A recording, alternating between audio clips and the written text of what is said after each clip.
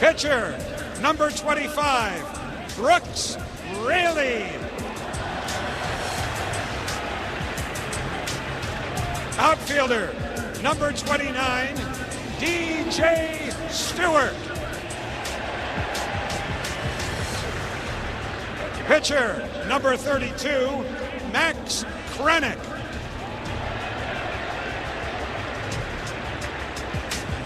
Pitcher, number 33, Drew Smith.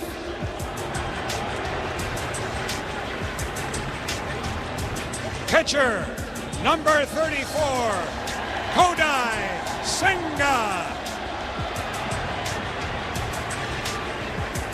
Pitcher, number 38, Tyler McGill. Pitcher, number 39, Edwin Diaz. Pitcher, number 43, Oscar Brazoban.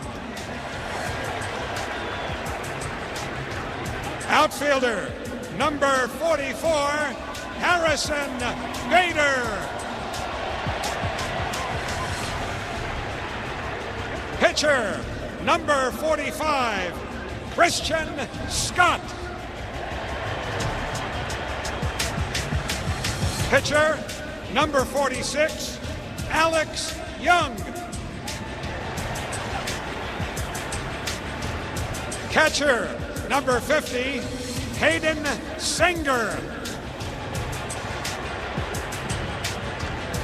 Pitcher, number 55, Ryan Stanek. Pitcher, number 59, Sean Manaea.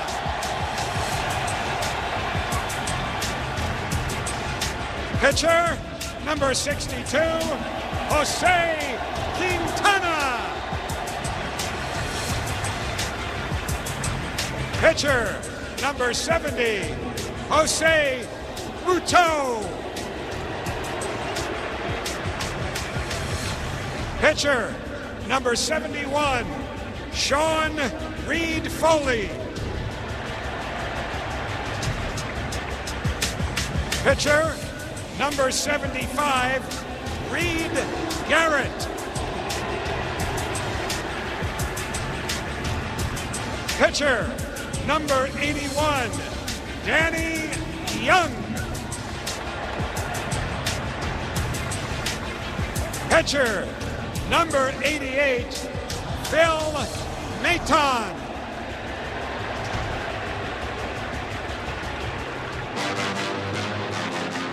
And now, the starting lineup for your New York Mets. First, the manager of the Mets, number 64, Carlos Mendoza.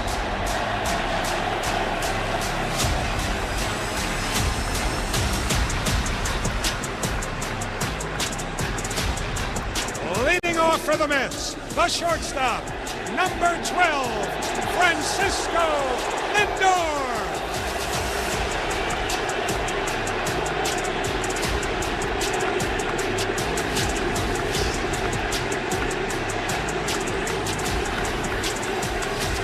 Batting second, the third baseman, number 27, Mark Vientos.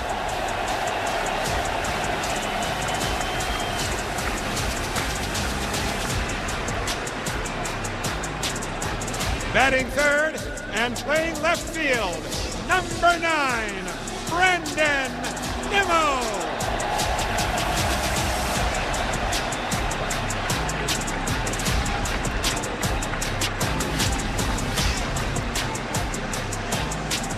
Hitting cleanup and playing first base, number 20, Pete Alonso.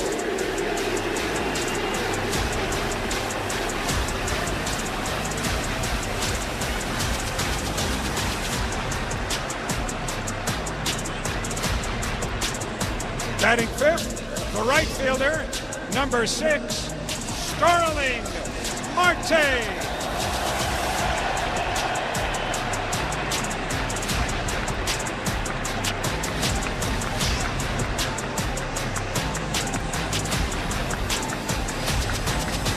Hitting sixth, the designated hitter, number 28, J.D. Martinez.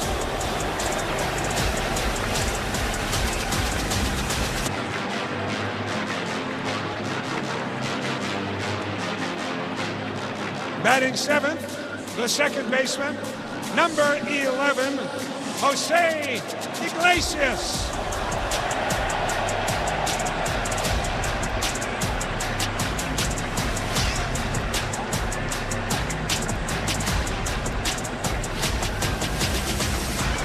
Hitting eighth, the center fielder, number 15, Tyrone Taylor.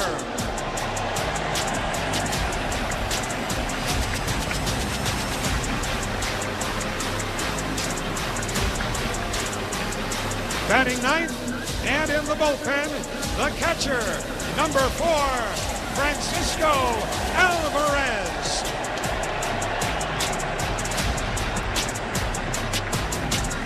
And on the mound for your New York Mets, number 40, Luis Severino.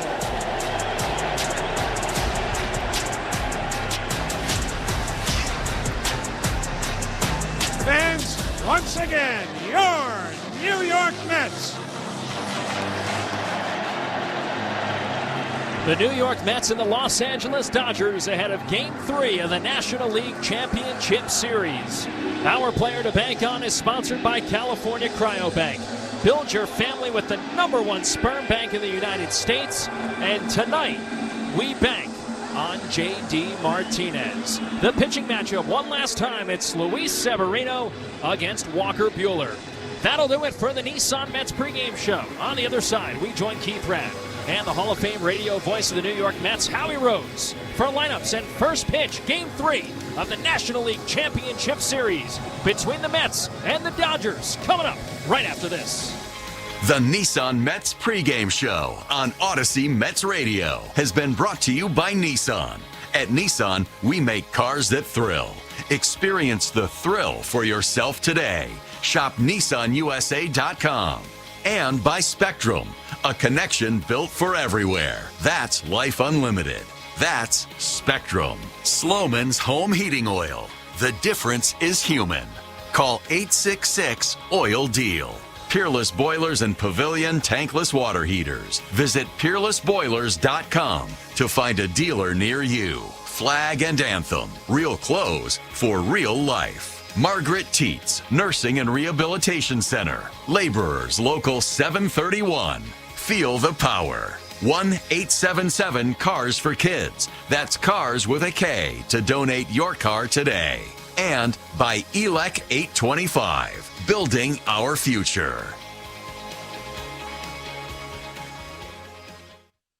The NASCAR Cup Series is on SiriusXM. Let's go, man! We're back on the track Sunday. 1:30 p.m. Eastern. It's the South Point 400 from Las Vegas Motor Speedway. Yeah! On SiriusXM NASCAR Radio Channel 90 in the car and on the all-new SiriusXM app. Yeah! Get closer to everything that moves you wherever you are with the SiriusXM app. Let's make some smoke and drink some beer! Yeah! In 2024, Scotty Scheffler led the PGA Tour in victories, scoring average, prize money, birdies per round, mug shots, greens and regulation percentage, putting average, second round scoring average. Listen to 2024, the year of Scotty Scheffler, Thursday, November 28th at 7 a.m. on SiriusXM PGA Tour Radio, channel 92 in the car, and on the SiriusXM app. Should I keep going? Approach from 150 to 175 yards. Par 4 birdie. You want baseball? The doggy has you covered. Tune in to Mad Dog Unleashed for the best baseball coverage anywhere. Weekdays 3 to 6 Eastern. SiriusXM Mad Dog Sports Radio, channel 82. Mets fans, this is David Stearns, and you're listening to Mets Baseball on SiriusXM. SiriusXM NFL Radio is your home for the National Football League all year long on Channel 88 and on the all-new SiriusXM app. And a 2-2 to Lindor, swinging a high fly ball, well hit to right. Betts going back, this might go, and it is gone, a home run! Francisco Lindor just pulled a Lenny Dykstra as he leads off a game in the postseason with a home run. Swinging a drive in the air, pretty well hit right center. Pages back at the track, near the wall, it is gone! A grand slam for Mark Vientos on a 3-2 pitch. He clears the bases. Alonso at second, here's the pitch. Swinging a ground ball up the middle, base hit going into center field. Alonso rounds third. He's coming home. Throw to the plate by Pages. Head first slide. He's safe. Down to second goes Marte. Single and a run batted in. The Mets have a 7-3 lead. He has sets. Here's the pitch. Swung on and missed, strike three. Put it in the books. New York Mets baseball is brought to you by your local Honda dealers. Contact one for a great deal today. And by Bigelow Tea. Grab a mug and tea proudly. The Rothenberg Law Firm. InjuryLawyer.com. Casamigos Tequila. Brought to you by those who drink it. Thrivewell Infusion. The official IV sponsor of Odyssey Mets Radio. Visit ThrivewellInfusion.com. Bridgewater Acura on Route 22 in Bridgewater, New Jersey. Peerless Boilers and Pavilion Tankless Water Heaters. Visit PeerlessBoilers.com to find a dealer near you. Gin and Juice, a premium seltzer, an official partner of the New York Mets. LifeVac, the original choking rescue suction device that saves lives. The New York Lottery. Gambling problem? Call 1-877-8-HOPE-NY. And by Berkeley College. What's up, baseball fans? The series is shifted. The NLCS is being played at Citi Field, and the Mets have home field advantage hosting the Los Angeles Dodgers. Please take a second to hit that like button down below so we can get more fans of your team here chatting it up, having a good time, cheering them on. Now, as well, you can share this link out. Please click that little arrow with the share and put it out on Facebook, Twitter, TikTok, anywhere. Let's get more baseball fans here in the chat hanging out at the best place to watch the NLCS right here on YouTube at Toronto Sports Insider. Now, enough of that. Let's get back to the baseball. Cheers to all of you. Good luck to your team. Beautiful bounce back after being beaten soundly 9-0 in the opener. Our game time temperature is sponsored by Peerless Boilers and Pavilion Tankless Water Heaters. Go to peerlessboilers.com for a dealer near you. Well, not quite Southern California weather right now. 55 degrees, and it's only going to get a little colder and pretty breezy, too, at game time. But we'll come back to look at the pitching matchup and more right after this on Odyssey Mets Radio, driven by your Tri-Honda dealers. Connection, opportunity, possibility. It's what we all want. Spectrum has built a world where anything is possible, with products and services designed to work better together for a seamless connectivity experience. A connection to family and friends, a connection to education, and a connection to new opportunities. So there's no limit to how big we can dream. That's Life Unlimited. That's Spectrum.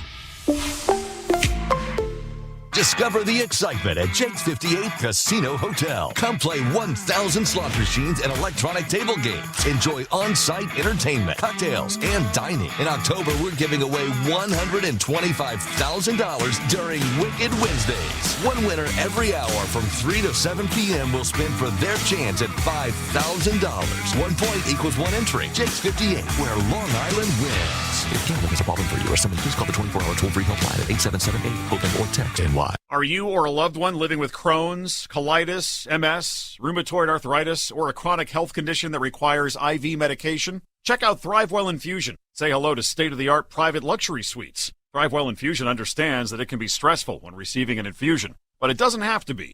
At Thrivewell, you'll be provided with exceptional care, comfort, compassion, and convenience.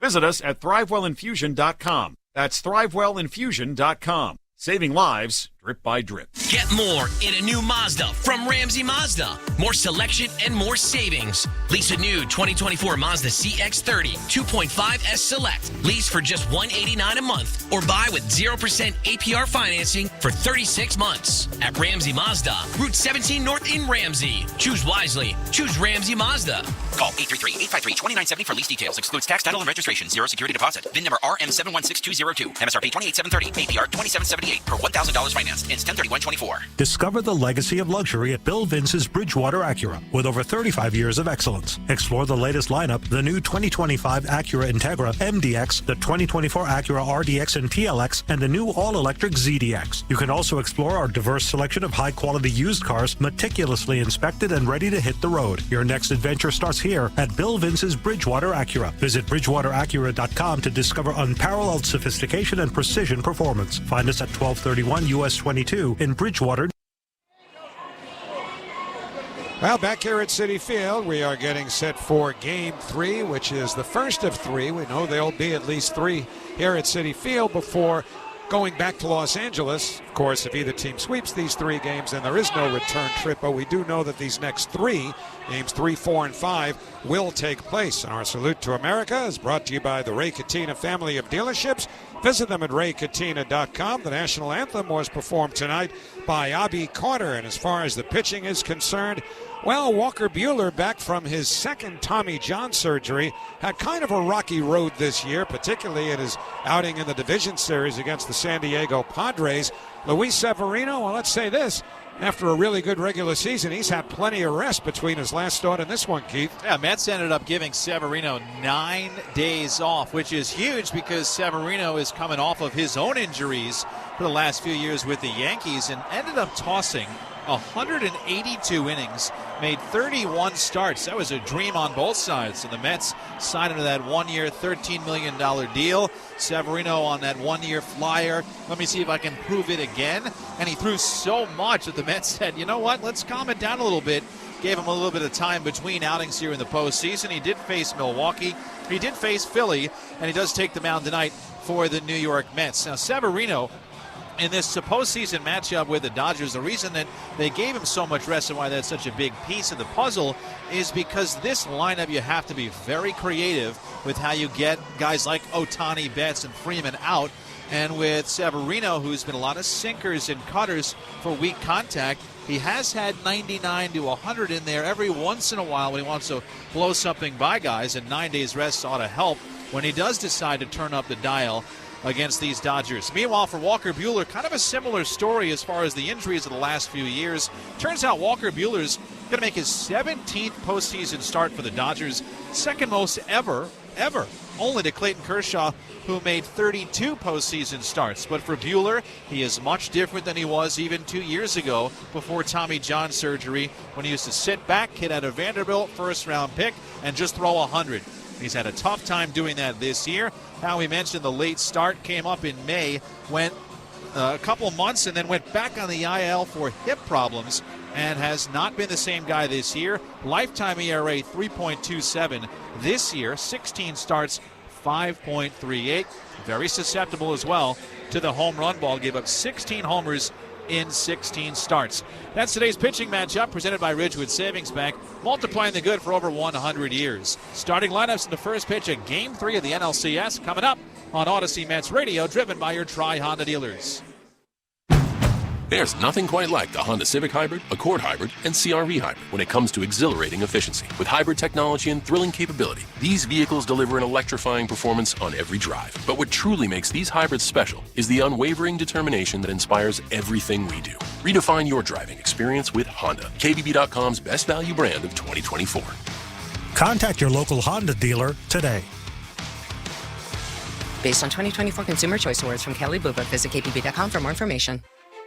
You can count on our friends at Ridgewood Savings Bank to show you the community banking difference with cutting-edge conveniences and a century-long tradition of award-winning service. Ridgewood is the financial partner you can count on today, tomorrow, and all of the years to come. Whether you prefer to bank at your local neighborhood branch, from home, or on the go, they're always here to help you reach your goals. So let our friends at Ridgewood be the full-service banking partner you can count on to support you in your financial journey. Visit ridgewoodbank.com to find out more. Member FDIC, Equal Housing Lender.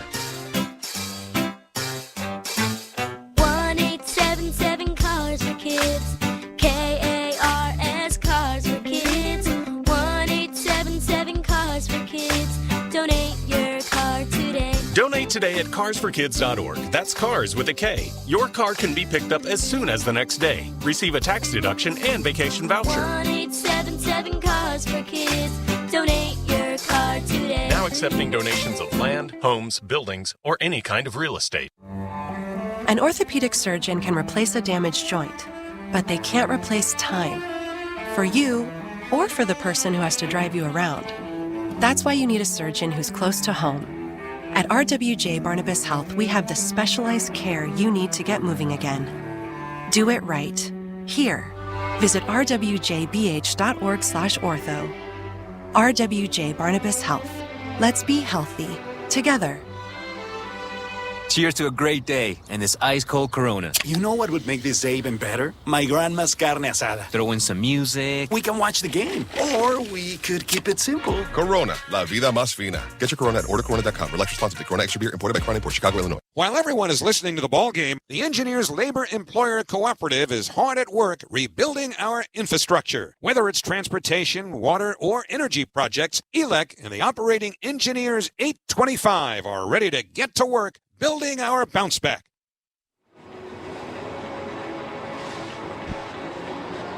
Back in Flushing, Game 3 of the National League Championship Series here in Queens. Tonight's starting lineups are sponsored by Ramsey Mazda. Choose wisely.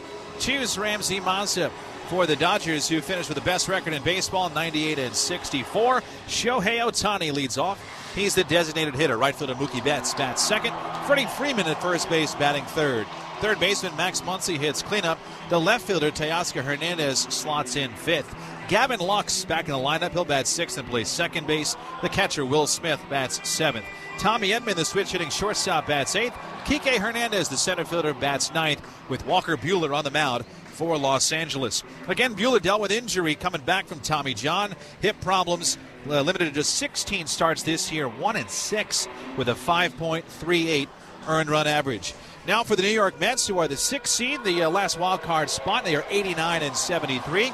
Series tied at a game apiece. For Carlos Mendoza, Francisco Lindor, he leads off and plays shortstop. Mark Vientos, fresh off his grand slam in Game 2, he bats second and plays third. Left fielder Brandon Nimmo bats third. Pete Alonso at first base hitting cleanup. Right fielder Starling Marte bats sixth. J.D. Martinez, his first action of the championship series, he bats sixth as a designated hitter. Second baseman Jose Iglesias bats seventh. Tyrone Taylor hits eighth. He's in center. And Francisco Alvarez, the catcher, bats ninth with Luis Severino on the mound. Sevi was 11-7 with a 3.91 ERA over 31 starts. And it was his decision to dress in the black jerseys tonight. It's the guy who played with the Yankees. They said, this is what you wear. You get no choices, no options. Well, he comes to the Mets, grows out his beard. He gets to let his hair down a little bit, and he decides to go away from the traditionals. Don't tell Howie any of this, of course. But he goes with the black jersey tonight. Yeah, he'd never find out. The white pants. The black jersey has Mets written across the chest in blue, trimmed in that neon orange. Same for the name and number on the back. The black cap with the NY on the front in blue, and then orange trimmed around that blue. Meanwhile, for the Dodgers, they wear the road grays. Dodgers in blue across the chest in script with the number in red underneath ERS. That's today's uniforms, brought to you by Flag and Anthem. Real clothes for real life. flagandanthem.com. Place is ruckus, and right now, Doc and Darryl. Darryl Strawberry and Doc Gooden just threw out the first pitch, getting this Mets crowd going for the first time in the NLCS in this building.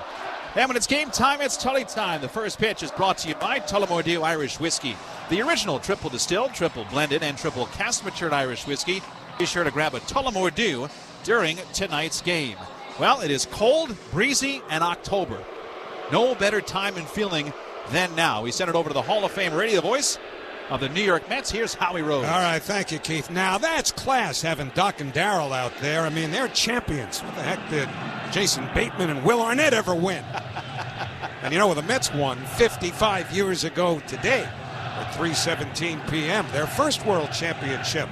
And I was in touch with a few of those players today who send various messages along, and we'll talk about that much later on in this game. Once the network stooge down there says it's all right to actually start the game, because everybody's just standing around. But now they get the go-ahead. Shohei Ohtani steps into the batter's box. He and Luis Severino are ready to go for Game 3 Severino staring into Alvarez, into the windup, and the first pitch of the ball game is swung on, hit on the ground to first, fielded down to a knee by Alonso behind the bag, and he runs to first to beat Ohtani. One pitch, one out.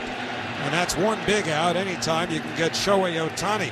But it's uncanny, isn't it? Including that ground ball out, Shohei Ohtani is now, during this postseason, 0 for 20 with the bases empty. With men on base, it's a way different story, 6 for 8. But Ohtani 0 for 20 in any subset is unusual. Here's Mookie Betts, right-hand batter, and he takes low outside from Severino for ball 1. Betts 5 out of 26 in the postseason. He went 0 for 4 in game 2. Outfield around towards right, and the 1-0 breaking ball swung out and missed. A weak swing at a slider by Betts. And the count 1 ball and 1 strike with Freddie Freeman waiting on deck.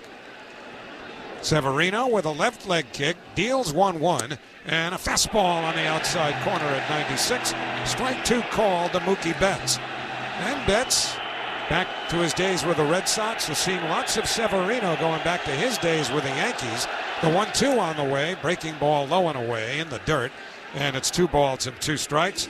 Mookie Betts 10 out of 32, including a homer against Severino, who's only making his second start and third appearance against the Dodgers.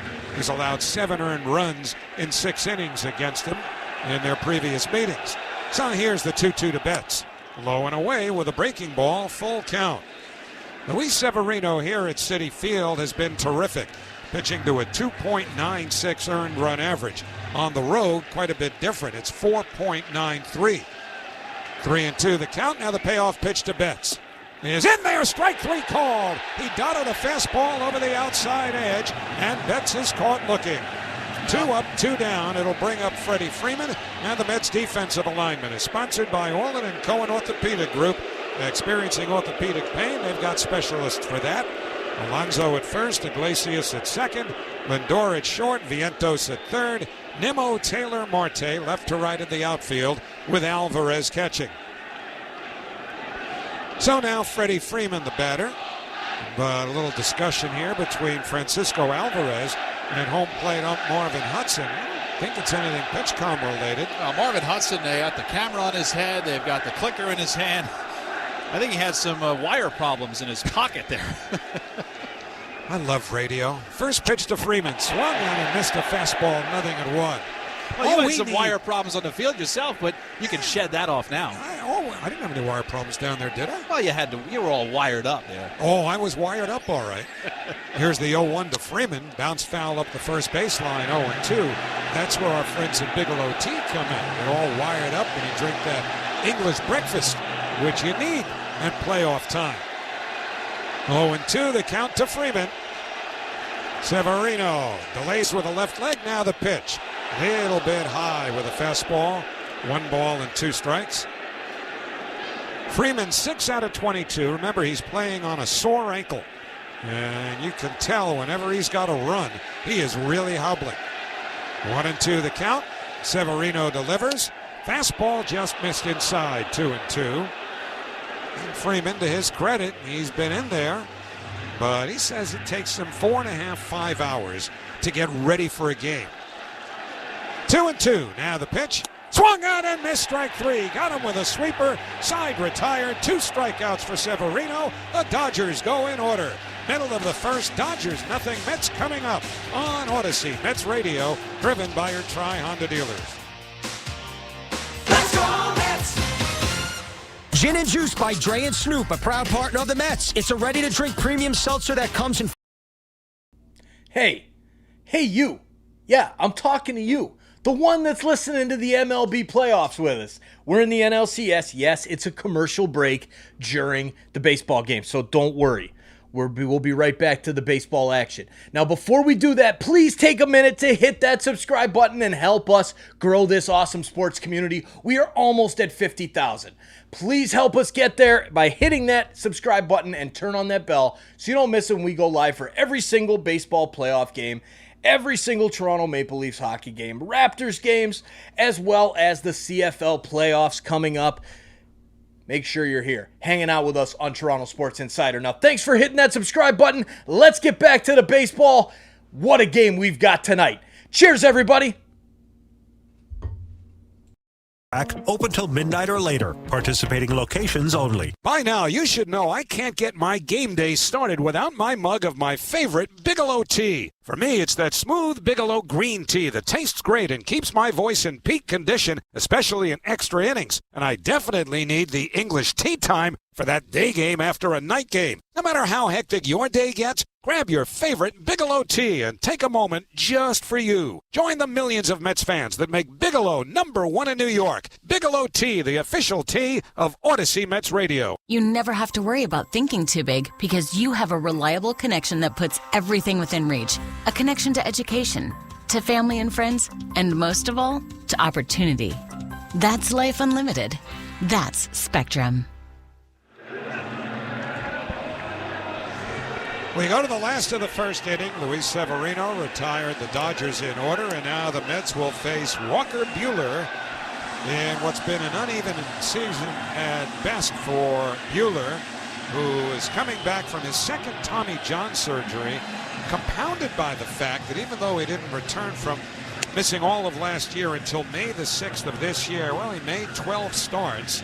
And then between June and August, he spent just about all of those 2 months out with a hip injury. So it's been a real struggle for him.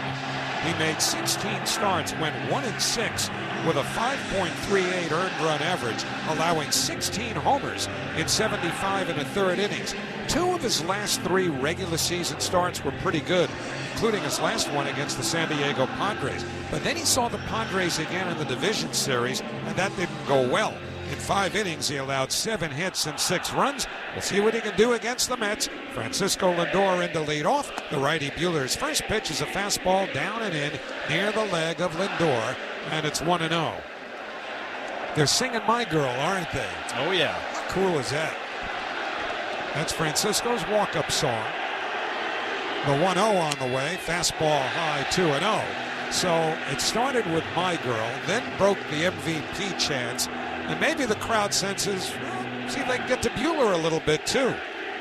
2-0, the pitch to Lindor, swinging a high fly ball to left center field, pretty deep. Hernandez back onto the track, and Kike Hernandez makes the one-hand catch to the right of the 370 mark, 1 man away. Now, instructively, the wind is blowing rather hard right now, in and over towards the left field line. And that's exactly what that ball did, and why Kike Hernandez had to move laterally along the warning track before finally making that catch.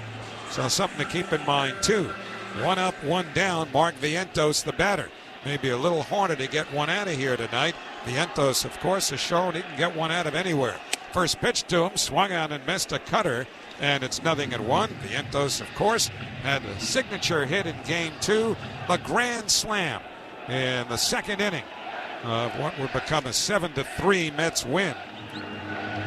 As Vientos said, he was insulted when they walked Francisco Lindor in front of him. Hogan Knack was the pitcher, and he gave up the salami to Vientos. The 0-1 waved at and missed. Good pitch, knuckle curve away. And Vientos behind in the count, no balls and 2 strikes. Pulled out his best Michael Jordan, and I took that personally, is what he told Tom Verducci on the field after the game. Here's the 0-2 on the way outside with a breaking ball, 1-2. So Vientos, 14 out of 37, with 3 homers and 11 RBIs during the postseason. Not every team in the postseason has played the same amount of games, but he leads them in RBIs. The 1-2, breaking ball. Did he swing? No, he didn't. On appeal to first. Ball fell out of the glove of Will Smith. Bill Miller, the crew chief, said he did not go. And so the count, 2 balls and 2 strikes. Umpire's lineup brought to you by RWJ Barnabas Health. Let's be healthy together. 2-2 to Vientos. Buehler deals. Fastball fouled straight back. Marvin Hudson has the plate. Again, Bill Miller, the crew chief, at first. David Rackley at second. Jordan Baker at third. Jeremy Rehak on the left field line. Mike Malinsky is on the right field line. 2-2 to Mark Vientos. Buehler from a virtual stretch delivers. Low outside sweeper. So 3-2 to Vientos, with Brandon Nimmo waiting on deck. We come to you live from the Bob Murphy broadcast booth, proudly presented by Bigelow Tea. Grab a mug and tea proudly. Kike Hernandez, couple of steps the other way in center. Here's the payoff pitch. Swing and a miss, strike 3. Went away with a cutter, and Walker Buehler has his first strikeout. So 2 up, 2 down. Brandon Nimmo will be the batter. Weird Al Yankovic, bigger and weirder 2025 tour. Playing his biggest hits and his biggest show ever, coming to Madison Square Garden on Saturday, July 12th. Tickets are on sale now at Ticketmaster.com. Never thought we'd work Weird Al Yankovic into a Mets broadcast.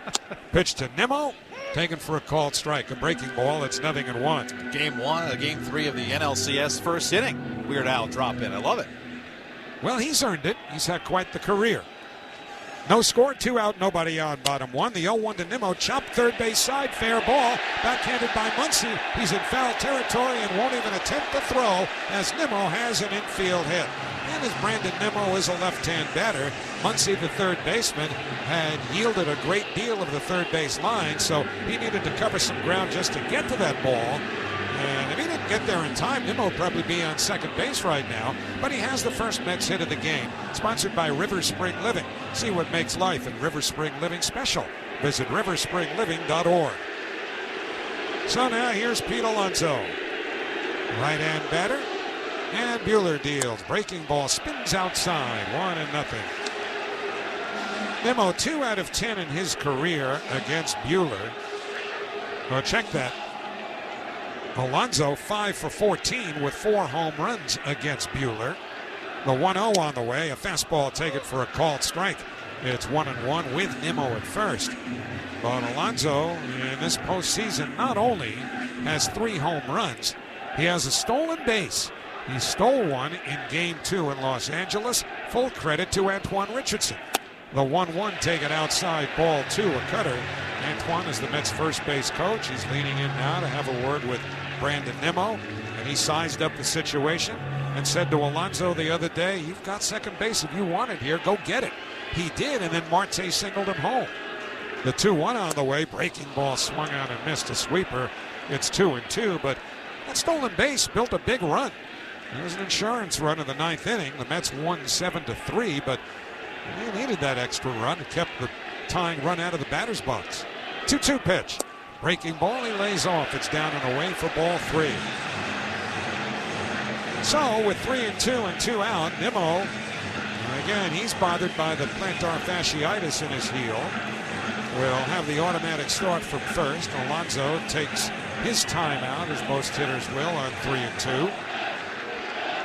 Mets nothing, Dodgers nothing. But Nimmo will be in motion here with 2 out. Muncy deep at third near the line. Here's the payoff pitch.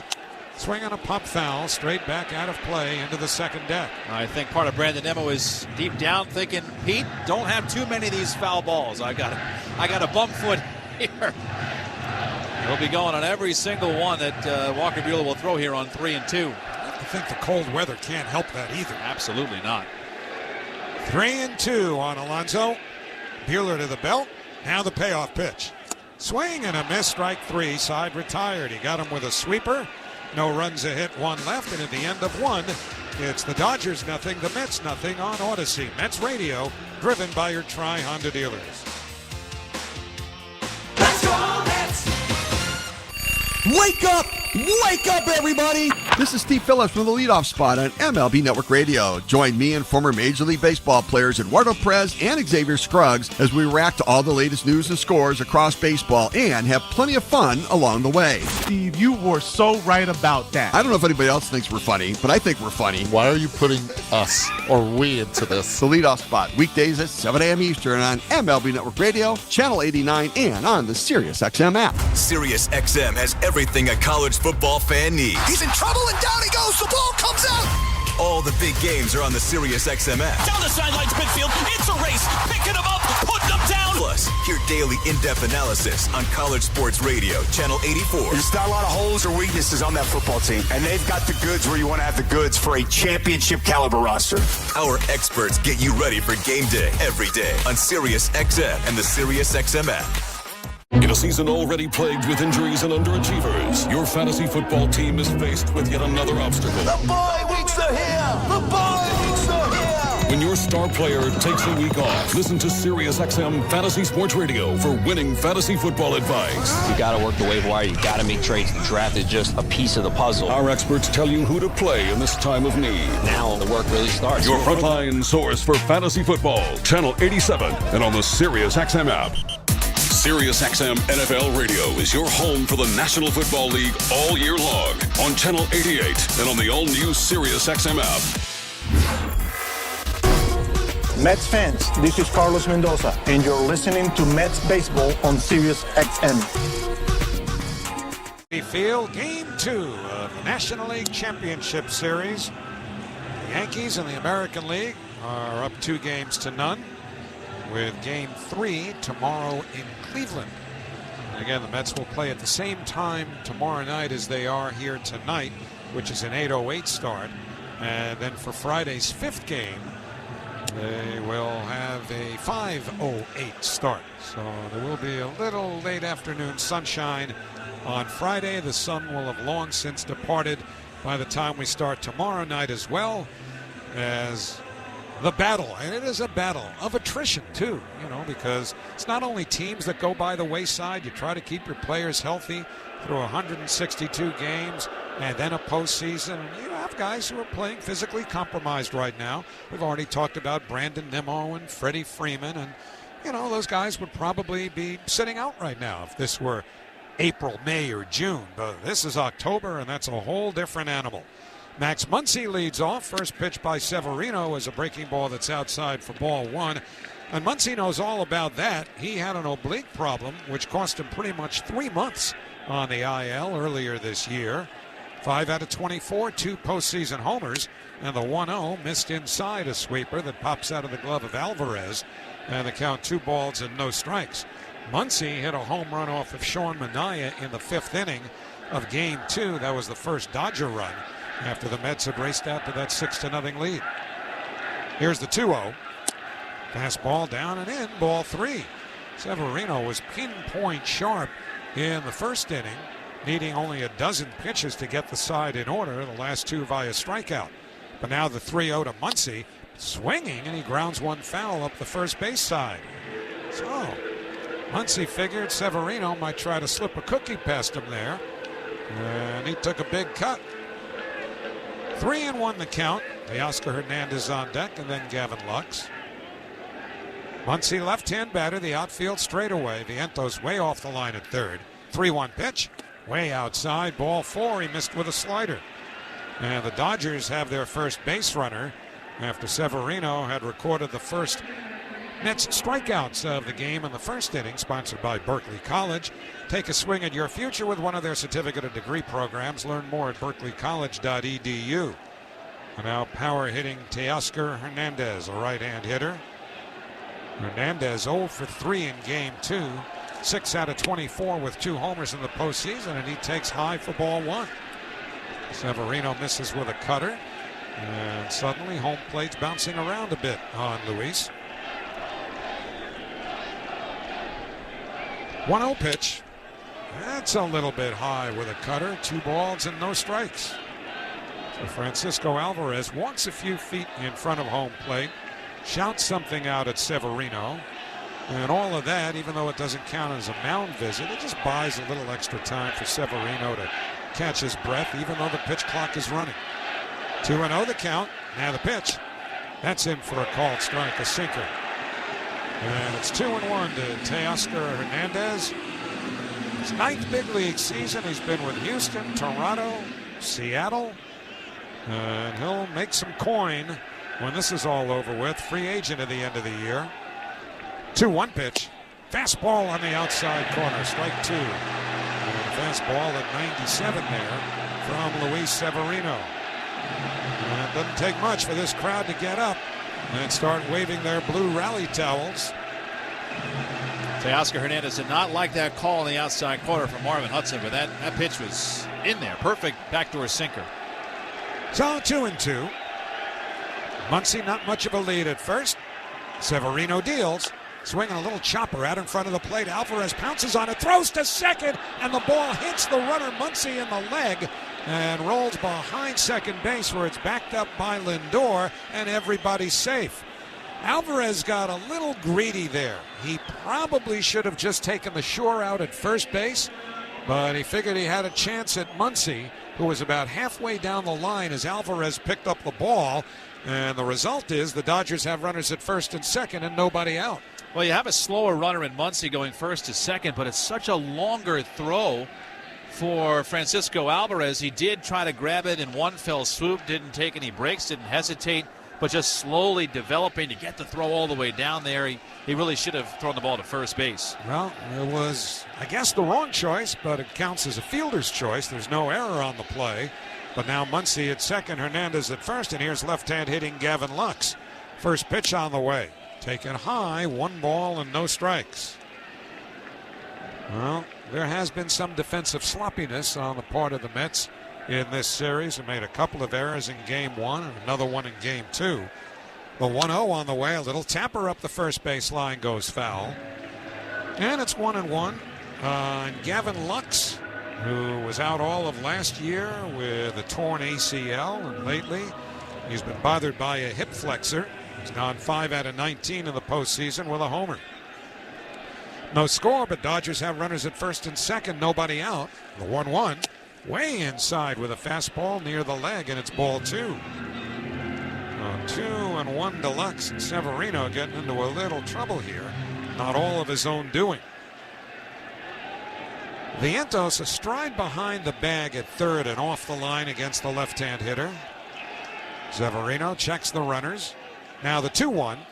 Swinging a grounder back to the mound, bobbled by Severino, picks it up, throws to first in time, and the runners move up. Well, the bobble cost him any chance he might have had at a double play. And a lot of times that happens because you speed the game up in your mind, and as that ball's approaching you, you're thinking, I have to not only get it, but make a move to second base. And you could see as he went to field that ball, his body was already turned as he was getting into position for a potential throw to second. So the play at first goes 1-3, but now second and third, 1 out, and Will Smith the batter, right-hand hitter. First pitch, swing and a miss. It'll cut her away, strike 1. So Severino needs to muscle up here. Will Smith, just 2 out of 23 in the postseason. But don't lean on that. He could be a powder keg getting ready to go. The 0-1 lifted in the air, foul down the right field line and out of play. And the count 0-2. Will Smith hit 20 homers, drove in 75 runs during the regular season. But Severino's ahead of him now. No balls and 2 strikes, and the fans are up and waving the towels again. Severino ready. Now the 0-2. Breaking ball missed inside, 1-2. Went to the sweeper. Switch hitting Tommy Edman is on deck. Edman was a pain in the tuchus the other day with 3 hits. Severino leaning in, looking at Alvarez. Comes set. Now the 1-2 to Smith. Swing on a foul, going upstairs between home and first. And it remains 1-2. Now, with 9 days off for Severino, the hope is that he's refreshed, but also he can reach back for high velocity when he needs it. This is huge strikeout territory. We'll see if he goes with the hard stuff. 1-2 to Smith. Infield back up the middle of the pitch. Fouled off to the right again. You've got Alonso, who's off the line at first and basically even with a bag. Vientos a bit deeper than that and a little closer to the line, and the middle infielders are back at the edge of the outfield grass. Smith struck out 105 times during the regular season. The 1-2 on the way, high and tight, ball 2. So the 12 pitches that Severino needed to flick the Dodgers off of his shoulder in the first inning have now multiplied to 32 much more stressful ones in all, which means 20 of them so far in this second inning. And he's only got 1 out. Second and third, 2-2 to Smith. Swing and another foul ball going back upstairs between home and first. So he went with a fastball there. And it's been 7 pitches so far thrown by Severino to Smith. And he'll need at least another one to decide it.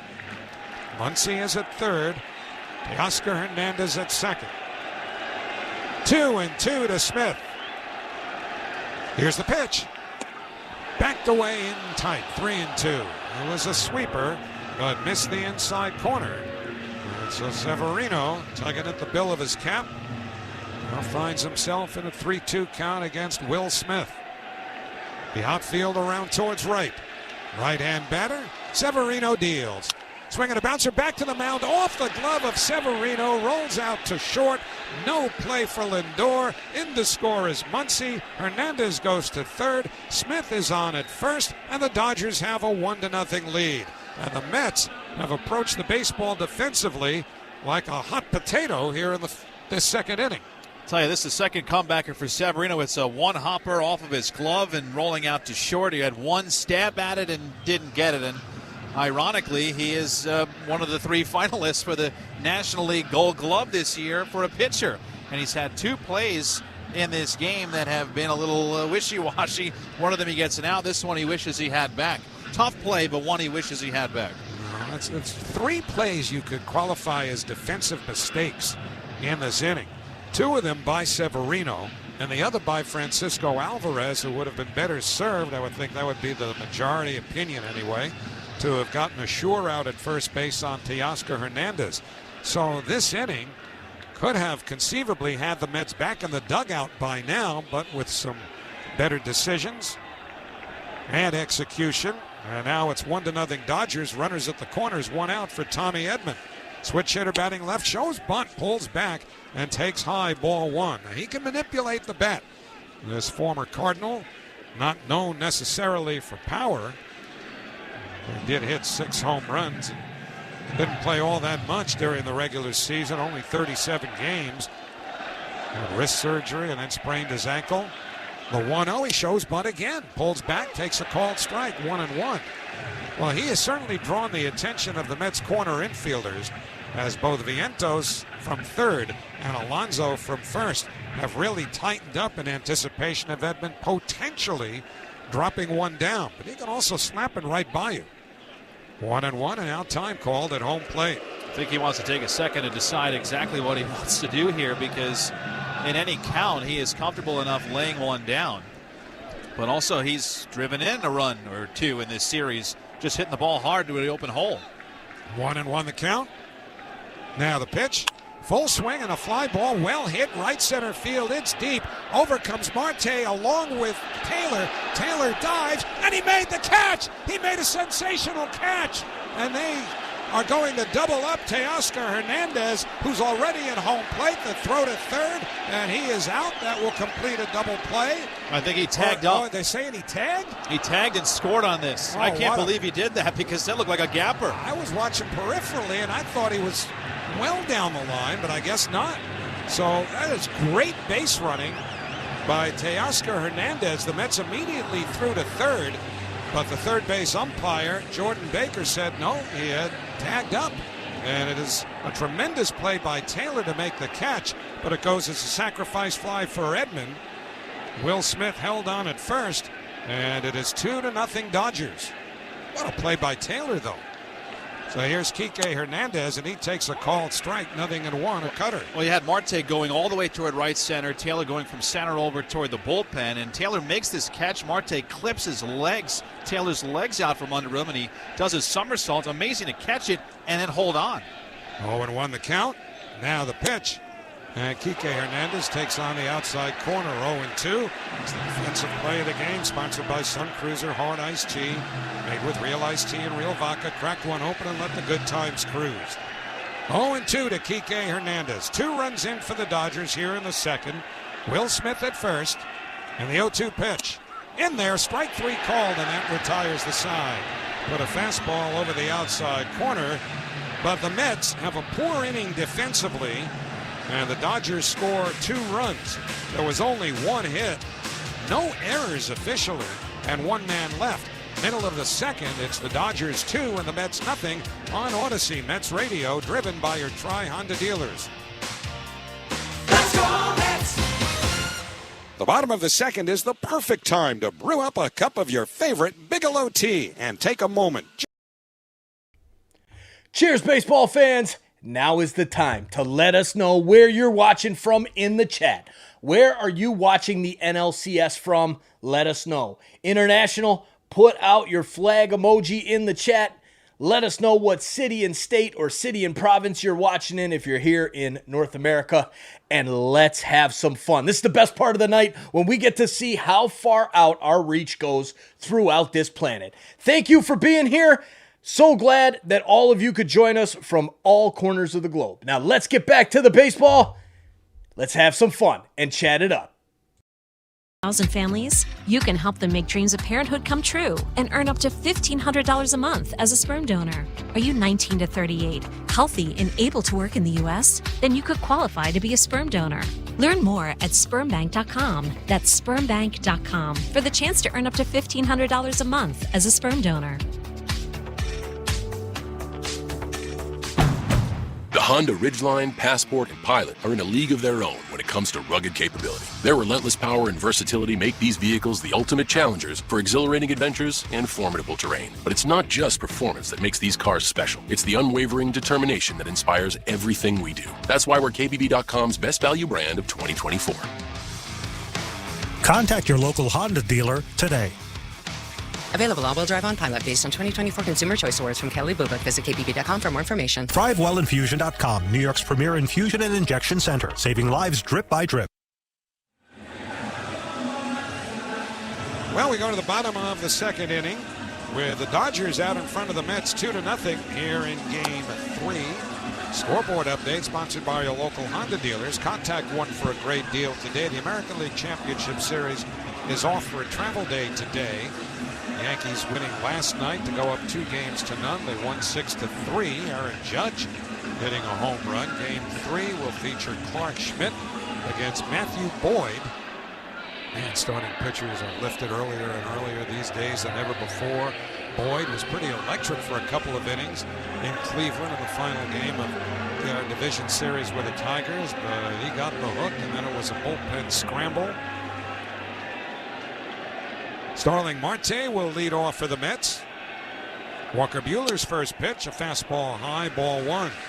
Marte 7 out of 29 in the postseason so far. He'll be followed by J.D. Martinez and Jose Iglesias. Muncy even with a bag at third. And the 1-0 on the way. Swing and a miss at a sinker. And the count 1 ball and 1 strike. One thing that Dave Roberts, the manager of the Dodgers, accomplished, even though the Dodgers were beaten by the Mets in Game 2. 1-1 on the way. Taken outside and high, a cutter, 2-1. Was that even though he threw a bullpen game at the Mets, he didn't go. Remember we were talking about, looked like Phillips would end up. Here's a 2-1 to Marte. A little bouncing ball, slowly hit to the right side. Looks the second baseman up with it. His throw to first in time to get Marte, and there's one man away. We're talking about Evan Phillips throwing in the Dodgers bullpen. I believe when the Dodgers were batting in the bottom of the 8th inning on Monday. But it turned out he didn't use him, and he made a calculated sort of decision, which was somewhat risky, to keep Phillips out of it, keep Enriquez in the game. Pitch to J.D. Martinez on the outside corner, strike one called. Well, Enriquez gave up that 7th Mets run, but where the Dodgers are tonight is in a spot where they like to be with a real rested back end. The 0-1 to Martinez high and tight 1-1. So they've got Phillips and they've got Trinan and they've got Kopech. You know, their 3 best arms out there late. They are all good to go tonight, having not pitched yesterday, of course, or the day before. First base umpire Bill Miller just called for time for something. Stopped play and then pointed to the Met dugout. I think Carlos Mendoza is making some hand gestures to him, but I know nothing else about that. Okay. Well, now, time called at home plate by J.D. Martinez. Not sure exactly what it's about, or why J.D. would have called time there after Bill Miller effectively did. But here's the 1-1 now. Swing and a miss at the sweeper away, 1-2. So anyway, the Mets really need to get to Walker Buehler early enough in this game to where maybe that back end, and here's the 1-2 on the way, breaking ball outside 2-2, doesn't present itself in the situation where the Mets don't want to see them, which is the Dodgers leading late, because that's really one of the strengths now of this Dodgers team, particularly when you consider all of the starting pitching that they don't have available because of injury. 2-2 pitch, high and tight, 3-2 to Martinez. The Dodgers missing Stone and Glasnow and Kershaw and May and Gonsolin. 3-2 to Martinez. Here's the payoff pitch. Outside, ball 4, and the Mets get a one-out base runner. So J.D. Martinez, making his first start of the series at DH, is on at first base with one out, and Jose Iglesias will be the batter. The Mets' first walk of the game, brought to you by Total Orthopedics, the expert.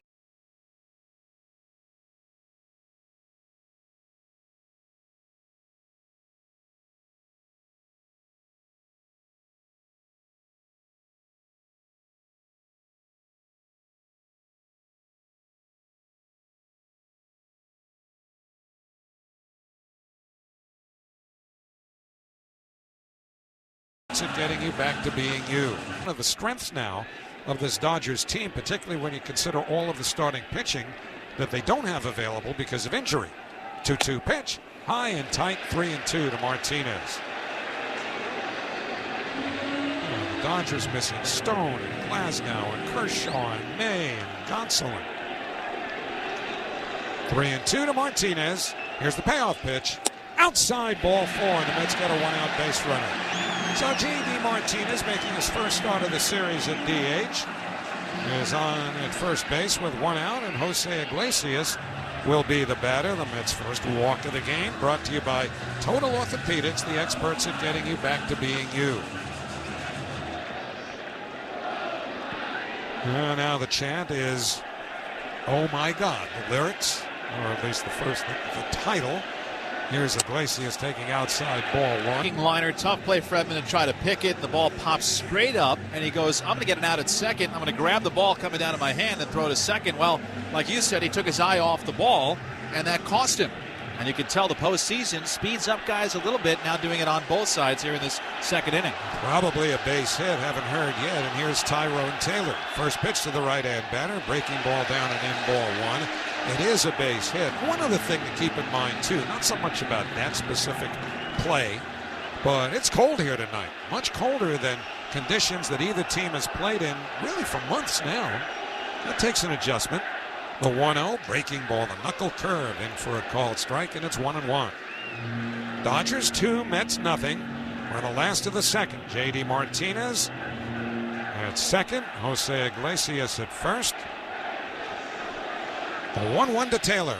Breaking ball, spins outside. Ball 2, the sweeper. Francisco Alvarez waiting on deck. Boy, there are a lot of people in this ballpark standing. It's a packed house. He's standing in the second inning.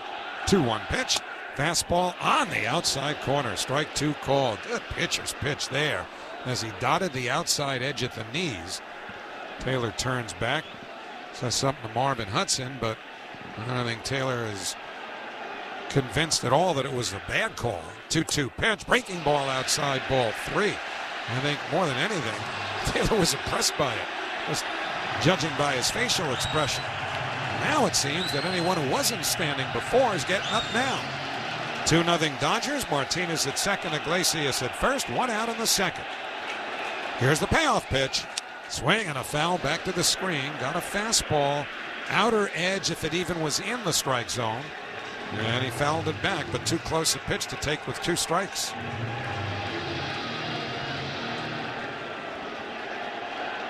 Three and 2 to Taylor. Runners lead second and first. Buehler delivers. Missed outside. Ball 4. The bases are loaded. A walk, an infield hit, another walk, and, well, here's another walk, this one being displayed by Mark Pryor, the pitching coach for the Dodgers, who's strolling to the mound, and Francisco Alvarez will be the batter, and he has been awfully frisky lately, even more aggressive than usual at the plate, and as a consequence, he has been leaving way too many runners on. So Francisco Alvarez will be the hitter here with the bases loaded and 1 out. Tell you, Walker Buehler, as he's struggled this year, when he has done so, especially lately, you can even go back to the last start he had in the prior series against San Diego, is 1 one bad inning that usually snowballs on him. And if you look at his line from Game 3 against San Diego, 5 innings, 6 runs, 7 hits. He gave all 6 runs of those up in 1 inning. And maybe this is something that could snowball here for the Mets, and Mark Pryor knows that. He's been seeing it all year. Trying to come out, calm things down for Buehler, who tried to come out in the bottom of the second and shut the Mets down after getting the lead. Well, here are the Mets with the bases loaded and 1 out. Now, Alvarez during the regular season was 0 for 10 with the bases loaded. And left a bunch of runners on the other day, too. First pitch, breaking ball, swung on and missed. The bat goes flying off the protective screen in front of the Dodger dugout. And the count 0-1 to Alvarez, who left the bases loaded in the 3rd inning of Game 2 when he flied out to center field after he batted with runners at 2nd and 3rd and 1 out in the 2nd inning and popped out to short, and he left 2 more runners on when he flied to center his next time up, or his 3rd time up in that game. As the bat helicoptered to the netting by the Dodger dugout, I thought of that word you just mentioned, frisky, when it comes to Alvarez getting really, really hyped for these moments with the bases loaded, trying to hit the ball to Jupiter. Well, he is 5 out of 32 at the plate in the postseason with 10 strikeouts. 2-1 Dodgers. Mets have the bases loaded, 1 out, last of the 2nd. Buehler ready, the 0-1. Spins over the outside corner, a sweeper, and it's 0-2.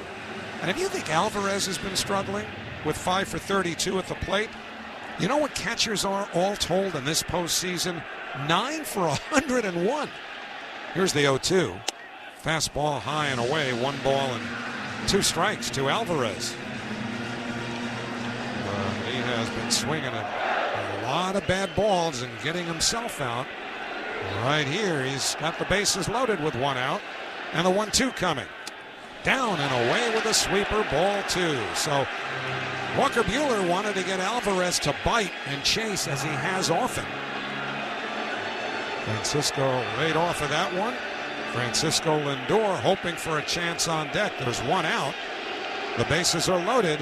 The 2-2 to Alvarez. In there, strike 3 called. For all of his over-aggression, he just stared at a fastball. It was on the outer edge of the plate. And Buehler picks up a potentially huge strikeout, his 3rd of the game. But now here's Francisco Lindor. Well, that was absolute pain by Buehler. I mean, you got to hand it to him. 94 in the outside corner. It was a perfect pitch when he needed it most on his end. Well, now Lindor, who flied to center his first time.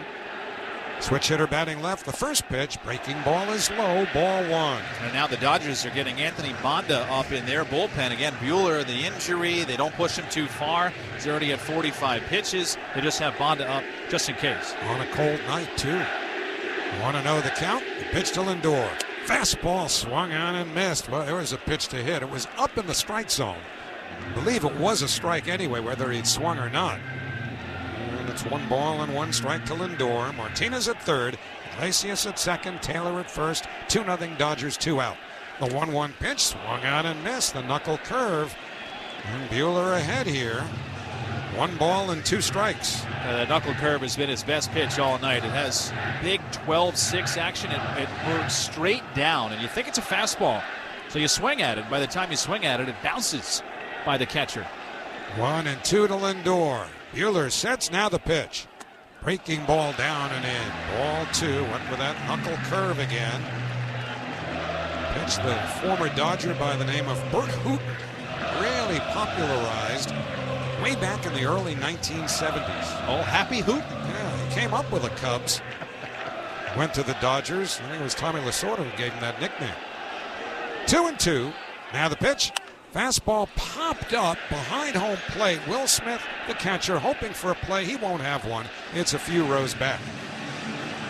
And there was a tongue-in-cheek happy for Burt Hooton, who was, he had his, well, I can't say it on the air, but resting something face, like some of us are known to have.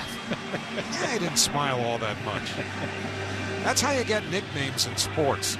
They nickname you for a trait that is the exact opposite of what you are, usually. 2-2. Buehler to the belt, now the pitch.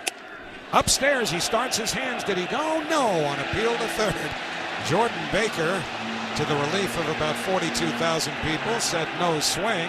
And now it's 3-2 to Lindor, and up come the fans again.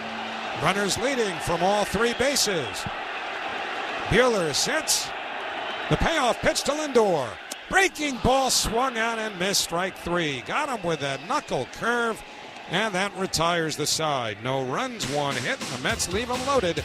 At the end of two, it's the Dodgers 2, the Mets nothing on Odyssey. Mets Radio, driven by your Tri-Honda dealers. Let's go Mets! Now through November 1st, SiriusXM is giving away a pair of tickets to every MLB postseason game through the World Series. Listen to MLB Network Radio for the clues and be the first caller to correctly name the postseason hero, and you'll... Hey you! Yeah, I'm talking to you. Thank you for being here. Cheers to that. We really appreciate you all being here, watching this game, hanging out with us, making a difference in our sports community. Just by being here, a portion of our proceeds does get donated to Sick Kids Hospital in Toronto. So thank you for being here and chatting it up. I just had to stop the action to show that I really appreciate every single one of you that are here listening to this game, watching this game, chatting it up, having a good time. So please, if you can, share the link out. Let's get more of our friends here to chat it up, and let's get back to the baseball. Thank you all again. I appreciate it. Cheers, everybody. Good luck to your team. Of live probiotic bacteria for a minimum of 3 years. The result? Dr. Ohhira's game-changing postbiotic metabolites, which are key to supporting long-term digestive, immune, and cognitive function. Dr. Ohhira's probiotics, an all-star formulation. Available at Sprouts, Natural Grocers, Whole Foods, Vitamin Shoppe, and other natural health retailers nationwide. These statements have not been evaluated by the FDA. This product is not intended to diagnose, treat, cure, or prevent any disease. SiriusXM NFL Radio is your home for the National Football League all year long on Channel 88 and on the all-new SiriusXM app.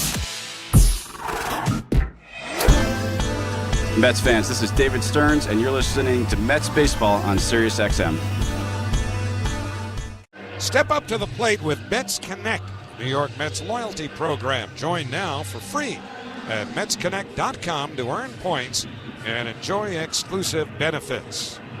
Well, the Dodgers benefited from some shoddy Mets defensive play in the top of the second, scored 2 runs, and then the Mets left the bases loaded in the bottom half when Francisco Alvarez looked at strike 3 and Francisco Lindor swung at strike 3.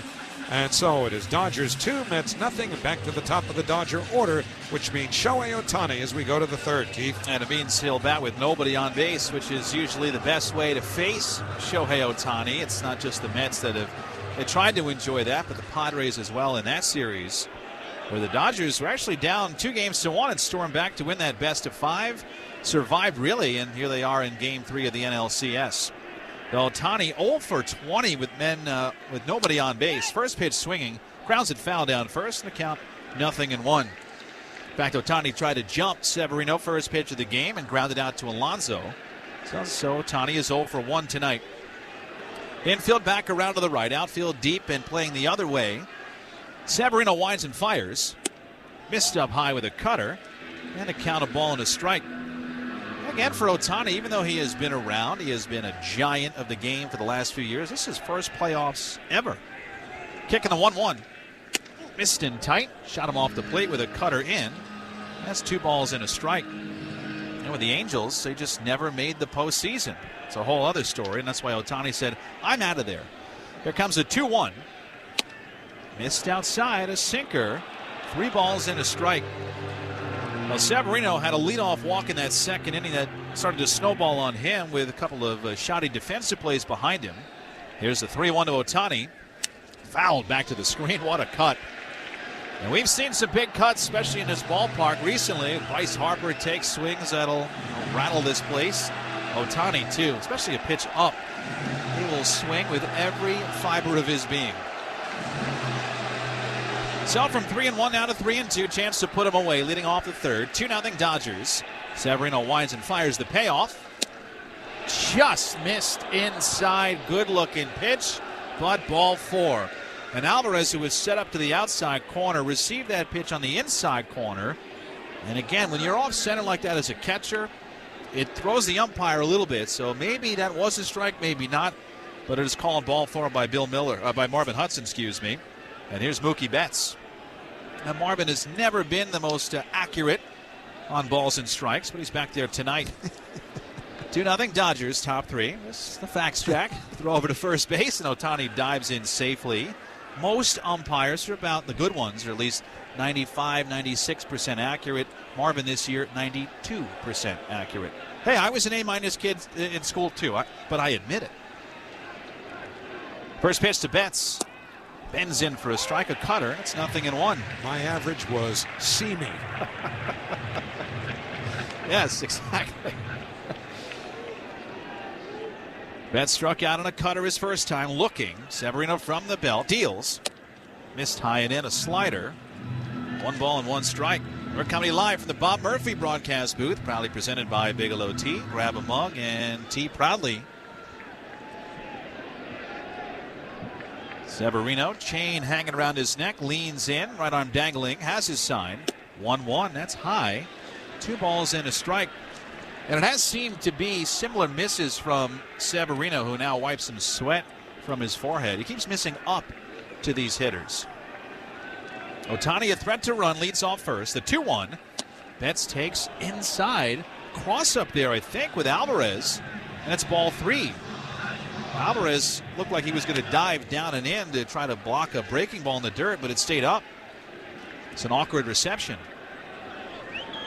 Severino comes set. 3-1 on Betts. Pitch way outside. He walked him. Back-to-back free passes allowed by Severino. The Mets, again, they got hurt in game 1 by walks. Of course, it was Kodai Senga very early in that game, but after getting an out, he walked 3 batters, 2 of which came in. There were other walks scattered across the game in game 1.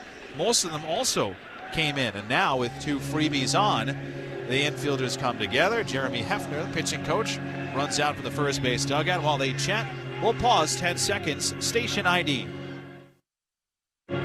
You're listening to the National League Championship Series on Sirius XM. Join us after the game on MLB Network Radio, Sirius XM 89. At Citi Field here in Flushing alongside Howie Rose. My name is Keith Radd. Top 3, game 3 in a series. Mets and Dodgers tied at a game apiece. LA has a 2-0 lead. Dodgers have 2 on, nobody out for the heart of their order. Freeman, Muncy, and Hernandez. So a tricky spot here for Severino, and behind him, the bullpen starts to get up. Tyler McGill has started throwing, the righty. 52 pitches for Severino, who was so sharp starting the game. Got Ohtani, struck out Betts and Freeman. But now Freeman with guys on base. Righty to lefty pitch. Breaking ball misses. Low and in. Tried the sweeper, but it's ball 1. He keeps blowing on his hand after he throws. I just wonder, I mean, it's not that cold, but it's cold enough that it appears to be bothering him. 1-0. Rip, but foul. Pulled down the first base line and over the head of one of the sound engineers from Fox, who's holding up that plastic, looks like a bowl to grab sound. Well, a parabolic disc. Dish. Thank you, Madge. Again, I like radio better, Howie. Told you. 1-1 on Freeman. Pitch. Fouled back behind home plate. That's 1-2. You know, it's 54 degrees, and there's a pretty strong wind blowing in. It's obviously something that Severino is combating a bit, but we've seen postseason games much colder than this. And he's pitched in a lot of them. A lot of games with the Yankees. First and second, 1-2 pitch. Freeman lofts it in the air, left field. Here comes Nimmo toward the line, has room, makes the catch, and fires in. So there's the first out. It's always good to get through Freddie Freeman, who just for kicks and giggles always just seems to roll out of bed and get a big hit against the Mets. It's going back to his Braves days. So Freeman is 0 for 2. 2-0 Los Angeles, top 3. And here's Max Muncy. Hit a home run in game 2 and then walked and scored in the second inning. Left-hand hitter. Stands at the back of the batter's box, low in a squat. Severino fires home. Missed inside with a cutter at 94 miles an hour. Sponsored by Spectrum, a connection built for everywhere. That's Life Unlimited. That's Spectrum. And, of course, with the walks, it's one thing, but now the balls and strikes are starting to be a 50-50 ratio for Severino. Pitch. Right down the middle, a called strike and a sinker. 1-1. Again, McGill throwing. And one of the things, too, that Carlos Mendoza has done, did that in Game 2 with Mendoza, is two guys with Sean Manaea and Severino thrown a lot of innings in the regular season. 1-1. Once he rips one in the air toward right, Marte coming in, plays it on a hot base hit. Ohtani gets to third, Betts to second. Ohtani stops at third, a single to right for Max Muncy, and they're loaded up with one out. I think Marte, I don't know if he deked Ohtani a little bit, but he looked like the way he approached that ball, Ohtani felt that Marte had a chance to catch it. So Ohtani held up, and even if he had read it all the way as a base hit, I'm not sure he would have challenged Marte's arm anyway. Bases loaded, one out. Top three, 2-0 Dodgers. Here's Teoscar Hernandez, who definitely has big power. Bases juice, first pitch. Swing and a miss at a high sinker. Good pitch for strike one. Well, Carlos Mendoza said it about Manaea. The end of his outing the other day, he walked two in that 6th inning, and that was it. It was a very steep fall off. That's why McGill's up now, just in case this falls off worse for Severino here. 1-0-1. Up and in, missed with a fastball. 1 ball and 1 strike. Hernandez up with the bases loaded. Does have a grand slam this postseason for the Dodgers. That was in the first round for LA. 1-1. Swing and a miss. Big cut at a heater. Challenged him right down the middle. Fans at Citi Field starting to get up, get on their feet. 1 out, but Severino needs a strike here to strike out Hernandez. Bases loaded. 2-0 Dodgers. Severino a deep breath. Now the pitch. Outside, missed with a sweeper. 2-2. Lefty Gavin Lux is on deck. Last time up for Hernandez, he hit that little chopper in front of home plate that Alvarez fielded and then threw to second, but threw too late. Bases loaded. Severino fires. Broken bat pop up left side. It is caught by Vientos for the second out. He cut off Lindor, moving to his left. That was a hard sinker in, so hard that it sawed off Hernandez's bat. Big second out.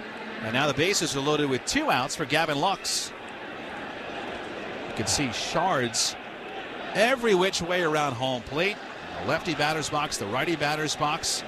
Kind of hard to read the ball off the bat when you have that many pieces coming off of Hernandez's bat. And Hernandez really wasn't running after that. And I know Lindor, from his body language behind Vientos, might have been thinking, boy, I might have let that drop and we might have had a double play. That would have been something. 2-0 Dodgers. Bases loaded. 2 outs, top 3. Severino deals to Lux. Foul back, strike 1. That was 97 in on Lux, who last time up hit a little chopper back to Severino.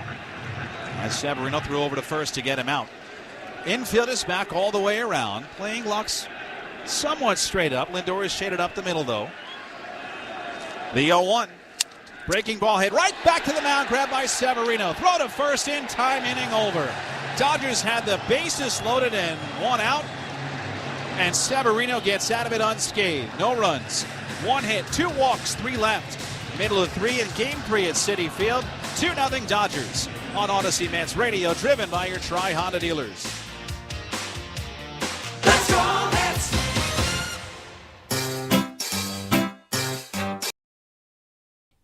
What's up, baseball fans? The series is shifted. The NLCS is being played at Citi Field, and the Mets have home field advantage hosting the Los Angeles Dodgers. Please take a second to hit that like button down below so we can get more fans of your team here chatting it up, having a good time, cheering them on.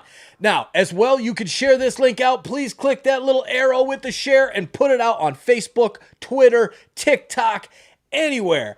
Let's get more baseball fans here in the chat hanging out at the best place to watch the NLCS right here on YouTube at Toronto Sports Insider. Now, enough of that. Let's get back to the baseball. Cheers to all of you. Good luck to your team. With Unlimited Ultimate. Switch now and save. Available at a New York City area Verizon store.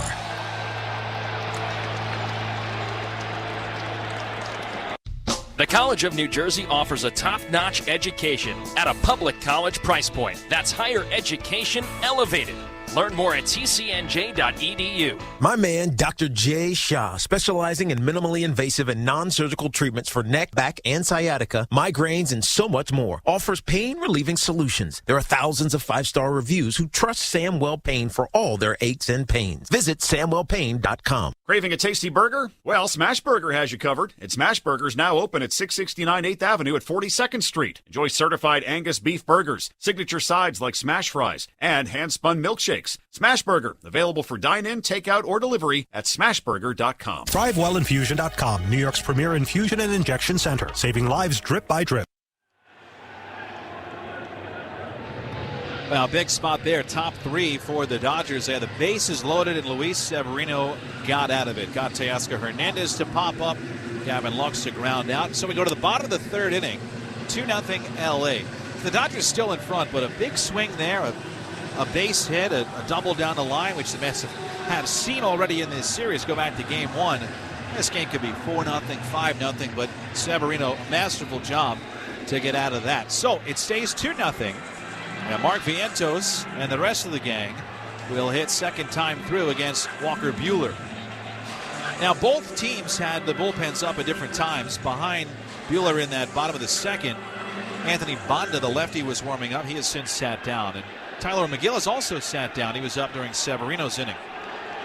Buehler ready to deal to Vientos. Pitch. Missed high and away with a fastball. 1 ball and no strikes. Buehler just 5 innings last time. Again, he and Yoshinobu Yamamoto slated to go tomorrow on somewhat of a limit. 1-0. Dots the outside corner. A heater at the knees. 1 ball and 1 strike. Usually an innings limit because, again, Yamamoto's dealt with some shoulder issues. Buehler with the hip problem. 1-1. Breaking ball down and out. 2 balls and a strike. So really, again, the Dodgers are shorthanded. They only have 3 starters. Flaherty can go the distance. Buehler and Yamamoto you have to keep tabs on. 54 pitches for Buehler. 2-1. Up high, missed. Ball 3. After a pretty good start for Buehler, he loaded the bases in the second inning. Also with 1 out, but he danced his way out of it with 2 strikeouts. Alvarez and Lindor. 3-1 to Vientos. Swinging a pop-up, right field line. Betts racing over, dives, and dropped it. The ball lands on the warning track in fair territory. Vientos is on with a hit. Betts with a layout dive, glove extended toward the first baseline. Maybe 10 feet from the sidewall near the seats. Dove, and it looked like he had it and then lost it. It hit off his blue glove and rested behind him as he slid by. So Vientos is on. And the table is set here for Brandon Nimmo. Another look at it is that the ball hit the glove. It never nestled in, but it disappeared under his glove and then popped up behind him. So Buehler sets and deals. Nimmo takes a strike outside corner, 0-1. Dodgers 2, Mets 0. Bottom 3. Game 1, it was a 9-0 runaway for LA. Game 2, Mets won 7-3. Buehler's 0-1. Breaking ball drops low. 1 ball and 1 strike on Nimmo. So we have not really seen a game like this yet. After the first 2 innings, the first 2 games were somewhat decided. Game 2 was obviously a little more of a nail-biter. Now, this has been a different game already in Game 3. The 1-1. Breaking ball drops in for a strike. Nimmo takes, and it's 1-2. Last time up for Nimmo, he was able to get on a little inside-out swing down the left field line at the third baseman Max Muncy fielded deep at third, didn't make a play. The base hit.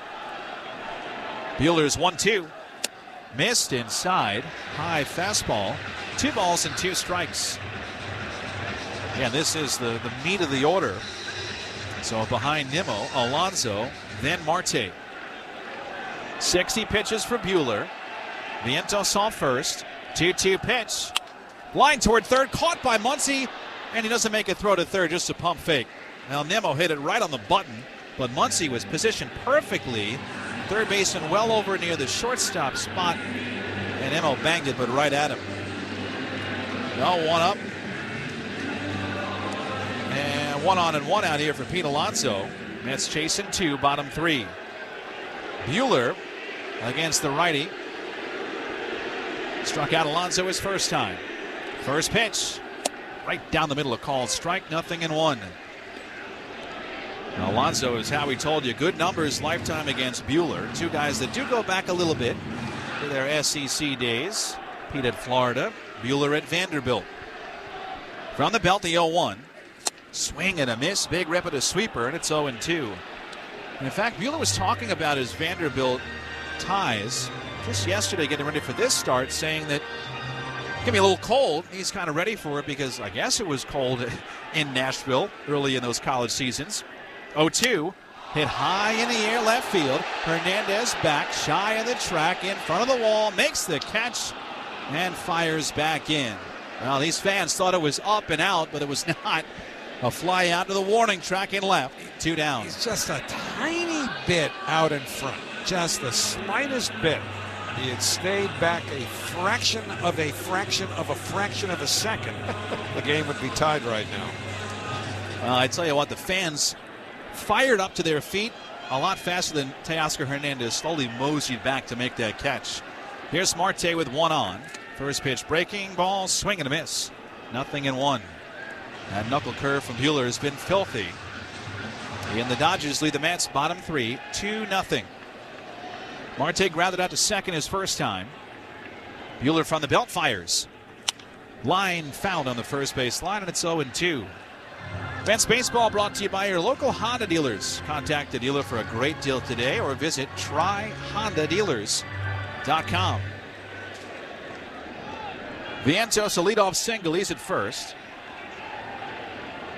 Buehler deals the 0-2. Breaking ball punched in the air but fouled on the first base line and out of play.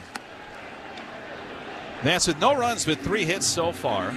2 infield hits, and then the Vientos single was again a little floater down the right field line. Betts made a diving attempt but couldn't make the catch. So really not the best and brightest barrels for the Mets, but not yet against Buehler. 0-2 again. Hit him. Marte wears that one on the left shoulder. Stands there and took that one like a champ. That was heavy inside velocity at 94 miles an hour. And I tell you, Marte has never been shy about hitting that weight room, and that just banged off his left shoulder. But he's on, and Vientos down to second, 2 on, 2 out for the old Dodger, J.D. Martinez. Mets have been hit a lot. Marte stands very close to the plate and never going to really give in. He didn't lean in, didn't lean back. He just wore it on the shoulder like a statue. So now Martinez, who walked his first time. 2-0 LA. Mets have 2 on, 2 out. Buehler fires. Strike on the outside corner. That pitch looked like it was off. But Marvin Hudson called it a strike 1. Even J.D. Martinez, the pitch hit the catcher's glove, kind of pointed away just to say that's off, but it was not. Strike 1. Buehler deals. Breaking ball in the dirt, smothered by Smith. Runners stay put at first and second, and it's 1-1. Don't miss a moment at Citi Field 2025. The best seats for the biggest games. The Mets season ticket membership. Go to Mets.com/memberships. 1-1 on Martinez. Buehler deals home. Breaking ball, swing and a miss. Chased a sweeper down and away, and it's 1-2. Now last year, J.D. Martinez with the Dodgers had a great year, hit 33 homers, and really the only reason he's out of a job is because the DH spot was taken by Shohei Ohtani. Buehler ready to fire on 1-2. Missed outside a fastball. Going to count 2 balls and 2 strikes. And it has not been a good year for Martinez. Got off to a good start after cortisone shot in his back. Was good through May, June, and July, and seemed to hit a wall. But he has 2 on and 2 out. The 2-2. Swing and a miss. He goes down on the sweeper. Walker Buehler has had a lot of traffic behind him tonight, but he walks off the mound again without giving up a run. No runs, a hit, 2 left. We go to the 4th at Citi Field. 2-0 LA. On Odyssey Mets Radio, driven by your Tri-Honda dealers. Let's go Mets! Here's what's happening on Sirius XM Sports. It's Game 3 of the National League Championship Series as the New York Mets host the Los Angeles Dodgers with the series tied up at 1 game apiece. SiriusXM MLB Network Radio has all the exciting play-by-play action of Game 3 of the NLCS right now on Channel 89 and on the SiriusXM app. SiriusXM Sports, wherever you are, your team plays here.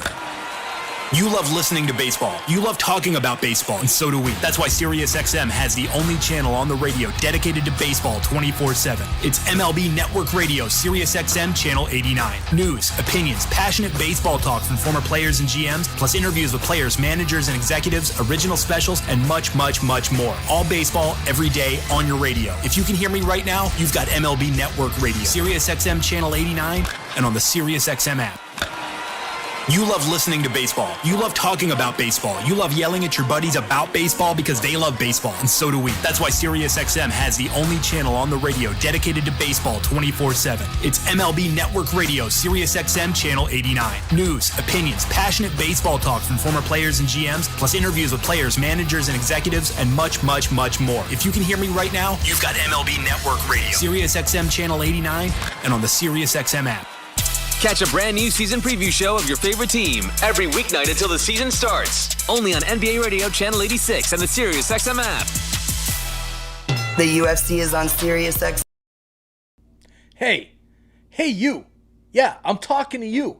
The one that's listening to the MLB playoffs with us. We're in the NLCS. Yes, it's a commercial break during the baseball game, so don't worry. We'll be right back to the baseball action. Now, before we do that, please take a minute to hit that subscribe button and help us grow this awesome sports community. We are all fourth inning, which is sponsored by Cars for Kids. That's Cars with a K. To donate your car today. I mentioned that prior in the game. Tyler McGill was up in the Mets bullpen, but he has since sat down. And they're trying to balance it out between going to McGill, who's definitely fresh, and getting as much as they can out of Luis Severino, because this is the first of what is 3 straight days. The start of the series was game 1, game 2, off day yesterday. You have a chance for everybody to rest and refresh, but you have 3 straight here, so you still do have to be careful about how you treat game 1 of this little 3-game series in Citi Field. So Will Smith leads off, righty against righty. Severino winds and deals. Breaking ball, strike outside corner. 83-mile-an-hour sweeper. It's 0-1. Smith an infield hit his last time. The 0-1. Up and in. 1 ball and 1 strike. He had the comebacker that hit off Severino's glove with the runner at third. And the ball hit the ground and off Severino's glove. And that was the little difference about a run scoring. 1-1 to Smith. Popped him up right side of the infield towards shallow right. Iglesias out from second. Moving over, makes the catch toward the line, 1 away. So Smith retired. This will bring up the switch hitter Tommy Edman. And his scoreboard update is brought to you by the New York Lottery. Play the new scratch-off games for a chance to win. Gambling problem? Call 1-877-8-HOPE-NY. Yankees took a 2-0 lead over Cleveland in the ALCS. That was last night, so an off day today. And then game 3 tomorrow in Cleveland. First pitch to Edman, batting left. Strike inside corner, 0-1. Here, top 4, 2-0 Dodgers who bat. Bases clear, 1 out. Vientos in at third to guard against the Edman potential bunt. 0-1. Swinging a broken back grounder foul down the first base line behind Clayton McCullough, the first base coach. And Edman over to get a new twig. Now, yesterday, Yanks beat Cleveland 6-3. Aaron Judge hit his first postseason home run of this postseason. And tomorrow, the Yankees will send Clark Schmidt against Matthew Boyd. The way the Yankees are looking right now, it may take some midgets in Cleveland to get in their way. It's a 5:08 start tomorrow. That means Mets and Shohei Ohtani will be at prime time at 8:08. So right back here tomorrow in New York for game 4. Edman has a new bat. Dark night sky overhead here in Flushing. This place is certainly loud. A capacity crowd at Citi Field. Severino winds, leans back, deals the 0-2. Missed high with a fastball. It's a ball and 2 strikes. Now notice this in the series prior against the Phillies in the NLDS. Some in-stadium lights that they've put here at Citi Field on the handrails all over this ballpark and every level. Pretty cool little trick. There's the 1-2 to Edman. Breaking ball is low. 2 balls and 2 strikes. At each of the handrails that separate the sections, the third deck, second deck, and the lower level, little lights, almost like the reflectors on the front of a bicycle, but light up in blue and orange. Severino leans back, deals the 2-2. Edman hits a little chopper foul on the first base line. That stays 2 balls and 2 strikes.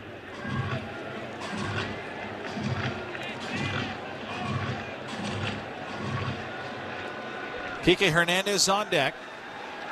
Nobody up in that Mets pen. Severino winds and deals the 2-2. Edman pops it up foul behind home plate and out of play. Just past a little scoring change. If you're doing some bookkeeping like we do. Teoscar Hernandez at bat in the second. A little ground ball that Alvarez threw down to second has been called an E2. 2-2 to Edman. Grounded foul behind home plate. That stays 2-2. It's a long at bat here for Severino. He's thrown 7 pitches to Tommy Edman. So Muncy reaches second on the E2. Both runs in that second inning against Severino are now unearned. And again, just bookkeeping. 2-0 LA, top 4, 1 out, bases clear. 2-2. Missed inside. Close pitch, but also close to Edman's body, who spun toward the umpire and out of the way. And right now, Severino, it may be tough to get him past this 4th inning, all these pitches. Here's the 9th pitch of the at-bat, 3-2. Popped him up over the mound towards second. Lindor coming down from short, makes the catch on the grass. 2 away.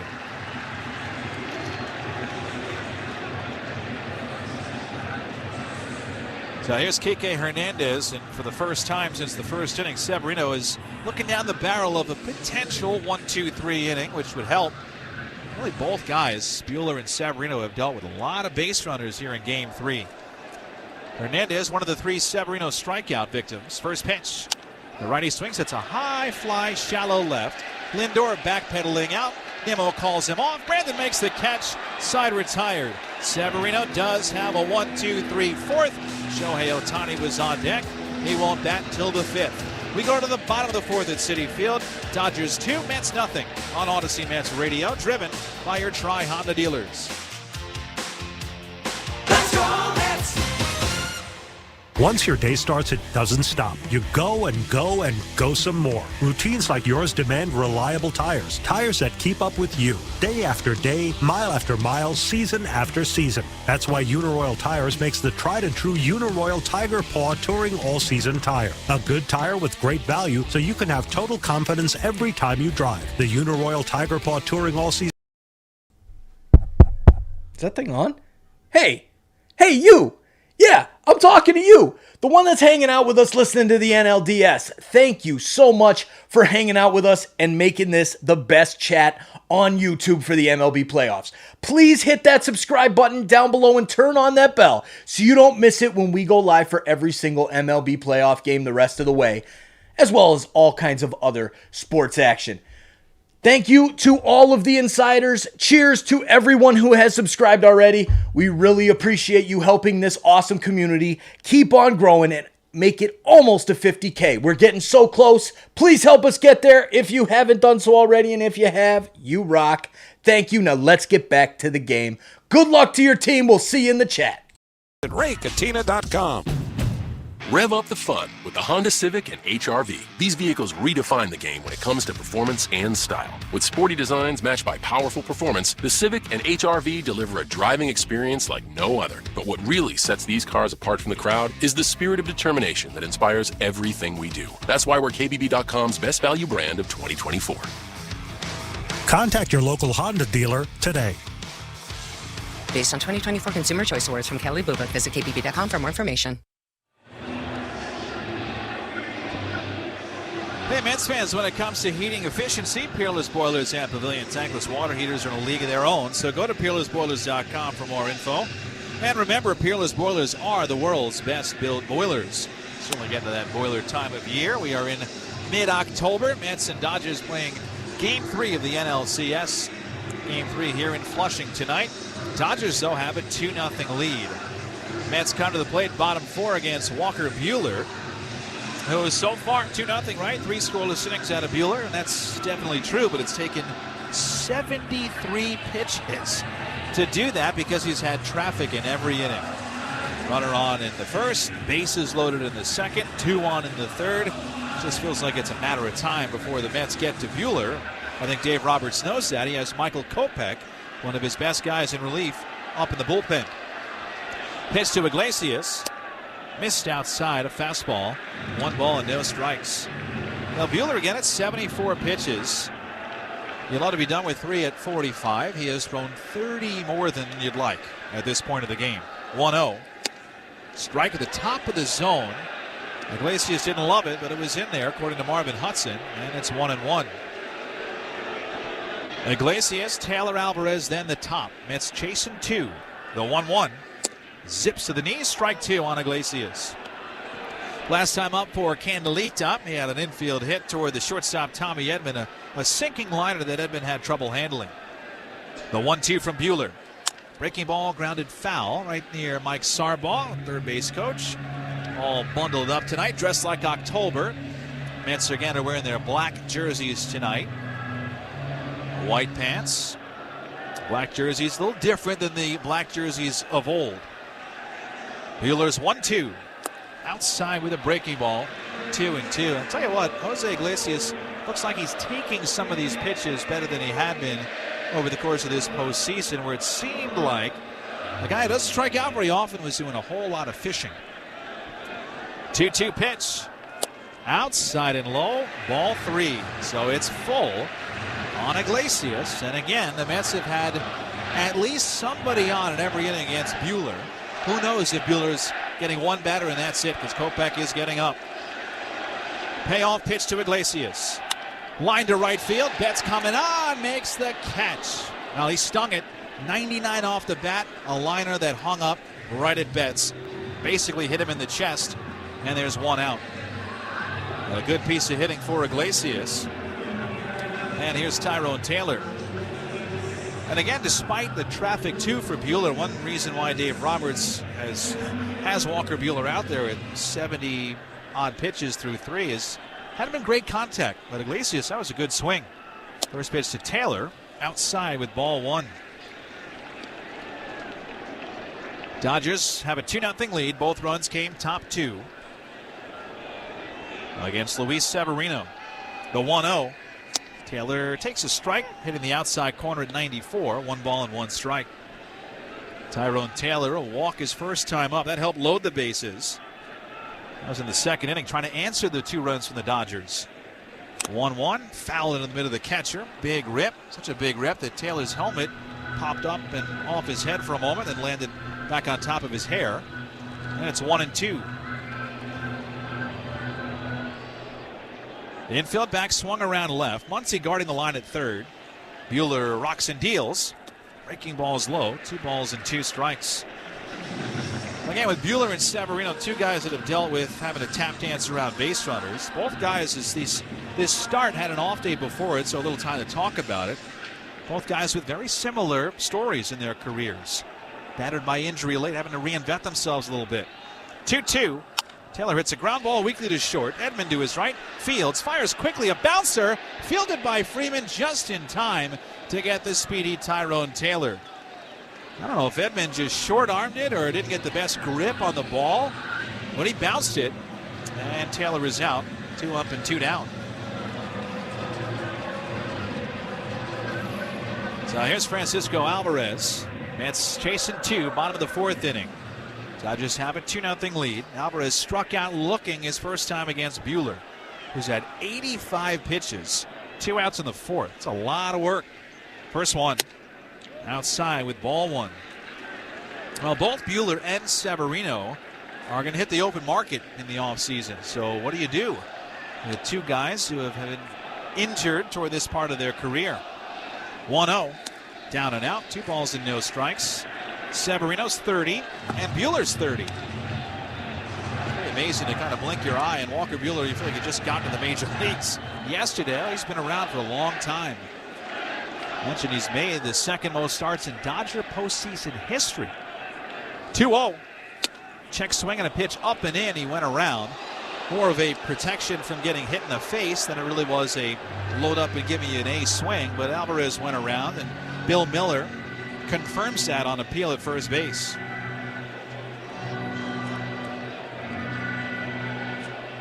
Alvarez climbs back in the righty batter's box. The 2-1 from Buehler. Swing and a miss, laid at a fastball. 2-2. Now Buehler has been around so long that he's had 16 postseason at bats. He's 0 for 16, but that's how long you blink, and Buehler's been in the bigs. The righty's 2-2 to Alvarez. Again, he got him looking at the knees outside corner. Buehler barking off the mound. He has had to battle, but he gets through 4 scoreless for the Dodgers. We go to the 5th in Game 3. Series tied at a game apiece, but the Dodgers have a 2-0 lead tonight on Odyssey Mets Radio, driven by your Tri-Honda dealers. Let's go Mets!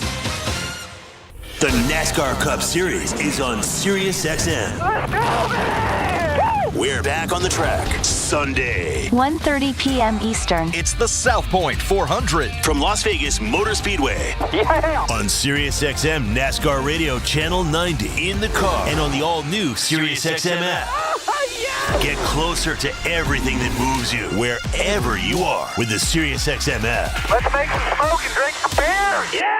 Sometimes numbers are important. Ours is 50,000. At CertaPro Painters, we proudly have over 50,000 5-star painting reviews. That means everything to us. For over 30 years, CertaPro Painters have earned the trust of customers like you because we treat all painting projects with the quality and care they deserve. Call the professionals at CertaPro for a first-class painting experience for your home or your business. We're locally owned and operated, so every job has a personal touch. Choose happy. Choose CertaPro. Visit CertaPro.com today. SiriusXM has everything a college football fan needs. He's in trouble, and down he goes. The ball comes out.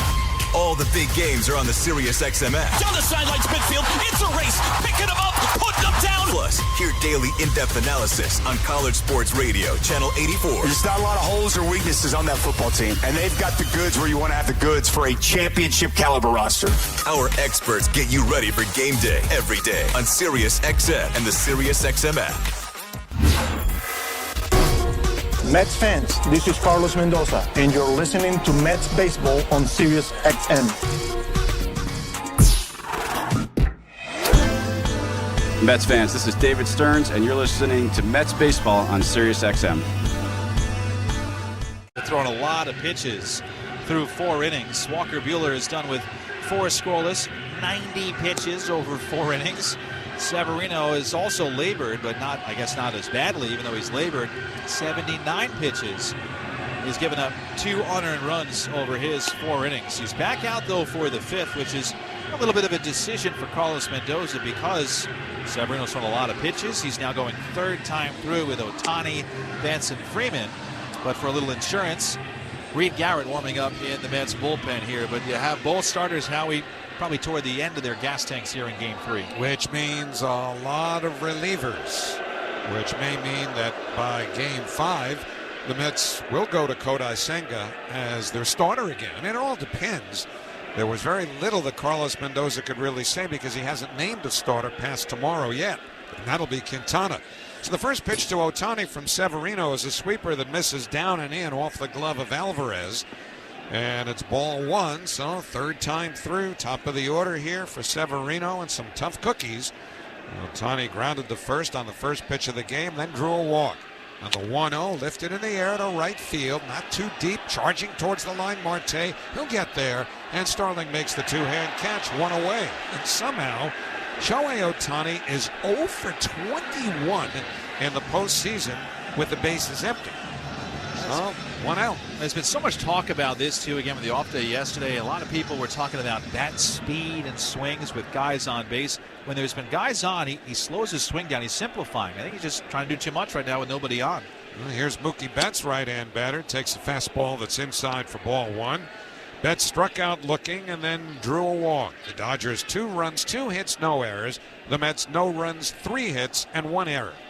The 1-0 to Betts. Fastball on the outside corner, 1-1. Mookie has settled in as the right fielder, but he's played middle infield for the Dodgers, second base, even some at shortstop. 1-1 on the way. Fastball over a called strike, 1-2. I remember a couple of years ago sitting in Buck Showalter's office. Well, you wouldn't have been in there. That was 2 years ago. And Mark DeRosa, who was going to, here's the 1-2 to Betts, swinging a liner toward short, backhanded by Lindor down to a knee, throws to first, he got him. What a gorgeous play by Francisco Lindor on a smash of a one-hopper by Mookie Betts. Lindor going to his right, again scrambling down to a knee and one motion backhanding, and then the quickness to get up and get into throwing position and throw out Mookie Betts makes for a spectacular play by Lindor, 2 away. And he's not on the finalist list for Gold Glove. Huh. Yeah, well, here's Freddie Freeman. Lifts the first pitch foul into the seats downstairs behind third, 0-1. But anyway, I remember being in Buck Showalter's office, and Mark DeRosa was in there. He was going to be Team USA's coach in the WBC, as he was last year. The 0-1 to Freeman outside, 1 ball, 1 strike. And he said he had spoken to Mookie Betts, and Mookie told him that he wanted to play second base in the WBC. The 1-1 lined up the middle past Severino and then Lindor, and a base hit into center field. Freddie Freeman hit that very hard, 99 off the bat. So he's aboard with a 2-out single, and Max Muncy coming up. But, the only reason I bring that up, it was because it was surprising then, because all Mookie had been doing was playing the outfield. But he said that he was going to give Mark DeRosa a little bit of a sales pitch. So it went. Now Freeman at first, he won't be going anywhere on that wonky ankle, and here's Max Muncy. Left-hand batter takes first pitch, breaking ball down and in, ball 1. This 5th inning is sponsored by ELEC 825, building our future. Dodgers 2, Mets nothing. 2 away here in the top of the 5th. Severino about to deliver his 90th pitch. The 1-0, missed inside, ball 2. Reed Garrett, you would think, is ready. Teoscar Hernandez, the on-deck hitter, is a right-hand batter. And they'll turn it over to the bullpens now. At least one Severino is done. Michael Kopech continues to throw in the Dodger pen. 2-0 pitch, fouled back to the screen. 2-1 as we come to you live from the Bob Murphy broadcast booth, proudly presented by Bigelow Tea. Grab a mug and tea proudly. Muncy walked and scored and singled in 2 trips. Vientos way off the line at third. That's the left-hand hitter Muncy. And the 2-1 missed down and in, a sinker, ball 3. Severino might just be at the finish line here. Freeman a short lead at first with Alonso holding. Now Severino ready. Here's the 3-1. Swing and a foul straight down at home plate, 3-2. And so Freddie Freeman will have the automatic start from first with 2 men away. And this crowd, which has seen the Mets tease them offensively and disappoint them defensively, are hoping to influence Severino and get him through Muncy. Here's the payoff pitch. Swing on a foul. Going back to the screen. It was a 97-mile-an-hour sinker. And that paid crowd announced as 43,883. And there's Freddie Freeman, just like Brandon Nimmo, going on 3-2. Foul ball. It's going to take him about an hour to get back to first base and load up again. Well, he's there now, measuring his lead. He knows he'll be running 3-2. Alonso set up way behind him. He's on the line against the left-hand batter. The payoff pitch, in tight, ball 4. And that may well be it. Yep, here comes Mets manager Carlos Mendoza. That will be it for Severino. Dodgers leading 2-0. Runners at first and second. 2 out in the 5th. Teoscar Hernandez coming up. Reed Garrett coming in. And this pitching change is brought to you by the New York Lottery. Get out there and play the newest scratch-off games for a chance to win.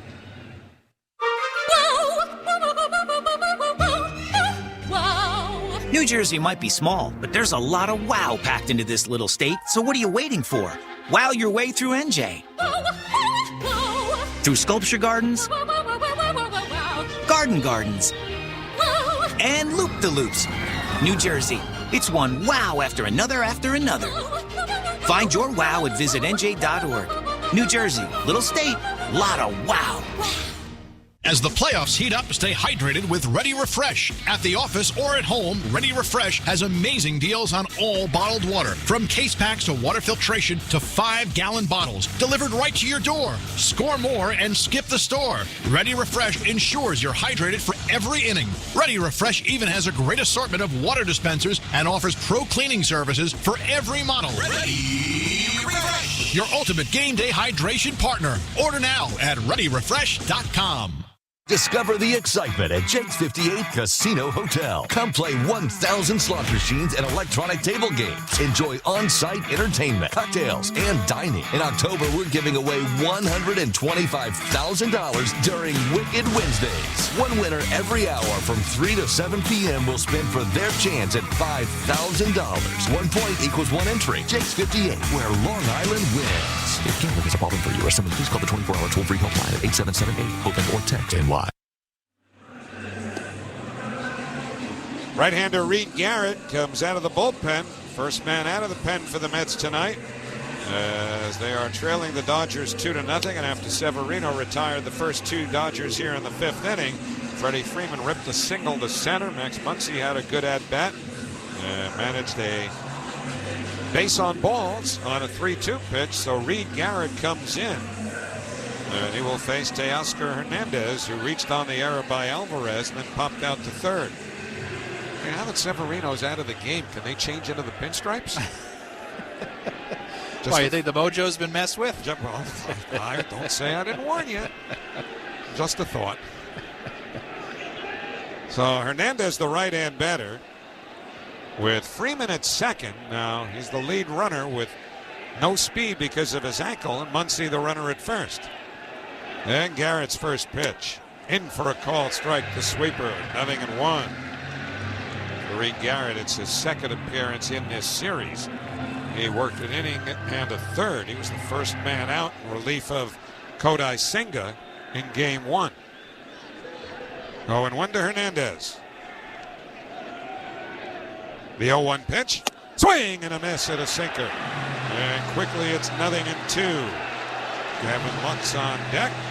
Mets would prefer not to see him until the 6th inning, as Garrett tries to push him back into the dugout with the Dodgers up 2-0.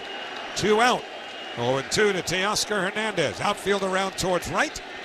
Garrett deals. Little bit low with a split. 1 ball and 2 strikes.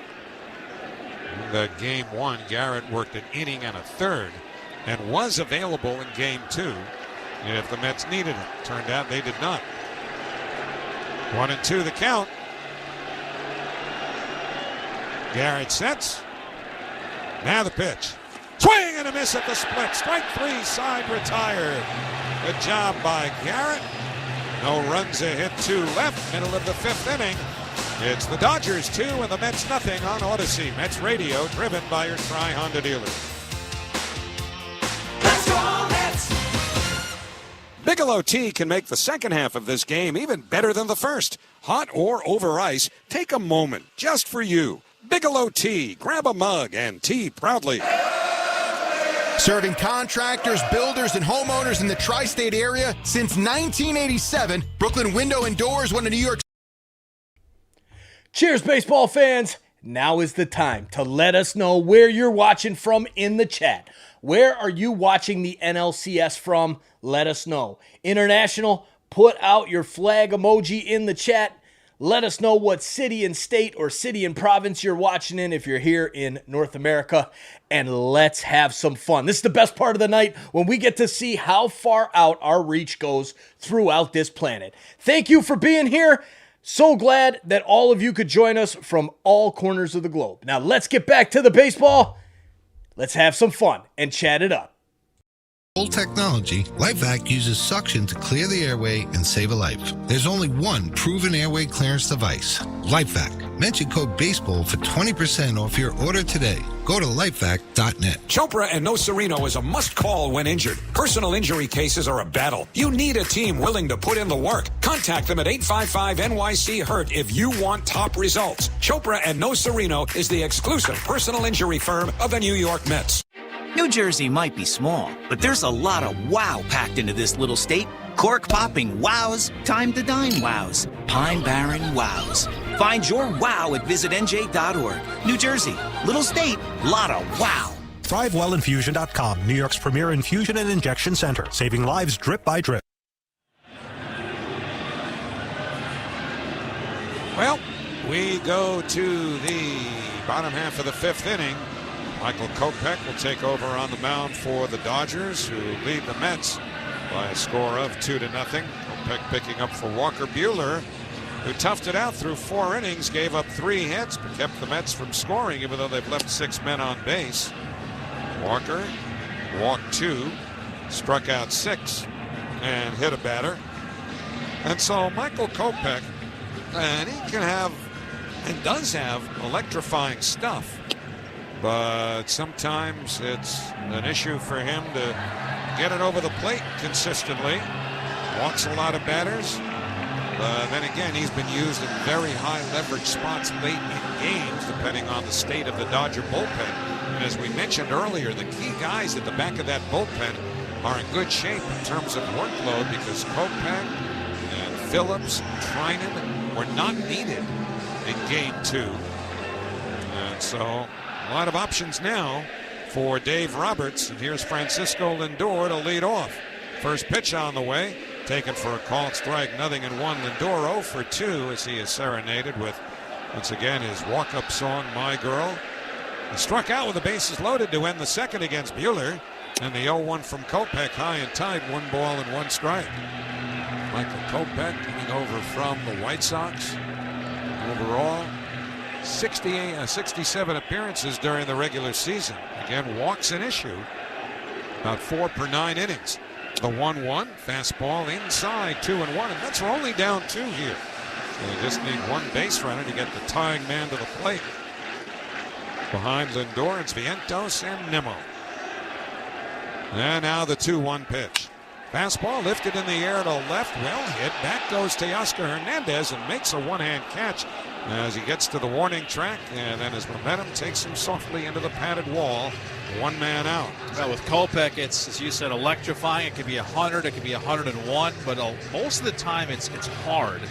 He throws 4-seamers and cutters, and then about 10 or 11% the slider. So it's not as if it's this big slider he uses all the time. So if you can find the fastball and catch up to it, you could put good wood on it like Lindor just did. Here's Vientos, 1 for 2. The first pitch on the way, a fastball for a called strike, 0-1.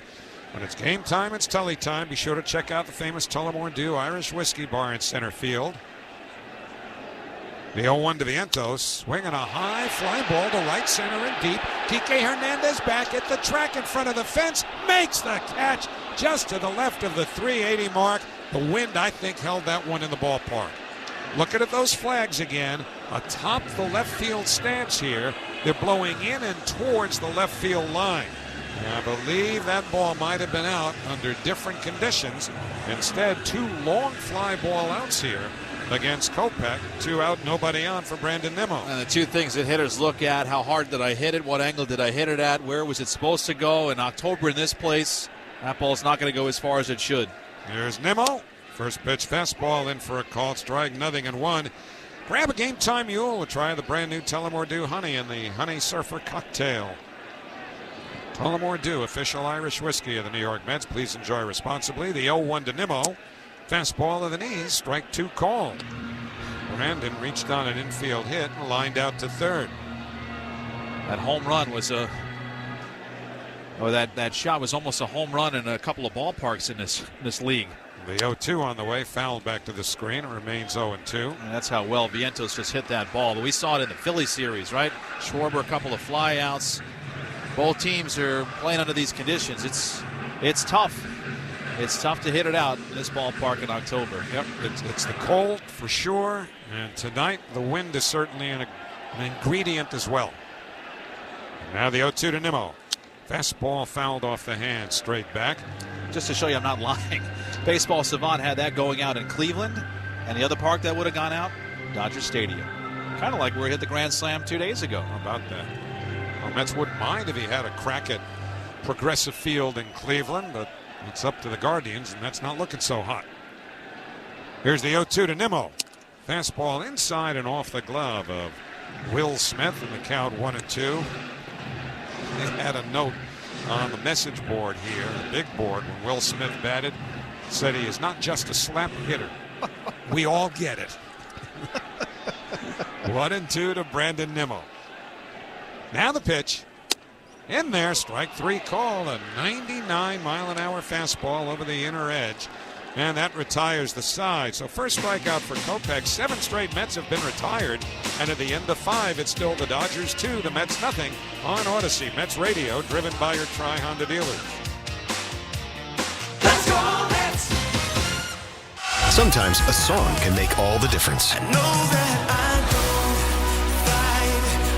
I'd just like to say thank you to The Message for always uplifting my spirit. Turn to The Message, a channel filled with songs of faith to lift your spirits as the leaves start to fall. I'll praise you anywhere. I listen to The Message because it helps me in my everyday life. The Message gets me through the days every day. The Message, Channel 65, and home on the SiriusXM app. While you're listening to this game on SiriusXM, we're talking about the latest odds and prop bets for this and every game on Sports Grid Radio. The under's minus 125. Heavy juice to the under. Every home run hit and every strikeout thrown can change the line. I can't for the life of me figure out how you can favor a team that never wins, ever. If you're looking for sports talk centered around the latest odds and prop bets for games, races, tournaments, or any sporting event, Sports Grid Radio, SiriusXM, Channel 159. In 2024, Scotty Scheffler led the PGA Tour in victories, scoring. Hey you. Yeah, I'm talking to you. Thank you for being here. Cheers to that. We really appreciate you all being here, watching this game, hanging out with us, making a difference in our sports community. Just by being here, a portion of our proceeds does get donated to Sick Kids Hospital in Toronto. So thank you for being here and chatting it up. I just had to stop the action to show that I really appreciate every single one of you that are here listening to this game, watching this game, chatting it up, having a good time. So please, if you can, share the link out. Let's get more of our friends here to chat it up, and let's get back to the baseball. Thank you all again. I appreciate it. Cheers, everybody. Good luck to your team. Dodgers have a 2-0 lead. It'll be Gavin Lux, Will Smith, and Tommy Edman to do the hitting for Los Angeles. Injury update brought to you by the Rothenberg Law Firm. If you're injured in an accident, the game plan is simple. Just go to injurylawyer.com. Nothing really significant to report now, particularly with Jeff McNeil back. Kodai Senga, to whatever extent the Mets can use him, is back. So this is who they are right now, as they are tied with the Dodgers in the National League Championship Series at a game apiece, but trailing tonight 2-0 as we go to the 6th inning. And Gavin Lux, who was 0 for 2, will be the batter twice. He head back to the mound. First time, Luis Severino had a chance to turn a double play, but didn't field the ball cleanly and had to take the out at first. So Lux, a left-hand batter, and Garrett ready. And his first pitch coming. Swing on a high pop-up near home plate. Alvarez chucks the mask. He's to the left of the plate now, behind it, and he makes the catch. 1 pitch, 1 out. Here in the top of the 6th inning. Will Smith will be the batter. And I mentioned earlier, today is October the 16th. It was 55 years ago today at 3:17 p.m. that the Mets won their first world championship, beating the Baltimore Orioles in 5 games. And I was in touch with a few of them today, wanted to send some thoughts along. Will Smith, the batter, the first pitch, breaking ball inside, 1 ball and no strikes. In touch with Art Shamsky, Ron Swoboda, Cleon Jones. Well, actually, I texted Cleon, haven't heard back yet, but I spoke to Jerry Kuzman, who was the winning pitcher that day. The 1-0 to Smith, in for a called strike, 1-1. And all these years later, it still means so much to all of them. Art Shamsky said there are 2 teams in the history of baseball that are talked about years after they won. The 27 Yankees and the 69 Mets. The 1-1 taken outside, 2-1. He said that is a fact that will never change. Ron Swoboda said after they lost game 1 in Baltimore, he said Gil Hodges said something very important, as it turned out. 2-1 to Smith. Garrett deals, swing on a soft liner to first, caught by Alonso, 2 men away. Gil Hodges, who according to Ron wasn't much for clubhouse speeches, said simply after they lost that first game, when you go out there tomorrow for game 2, just remember you don't have to be anything but the team that got you here. Ron said it was simple, profound, and they didn't lose another game, as you may know. Jerry Koosman closed it out with a complete game victory in game 5 after a brilliant 8 2/3 innings to win game 2. Tommy Edman takes low, 1 ball and no strikes. When I spoke to Jerry, he was fishing on his boat in his home in Minnesota, where he's probably ice fishing. I would think but so. man, to this day, there is no more fun guy to talk to than Jerry Koosman. The 1-0 on the way, that's line to right. That's going to fall in for a base hit as Marte was deep. And Edman, who continues to be a pain in the butt, is aboard with his first hit of this game. He also had the sacrifice fly. And so with 2 men away, the number 9 hitter, Kike Hernandez, will be the batter. But I said to Jerry, is there one thing that sticks out in your mind whenever you're reminded of this date 55 years ago? What's the first quick thought that pops into your head? And he said, I was just so glad we won because now we can get inside and just start partying and keep on partying. And that, my friends, is Jerry Koosman. One big party. What a great guy. Kike Hernandez trying to call time. Balk. I think they just called a balk on Reed Garrett. I didn't see exactly what it was, but home plate umpire Marvin Hudson's pointing. I just don't think Garrett came to a complete stop because that's usually what would happen if it's not that obvious. Yeah, he never stopped. They just showed a replay, brought the hand and glove together, and never came to a complete stop just for a millisecond. Just didn't happen. Yes, that wasn't Kike's voice. That was the voice of Marvin Hudson. And now Kike Hernandez, the batter, with Edman at second, 2 out, and the pitch to him is taken inside. A split. It's 1 ball and no strikes. So the Dodgers now with a runner in scoring position and 2 out. But thanks to Art Shamsky and Ron Swoboda and Jerry Koosman for passing their thoughts along on this very special anniversary in Mets history and those individuals' history. 1-0 fouled straight back by Hernandez, and it's 1-1. They are so protective of the legacy of that team. They want so badly for the younger generation to understand it and embrace it. All I have to do is read, go on YouTube, million ways to do it. 1-1 to Hernandez, taken for a called strike, 1-2. So Garrett now has brought the crowd back to its feet. And is hoping to strand Edman. With 2 men away, the Mets are down 2-0 here in the 6th. 1-2 to Kike Hernandez. Garrett ready. Now the pitch. Swing on a pop-up foul outside first. Charging over is Alonso. He's going to run out of room, though, as that's a couple of rows back.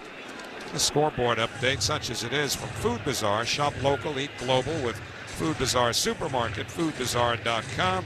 Again, nothing doing tonight in the American League Championship Series. Yankees up 2-0 as it resumes in Cleveland at Progressive Field tomorrow. 1-2 to Kike Hernandez. Garrett comes set. Edman leads from second. Outfield around towards right. Here's the pitch. Foul back to the screen. Came up and in with a fastball, and I think that ball was out of the strike zone. Oh, yeah. Kike Hernandez reached way up for it. Fouled it back. Some pitches are too close to take with 2 strikes. That was not. Now Garrett has done a nice job changing eye levels all year. Has that split down in the dirt. Can go upstairs like he did right there at 98. Has enough stuff with a sweeper in there, too, to keep you on your toes to protect a lot of plate. 1-2. Garrett to the belt. Checks the runner at second. Now the pitch. Swinging a high fly ball to deep left field. Nimmo going back onto the track at the wall. He jumps and he can't get it. It's gone for a home run. A 2-run homer for Kike Hernandez.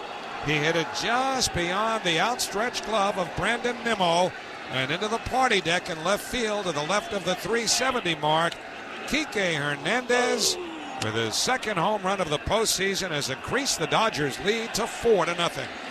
Now, Kike Hernandez, come to find out, is one of the best postseason home run hitters of all time. I mean, that doesn't even ring to be true, but 20th in Major League history with 15 postseason home runs. The guy's hitting 9th in the Dodger lineup, but comes up with another big swing when Garrett is 1 strike away from getting out of the inning. So it is now 4-0 Dodgers, and again, they've got their bullpen set up right where they want it now. So here's Shohei Ohtani again with the bases empty, but don't think you're going to ride that forever. First pitch, bouncing ball, foul off his leg. It took a huge carom, a one-hopper out to Pete Alonso at first. You don't see balls get out with that much velocity on it on one hop to a first baseman. And I think the Mets are going to argue that maybe it did not hit Ohtani. Yeah, he had a very dramatic reaction to this, and we're going to look at a replay. And I tell you what, Howie, that was, if it hit him, it grazed him. But he tried to sell it as if it really hit him. If it hit him in the front toe. And he's pointing at it now to the umpire. But I guess Carlos Mendoza is going to go back. Not much of an argument here. I mean, I don't know if that warranted a double over. But maybe Ohtani was just trying to show, I promise it got me. Well, you know, he's one of these guys who he's got to find his way on base. You know, someday he might be good. 0-1 the count to him. Here's the pitch on the way. Swing and a foul, I guess, off his foot. Now he's selling it like he's really hurt. No, that one hit him in a suburb south of the stomach, I think, right near the belt. So getting a look at a replay. Yeah, now he's doing a deep knee bend. Yeah, now I can see the replay from this angle. Oh, yeah. Oh, it's a place most of us kind of squirm in our chairs when we see the replay.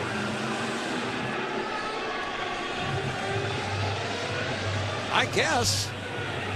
Well, I saw it carom off. Did it carom off his foot and then hit him you know where? I think it just went dirt. Did it go straight? I thought I saw the ball make contact with his foot, too. Whatever, it's 0-2. I'd like to see that again. 0-2, the count.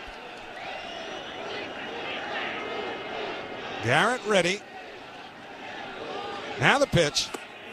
Swing and a miss. Strike 3. Ohtani down on strikes, and there's nothing left to sell. That takes care of Ohtani, but the Dodgers add to their lead. 2 runs, 2 hits. 2-run homer by Kike Hernandez. Nobody left. Middle of the 6th inning. It's the Dodgers 4 and the Mets nothing on Odyssey Mets Radio, driven by your Tri-Honda dealer. Let's go, Mets! When just one life is saved, it wins the game. Just like in baseball, when the same player has 3,000 hits, it's monumental. LifeVac, the original choking rescue device, is approaching 3,000 lives saved. Hi, I'm Arthur Lee, CEO and inventor of LifeVac. With its place, push, pull technology, LifeVac uses suction to clear the airway and save a life. There's only one proven airway clearance device, LifeVac. Mention code BASEBALL for 20% off your order today. Go to lifevac.com. What's up, baseball fans? The series is shifted. The NLCS is being played at Citi Field, and the Mets have home field advantage hosting the Los Angeles Dodgers. Please take a second to hit that like button down below so we can get more fans of your team here chatting it up, having a good time, cheering them on. Now, as well, you can share this link out. Please click that little arrow with the share and put it out on Facebook, Twitter, TikTok, anywhere. Let's get more baseball fans here in the chat hanging out at the best place to watch the NLCS right here on YouTube at Toronto Sports Insider. Now, enough of that. Let's get back to the baseball. Cheers to all of you. Good luck to your team. Mantra, all backed by America's best warranty, the 10-year, 100,000-mile powertrain warranty with owner assurance. 4 is always less, so root 4 Paramus Hyundai, ParamusHyundai.com. Let's go New York. London Jewelers would like to wish the New York Mets luck in their series against Los Angeles. Visit London Jewelers today at any of their 7 locations, including the Americana Mall and the mall at Short Hills. Looking for a supportive community for your mom or dad? One of the River Spring Living senior housing options might be the perfect fit. I've seen firsthand what makes life at River Spring Living special. Visit riverspringliving.org for more today. So the Dodgers will keep dipping into that bullpen. They've got a 4-0 lead now. They got a 1-2-3 fifth out of Michael Kopech. And now Ryan Brazier, who was the opener in Game 2. And the Mets wasted absolutely no time getting to him because Francisco Lindor had an 8-pitch at-bat, led the game off with a home run. And that was the only inning that Brazier would work. Well, here he is now to handle the middle of the Mets order in the bottom of the 6th inning. Pete Alonso, Starling Marte, and J.D. Martinez against Brazier, who becomes the 3rd pitcher used by the Dodgers.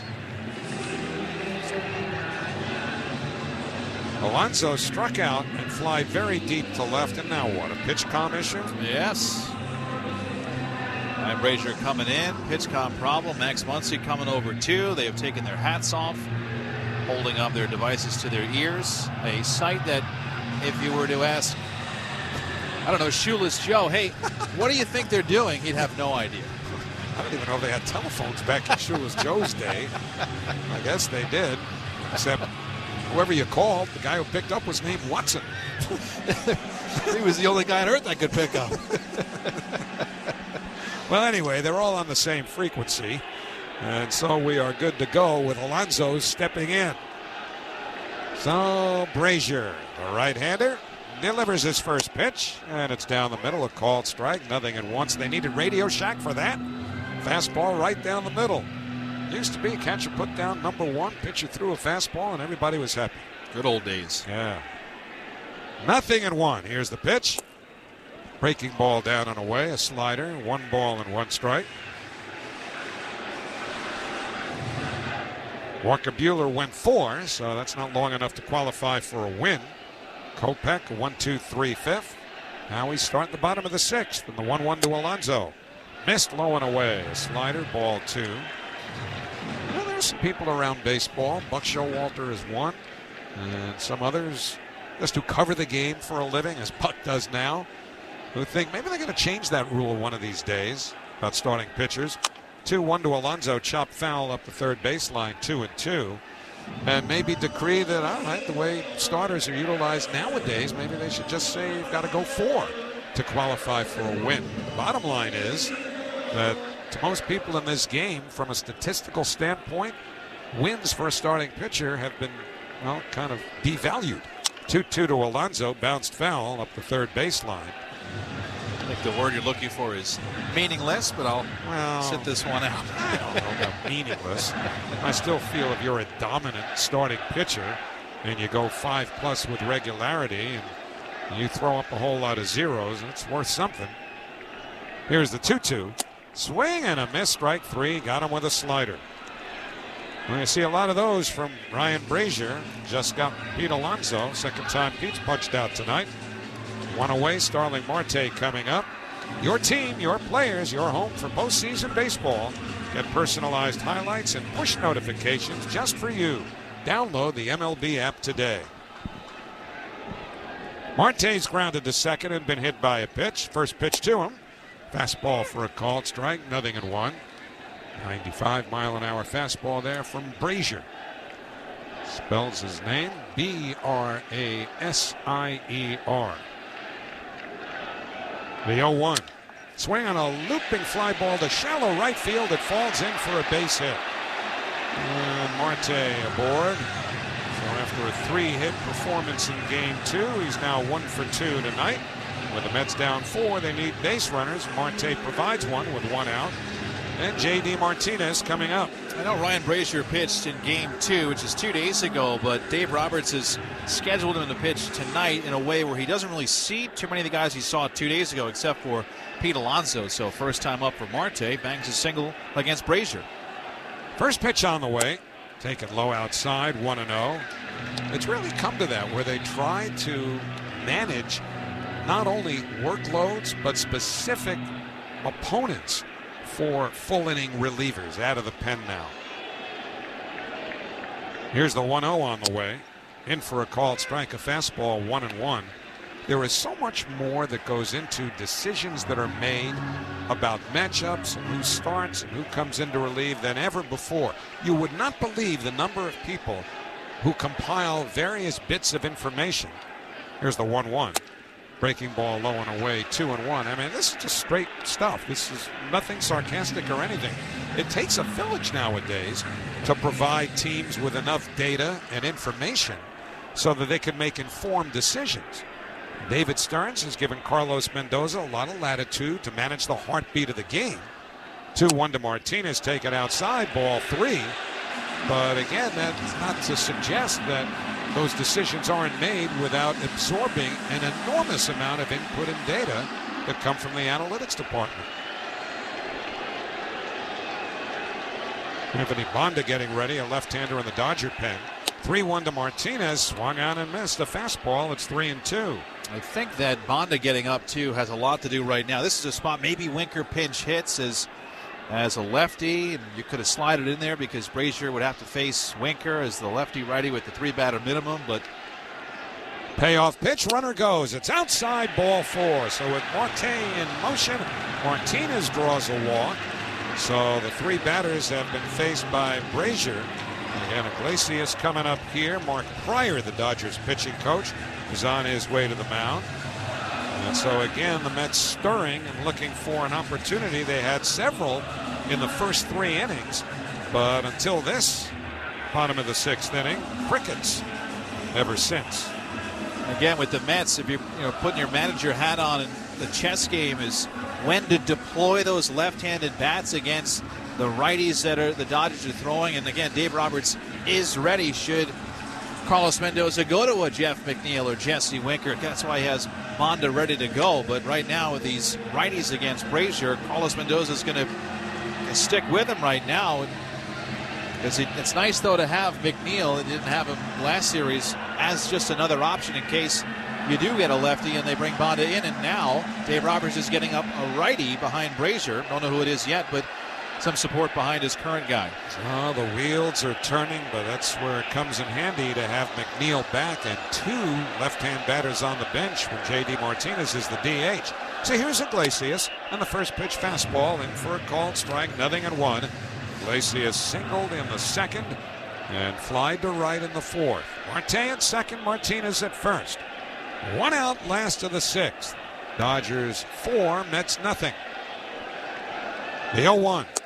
He lays off a breaking ball away, 1 ball and 1 strike. And to a point you made earlier, Keith, even that last pitch, you know you're going to get a lot of sliders from Brazier. Iglesias has been chasing and had been chasing more of those, but tonight he's had more restraint in both of his first 2 plate appearances and now here. The 1-1.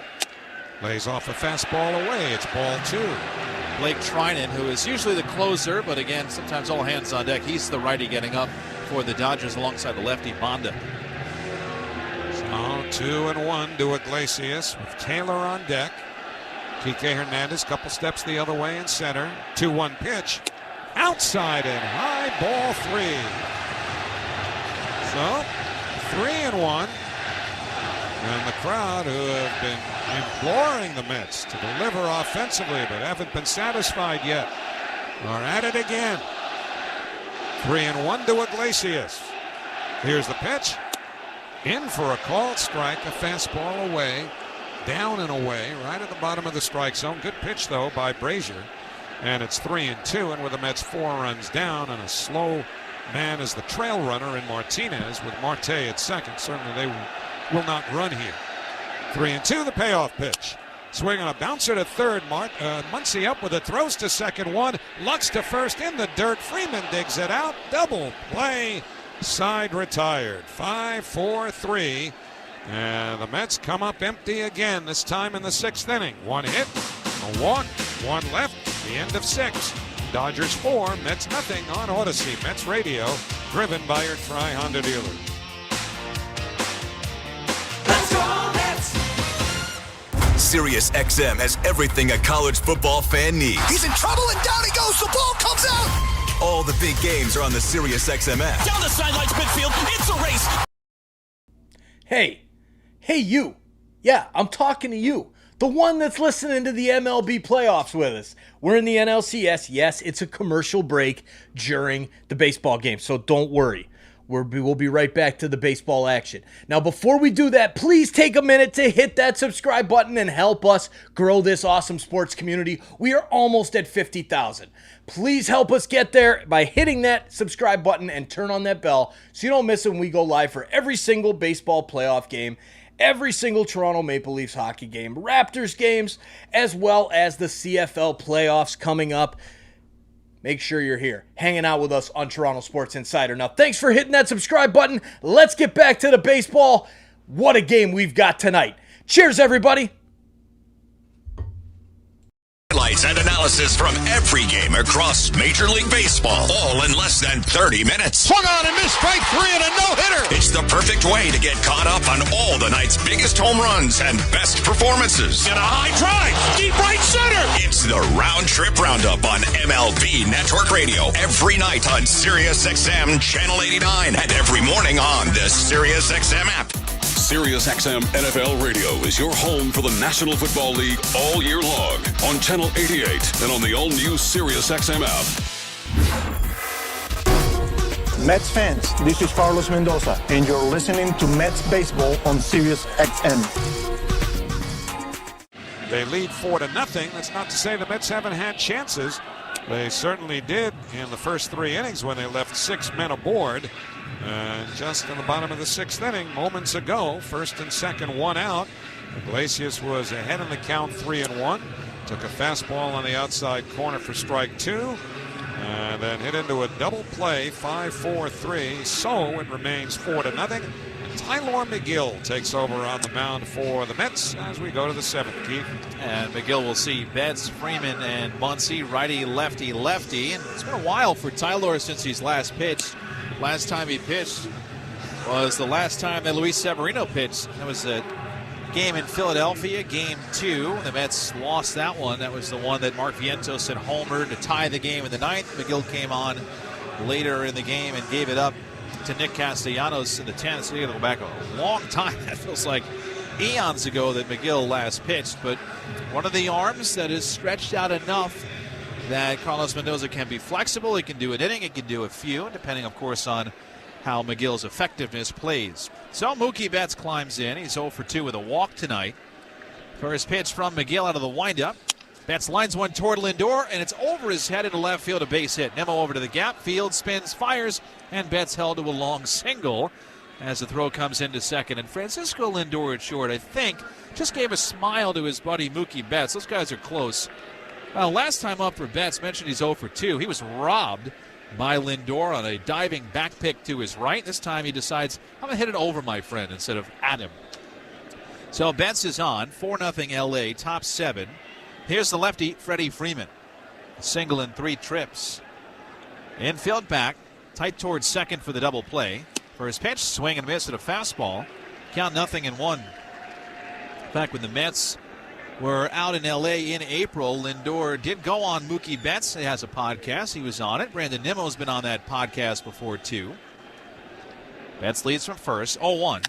Freeman pops it up, left field line. Vientos out. Nimmo coming in over toward the line. Makes the catch in fair territory and fires over to second.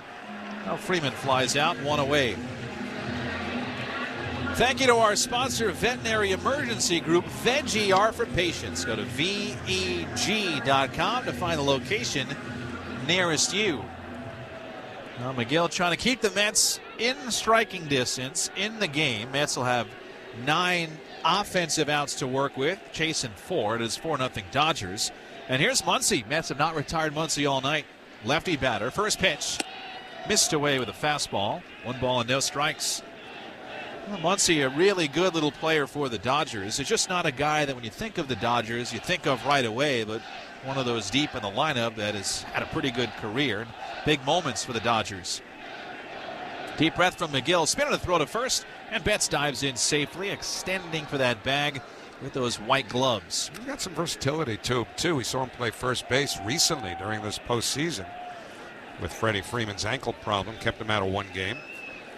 At third base tonight to start.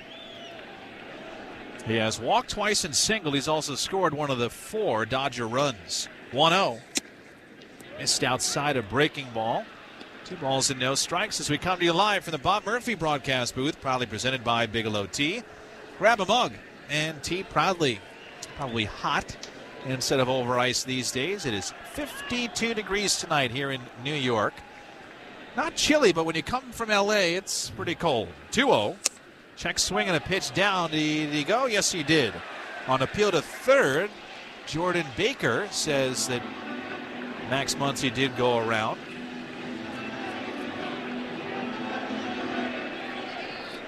Mets infield is back, swung around to the right. Viento's playing where a normal shortstop would stand. Lindor up the middle. 2-1, high and outside. A fastball misses. 3 balls and a strike on Muncy. And again, has been on every single time tonight. The 2 walks. Mets are very careful with him. Muncy has had a lot of postseason home runs for the Dodgers. Had one in game 2. McGill's 3-1. Downstairs, he lost him. So Muncy is on again. 4th time he's been aboard. A walk issued by Tyler McGill. First and second, 1 out. And here's Teoscar Hernandez. Now this is starting to look like, even though it's not looking like, but it's got the signs of game 1 for the Mets where they walked so many hitters that came around to score. Well, here tonight the Mets have issued 5 walks. Hey, don't forget, they won game 2 and they walked 8 batters. This has been a problem all year. Walks. Can only get away with it for so long. Here's Teoscar Hernandez. 2 on, 1 out. McGill fires. Breaking ball in for a strike. Across the inside corner, a slider. That's 0-1. Now McGill has had that issue with, of course, his career. Of course, as a starter and as a reliever. He hasn't really relieved in a while since very early on in his major league career. Big drip set at the belt. Looks at second. Now the 0-1. Bouncing ball hit weakly towards short. Lindor charges, fields, throws across to first in time. He gets Hernandez there. The other runners move up. Muncy to second and Betts to third. It was just hit too slowly to try to work for a double play. I think Lindor has seen tonight, especially from his vantage point, outs are at a premium. The Mets have not played the crispest defensive game, so just take the out and hope that McGill can get Lux. Especially when it's the second out. There's just no need to take any chances there. Get the shore out, get the next hitter, and go take your 7th inning stretch. Again for McGill, 1 out away, trying to keep the Mets in the game. Keep it right here. It's 4-0, but it's second and third for Gavin Lux. 2 outs. Infield back pitch. A little bit upstairs. Check swing. Appeal to third. Jordan Baker this time says no swing. It's 1-0 on Lux. Back in the lineup after sitting in game 2 on Monday against the lefty Sean Manaea, but also dealing with a hip flexor issue. Betts at third, Muncy at second. Huge runs for the Dodgers on the bases. 1-0. Outside. Missed with a fastball. 2 balls and no strikes. So McGill, as he gets the ball back, slowly walks back atop the mound. He's thrown 12 pitches, 6 balls, 6 strikes. Brings the hands together. Center of the rubber. 2-0. Pops the glove on the outside corner. Got the call. A 97-mile-an-hour strike. That's 2-1. Mets will have Taylor Alvarez and Lindor due up in the bottom of the 7th. Trinan and Hudson, 2 righties getting loose for the Dodgers. 2-1 on Lux. Pitch. Line foul behind home plate. And it's 2-2. Tyler McGill hasn't pitched in 9 days. Maybe a little bit rusty. He'll have a single and a walk. But 2 outs. And 1 strike away from getting through a clean 7th. Lux looking for a big swing for the Dodgers to try to pad their lead. Infield back. Around to the right. Outfield a touch the other way against the lefty. McGill sets and deals. 2-2 pitches outside with a fastball. Now, Tyler's parents were able to be at Dodger Stadium Sunday and Monday. Tyler is from Long Beach, California, due west just a couple miles from Dodger Stadium. Trying to put away L.A. here in the 7th inning, and he steps off. Will Smith, the righty, is on deck. First base is open. Of course, you don't want to walk any more batters, but if you do, you have a righty-righty matchup waiting for you. McGill set, second and third, 3-2 pitch. Check swing, breaking ball. He went around, strike 3. Alvarez picks the ball up, tags Lux Inning over. A tricky one, but a scoreless one for Tyler McGill. No runs, 1 hit, 1 walk, 2 left. To the bottom of the 7th inning, 4-0 Dodgers in Game 3. 7th inning stretch brought to you by Gin and Juice Ready-to-Drink Cocktail, a lightly carbonated seltzer, an official partner of the New York Mets.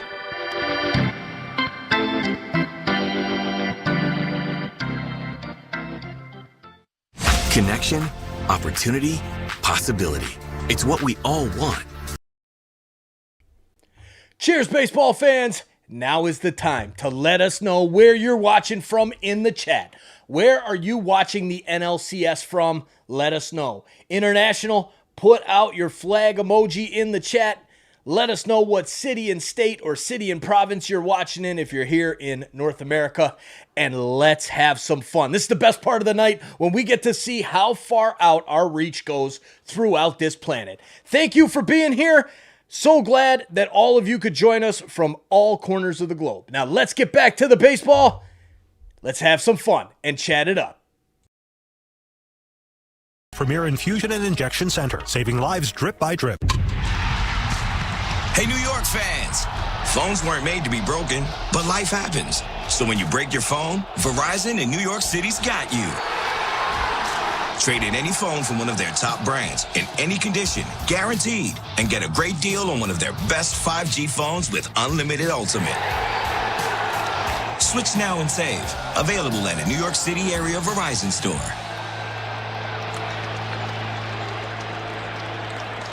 Chopra and Nocerino is a must-call when injured. Personal injury cases are a battle. You need a team willing to put in the work. Contact them at 855-NYC-HURT if you want top results. Chopra and Nocerino is the exclusive personal injury firm of the New York Mets. Back under night skies here in Flushing, Queens. 4-0 Los Angeles Dodgers. We go to the bottom of the 7th inning at Citi Field. Series tied at a game apiece. First one of the NLCS that is in this building. Of course, the Mets just eliminated Philadelphia here to win the NLDS, clinching here first ever home clincher in a playoff series for the Mets in the history of this building. But it is a special day because it is the day the Mets clinched the 1969 World Series, the first of their 2 World Series championships. In order to try to get back here in Game 3, down 4-0, they'll face right-hander Blake Trinan, who is the Dodger closer. If you're going to ask him, if you met him at 7-Eleven and said, "What do you do for a living?" he'll say, "I close for the Dodgers." But Dave Roberts has got him working here in the bottom of the 7th because you have Tyrone Taylor and Francisco Alvarez, but really because of the guys behind him with Lindor, Vientos, and Nimmo. So maybe Dave Roberts is thinking, this will be the game right here, in a sense. Of course, there's still 9 offensive outs for the Mets to work with. This copyrighted broadcast is presented by authority of the New York Mets and may not be reproduced or retransmitted in any form, and the accounts and descriptions of this game may not be disseminated without the express written consent of the New York Mets. Well, I said it was going to be Tyrone Taylor. He was supposed to hit, but instead it is the lefty, Jeff McNeil. So a chest move for Carlos Mendoza. And even though Tyrone Taylor's been great in the outfield, this is offense time for the Mets, who are chasing 4. McNeil's second at bat of this series. Left-hand hitter trying to the righty. First pitch on the way. Taken for a strike inside corner, 0-1. Well, that's unique for Jeff, who saw the first pitch he had seen in weeks in Game 1, and he swung at it and then lined out. He loves to ambush pitchers. 0-1. Trying in front of the belt, rocks and fires. Breaking ball, swinging a tip into the mid. 0-2. So this is again Taylor's spot. Harrison Bader is on the bench. Jesse Winker is on the bench too, but Bader probably out for the defensive replacement in this particular spot. But you never know. Jeff could play right field too. We'll see how creative Carlos Mendoza gets. Just needing offense right now in any way, shape, or form. Trinan last time out closed up Game 5 against the Padres. 0-2. McNeil pops it up sky high, shallow center. Kike Hernandez coming in, glove to the sky, makes the catch, falling into that mint green glove. And McNeil, the pinch hit appearance, flies out. Power Report, speaking to Kike Hernandez, sponsored by Bill Vince's Bridgewater Acura on Route 22 in Bridgewater, New Jersey. Kike Hernandez's 2-run home run in the 6th really changed the feel of this game. 2-0 became 4-0 quickly. Trinan to Alvarez. First pitch line foul the other way into the netting behind the camera well down first. 0-1 on Alvarez. So the Dodgers went with Buehler for 4th and Kopech across the 5th. Brazier across the 6th. Trinan here in the 7th. Righty to righty, 0-1. Down in the dirt with a sinker. 1 ball and 1 strike. And again, some of these guys that Dave Roberts had not seen the Mets yet. So Trinan, Kopech, Evan Phillips, not pitched yet until tonight. Trinan leans back, now the 1-1. Fouled off the umpire on the inside of Marvin Henson's left leg, and the count 1-2. I think if you think about it, if you're planning for a 7-game series, Mets have come off of a 3-game series with Milwaukee and a 5-gamer with Philly. Short bursts. 7 games, if you get that far, feels long. And so you want to save these looks from big guys as much as you can. 1-2 from Trinan. Fouled off the catcher this time. It stays a ball and 2 strikes. This swing is big. Maybe getting too big, even though in these moments tonight with 2 strikes, he has stared at strike 3 twice. 5 for 34, though, in the postseason for Alvarez, just $147. 1-2 again. Stares at strike 3 again. He snapped over a sweeper. Now Francisco Alvarez tucks the bat under his armpit, heads back to the dugout. I don't know what's going on between the ears right now. Maybe he doesn't know either. He looks like he needs a moment. 0 for 3 with 3 looking Ks tonight for Alvarez. Just not like him.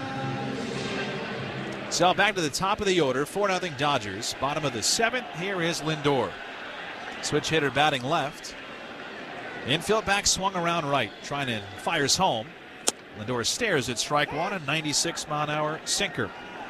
Don't forget to stay tuned after the game. Pat McCarthy's got you for the Verizon Mets postgame show. Verizon, the network New York City relies on. Trinan's 0-1. Lindor flails over a sweeper, snapping down in the zone, and the count 0-2. And again, when Kike Hernandez hit that 2-run home run to pad the lead, Dave Roberts able to breathe a little bit easier knowing he's got guys like Trinan behind. The 0-2 to Lindor. Swing and a miss at a sweeper. Trinan cuts right through McNeil, Alvarez, and Lindor. A 1-2-3-7. Off to the 8th in Game 3. Dodgers ahead 4-0 on Odyssey Mets Radio, driven by your Tri-Honda dealers.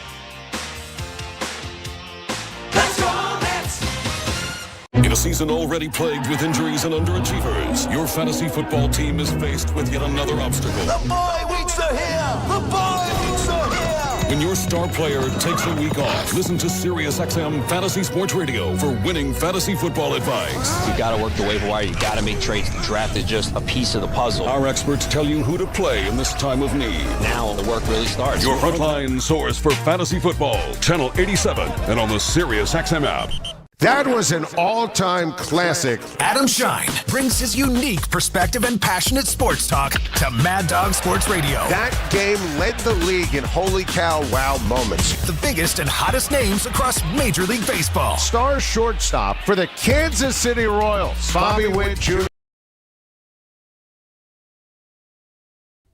Hey you. Yeah, I'm talking to you. Thank you for being here. Cheers to that. We really appreciate you all being here, watching this game, hanging out with us, making a difference in our sports community. Just by being here, a portion of our proceeds does get donated to Sick Kids Hospital in Toronto.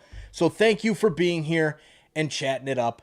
I just had to stop the action to show that I really appreciate every single one of you that are here listening to this game, watching this game, chatting it up, having a good time. So please, if you can, share the link out. Let's get more of our friends here to chat it up, and let's get back to the baseball. Thank you all again. I appreciate it.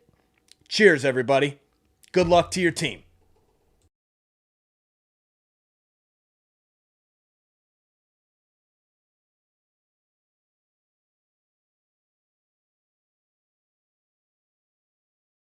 4-0 Dodgers. The Mets at times have had base runners, have had chances, with guys on, men in scoring position. They have left 7 and are 0 for 4 with men in scoring position. But Blake Trinan just mowed through McNeil, Alvarez, and Lindor in the 7th. We go to the 8th. Tyler McGill back out. Jeff McNeil had pinch hit for Tyrone Taylor, and now Harrison Bader will play center field in that spot. Howie, and Tyler McGill will see Will Smith to start the 8th. Yeah, and you can push McGill a little bit here because you've got to look ahead now. Mets have 6 outs to play with here, down by 4 runs. They've got Quintana starting tomorrow. And generally, he's been able to give them 6-ish innings, sometimes more, sometimes a little bit less. But generally, you can count on Quintana to get you about 6. So we'll see how that stacks the pen up for tomorrow, depending upon usage these last 2 innings. Will Smith leads off. McGill's first pitch, fastball away for ball 1. Smith 1 for 3. Credit for an infield hit and an RBI in the 2nd inning when the Dodgers scored their first 2 runs. Kike Hernandez homered with a man on in the 6th. The 1-0 taken outside, ball 2. So it's the bottom third of the Dodgers order here after McGill faced 5 batters in the 7th inning. And the Dodgers are getting their latest reliever ready. That's the veteran right-hander Daniel Hudson. The 2-0 missed inside, a sinker, and it's 3-0. Bears repeating. The Mets, as a staff, walked more hitters than any pitching staff in the National League this year. They have walked 5 tonight, and the 3-0 here is down the middle to Will Smith. 3 balls and 1 strike. But they walked 8 batters in a game they won in Game 2, 7-3. And they walked 6 batters, 4 of them by Senga, in the 9-0 loss in Game 1. 3-1 pitch, outside, ball 4, and there is walk number 6. 1/3 of those now allowed by McGill, and that's the leadoff walk here in the 8th inning. That came back to hurt them in the 2nd when Severino walked the leadoff man, Max Muncy, who would later score. I think it does kind of exacerbate how deep this lineup is for the Dodgers, because the Mets seem like they're pitching everybody carefully, including the bottom of the lineup that's done a lot of damage. Well, here's Edman, switch hitter batting left. He takes high, ball 1. And one thing that was noted early in this series is that this is a Dodger team that's a little bit more patient than either of the 2 teams the Mets saw in the first 2 rounds, the Brewers or the Phillies.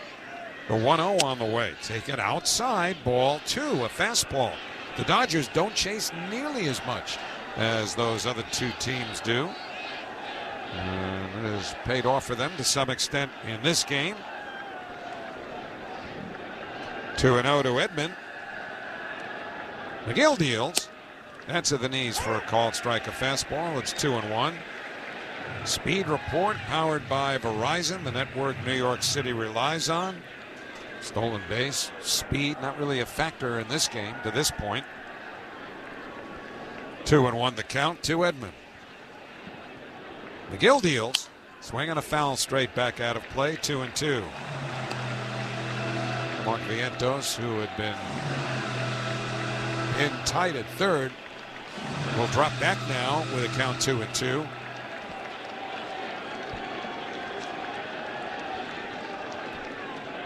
Two and 2. The pitch to Edman. Little bit low, full count. Good looking pitch by McGill. Knees outside corner. No, Marvin Hudson has been somewhat generous. Closed the door on McGill that time. Nobody throwing in the Mets bullpen. McGill at 26 pitches. We'll see if Smith is running here on 3-2. McGill to the belt. He is. And the pitch hit in the air to left field. Cutting back and towards the line, Nimmo, and he makes the catch for the first out. And Smith has plenty of time to get back to first. So 1 away as Edman's retired. Kike Hernandez will be the batter. Hernandez with a 2-run home run beyond the leaping outstretched glove of Brandon Nimmo into the party deck in the 6th inning. Also struck out and flied to left. He's now 6 out of 19 in the postseason. Spark plug. Second time around with the Dodgers. And the first pitch. in for a called strike, a sinker, and it's 0-1. American League Championship Series will continue tomorrow in Cleveland with the Yankees leading the Guardians 2-0. Brought to you by Ready Refresh, New York's most reliable water delivery service. The 0-1, breaking ball outside, 1-1 to Kike Hernandez. Uses that as his nickname. His first name is Enrique from Puerto Rico.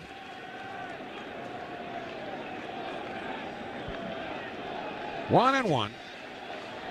Here's the pitch. That's upstairs, a fastball. And it's 2 balls and 1 strike. Harrison Bader is in center field now for the Mets after Tyrone Taylor was hit for by Jeff McNeil.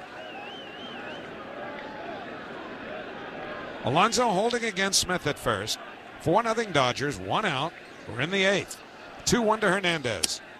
Fastball high. Alvarez tried to yank it back into the strike zone. Marvin Hudson would have none of it, and it's 3 balls and 1 strike. I know Tyler McGill is tall. He's about 6'8", but he keeps hanging his head. I mean, he's not showing the greatest body language right now. I know he's throwing more pitches out of the strike zone than in, but you don't really want to show that to the opposition. Not the first time we've seen that. The 3-1 fouled straight back out of play, so it's a full count now. They ran Smith on 3-2 with nobody out, and Edmund flied out, so we'll see if they run him here. Certainly would like to stay out of the double play, potentially, and get Shohei Ohtani to the plate with a man on base. Mets have toyed for a couple of years with the idea of Tyler McGill being a late innings power arm out of the bullpen. But the lack of command now and then is what's precluded that from happening. So 3-2, a throw to first, and Smith dives back in. Well, when you look at his brother Trevor in that Milwaukee bullpen throwing 101, and they're both standing next to each other, they're both 2 trees in the forest, you go, well, if he can do it, you should do it too. Hard not to make that comparison with these two. Trevor looked good when we saw him. 3-2, will Smith run? Not this time, and the pitch lined over second. It's going to fall in front of Bader for a base hit. So Smith goes to second, stops there. Hernandez on at first with his second hit of the game, and now the Dodgers have what they want. Not only the 4-0 lead, but they've got a couple of men on base for Shohei Ohtani. And we'll see how much the stat line rings true for Ohtani, who last check today is now 0 for 22 with nobody on base, or with guys on, 6 for 8. Just on base at all. Doesn't matter if they're in scoring position or not. Pretty remarkable. Tonight he is 0 for 3 with a walk. Left-hand hitter with historic power. And the first pitch to him. Taken for a called strike, the cutter, 0-1. 54 home runs, 130 runs batted in. Missed winning the batting title by 4 points. He hit .310, losing out to San Diego's Luis Arias, who won another one at .314. 2 totally different hitters, to be sure. The 0-1 hit deep to right field. This ball's going a long way. Only question is fair or foul. And it is a fair ball, 3-run homer deep into the Coca-Cola corner in right field, right down the line. And the Dodgers have busted this open. A 3-run homer for Shohei Ohtani. And it is now 7-0 Los Angeles here in the 8th inning. Well, like you said, with him and Luis Arias, 2 different hitters, and we've seen it with him with guys on base and not 2 different hitters. When there's nobody on, Shohei Ohtani doesn't do much. When there's guys on, Shohei Ohtani does everything. Second postseason home run for him, framed nicely by that second deck in right. But the Mets may want to look at this. Challenge of a home run call on the field. Well, this is one of those, I think, Keith, where you start wondering, and Brandon Nimmo knows all about this, would a higher foul pole have made this an easier call? It landed about halfway up the Coca-Cola corner, and the Mets have asked for that crew chief review. And sometimes these balls are more difficult to figure out, fair or foul, when it had the trajectory and the height that Ohtani It's a home run. Well, it didn't take long, did it? Thanks, Bill. Yeah. And Bill Miller confirms what was ruled just moments ago, and now they congratulate Ohtani in the Dodger dugout with a little more vigor. And down that right field line, the Coca-Cola corner, the foul pole goes up, and behind it is that walkway. So you kind of use the walkway as an angle. If it goes left of the walkway, it's fair. If it goes right, it's foul. It was just inside that walkway, fair. Here's Mookie Betts now. 7-0 Dodgers. Remember, they won the first game of this series 9-0. Mets came back to win game 2 7-3. And the first pitch to Betts is taken outside a fastball for ball 1. And now a lot of the paid crowd of 43,883, sufficiently chilled by the temperature and the score, have started for the exits. Called strike on the outside corner to Betts, and it's 1-1. There's still nobody up in that Mets bullpen, and I don't think there's going to be anybody up. You get to a point where you save an arm for tomorrow and just let McGill wear this right now. Yeah, for tomorrow and Thursday. I think that's important too. The 1-1 to Betts in for a called strike 1 and 2, because if Kodai Senga is going to start Thursday, and I mean, I don't get into that win probability stuff. What's today? Wednesday, so we're talking about Friday. Wednesday's today, Thursday tomorrow, and last I looked, Friday came next. The 1-2 to Betts is outside ball 2. But anyway, for game 5, we know there'll be a game 5. You know, all of the indications are, whatever the probabilities might be numerically, that it's going to be Senga, but that'll be a limited appearance. 2-2, breaking ball down and away 3-2. So as much of the pen as they could preserve, the better. But if the Dodgers hold on here, the Mets are going to be rather desperate tomorrow to avoid going down 3-1 with that scenario, particularly if they see Flaherty Friday. Here's the 3-2, bounce to third. Vientos up with it, takes a crow hop and throws on to first in time, and there are 2 men away. What did you say, Thursday? Isn't he our shortstop? I guess the day off threw me. Like, series that starts on a Sunday, night game, day game, Monday, we're all out of whack. Well, it doesn't matter. It's just games 1 through 7. This is game 3. Tomorrow's game 4. There you go. And the next day, whenever that is game 5. Here's Freddie Freeman. Takes down an in ball 1. I mean, so this is what the Mets are potentially facing now, because the Dodgers had their bullpen game in game 2. And the Mets won. 1-0 to Freeman, a breaking ball down and in 2-0. But the Dodgers are going to have Yamamoto tomorrow, and I would assume they'll come back with Flaherty on 4 days rest Friday. 2-0, line to right, moving in. Marte makes the catch, side retired. Well, it's the Dodgers' day, whatever particular day of the week it is. Today has been their day and night to this point. An Ohtani 3-run homer in the 8th. Counting for 3 runs, there were 2 hits, nobody left. Middle of the 8th inning. Tonight, it's the Dodgers 7 and the Mets nothing on Odyssey Mets Radio, driven by your Tri-Honda dealers. Let's go, Mets! Cheers to a great day and this ice-cold Corona. You know what would make this day even better? My grandma's carne asada. Throw in some music. We can watch the game. Or we could keep it simple. Corona, la vida más fina. Get your Corona at ordercorona.com. Relax responsibly. Corona Extra Beer, imported by Crown Import, Chicago, Illinois. Michelin Winter Tires offer confidence in all types of winter conditions. And Town Fair Tire offers every long-lasting, fuel-efficient Michelin tire at the guaranteed lowest price. Plus, Town Fair gives you the most free services for life with your purchase of Michelin Winter Tires to keep you going for years to come. For the guaranteed best deal on Michelin tires, nobody beats Town Fair Tire. And I mean nobody. Name brands at discount prices. Town Fair Tire. Did you know that California Cryobank, the #1 sperm bank in the U.S., has helped to create more than 75,000 families? You can help them make dreams of parenthood come true and earn up to $1,500 a month as a sperm donor. Are you 19 to 38, healthy and able to work in the U.S.? Then you could qualify to be a sperm donor. Learn more at spermbank.com. That's spermbank.com for the chance to earn up to $1,500 a month as a sperm donor. Guess what, people? Wendy's has new saucy nugs. You heard me. Wendy's nugs now come in 7 saucy flavors. Buffalo, honey barbecue, garlic parm, spicy ghost pepper. You can literally hear your taste buds after every bite. I'm serious. Listen to mine. Okay, that's just me playing with sound effects. For a whole new way to nug, gotta be Wendy's. Open till midnight or later. At participating U.S. Wendy's, hours may vary by location. Well, we head to the bottom of the 8th inning. Shohei Ohtani's 3-run homer has increased the Dodgers' lead to 7-0. And so now they'll go to their second-tier relievers as young Ben Kasparius out of UConn will take over on the mound.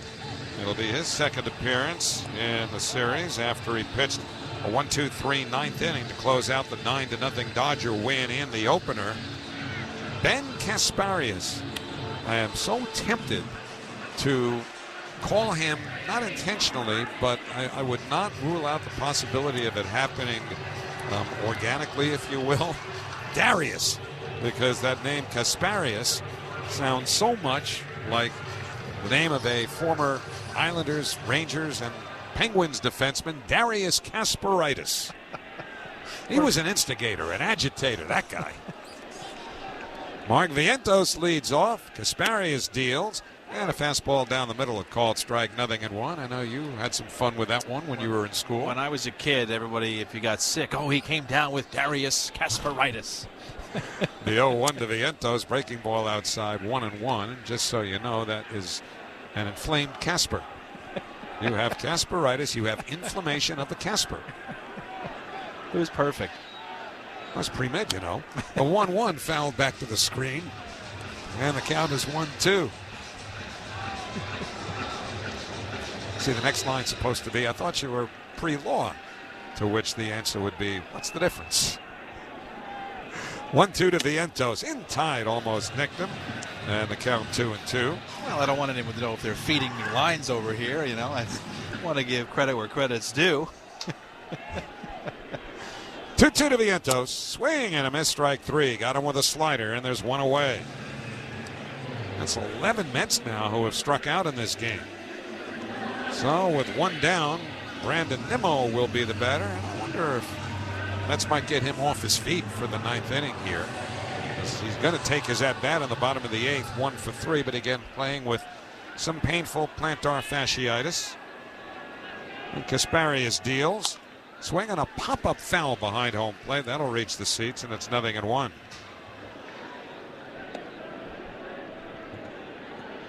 Well, I do know about Nimmo and that plantar fasciitis. They've said it's not as if he needs a day or so to make it feel better. It's a long time he would need to not play. The 0-1 on the way. Breaking ball high, 1-1. He'll probably have a PRP injection at the end of the season, whenever that is. Said he's going through all sorts of tests and medical devices to try to get on the field. 1-1 on the way. Fastball swung on and missed. 1-2. Yeah, they use a laser as part of the therapy.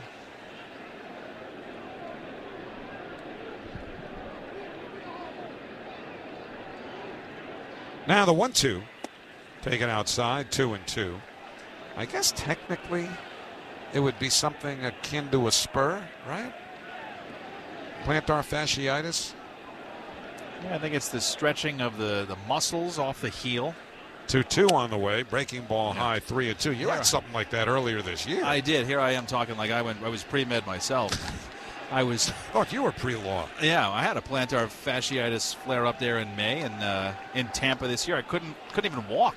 Here's a payoff pitch. Swing on a high fly, third base side into foul ground, over by the railing. Hernandez over for a look, but it's out of play. And by the way, Kike Hernandez is now at third base with Kevin Kiermaier in center field. Max Muncy moved over to first to get Freddie Freeman off of his feet. Anybody in good shape here? I was going to say, they're all battered and bruised. We weren't sure about you, by the way, in Tampa. We thought you might have been looking for a little attention with the crutches and all. Here's a payoff pitch. Swing and a foul back to the screen. He just got a piece. I tell you weren't the only one who thought that, because by the end of the end of it, by searching for I just needed a pair of crutches, and I just put my head down and get through it. I got help from the folks at the Rays. They said, "Oh, our team doctor will look at you." He also looks at Tom Brady. That was a real thing. Payoff pitch to Nimmo is high, ball 4, and so Brandon, not quite the sprint we usually see when he draws a walk, hustles down to first base. And the Mets get a one-out base runner, and it'll bring Pete Alonso to the plate. You know, speaking of the Tampa Bay Rays, and this is no joking matter at all, but Hurricane Helene recently tore off a big chunk the roof at Tropicana Field. Or was that Milton? Pitch to Alonso, taking high, ball one. You had a lean, and then Milton in what's been a busy hurricane season down there. But in any event, the roof has largely blown off of Tropicana Field, and I don't know exactly how much it'll cost to repair and how long it might take. The 1-0 taken inside by Alonso, 2-0. Now Will Smith will make a trip to the mound to talk to Kasparius here, with the Dodgers leading 7-0. The last thing that Dave Roberts wants to see are bases on balls. But there's some question about whether the Rays are going to be able to get back into that building next season. And then what? Already talking about a team that you don't know what their future is going to be like, and now they have a huge stadium problem. I saw Phil Maton, who pitched at the Rays, and I asked him what he thought about it. He said, there's some people found pieces of the roof. They're auctioning it off on eBay. That's where we're at right now in Tampa. We're going to get anything for that? 2-0 to Alonso, lifted in the air towards right, slicing towards the sidewall. Betts over, but it'll be in the crowd, and the count 2-1. That's kind of crazy to think about, but it's a real issue. I heard they won't even be able to start. So now what? You have a franchise that, where are they going? What are they doing? Are they building a new stadium? Obviously, you can't build a new stadium in 5 months. Where do they go now? They were hoping to break ground for it soon, right next door, such as we did here.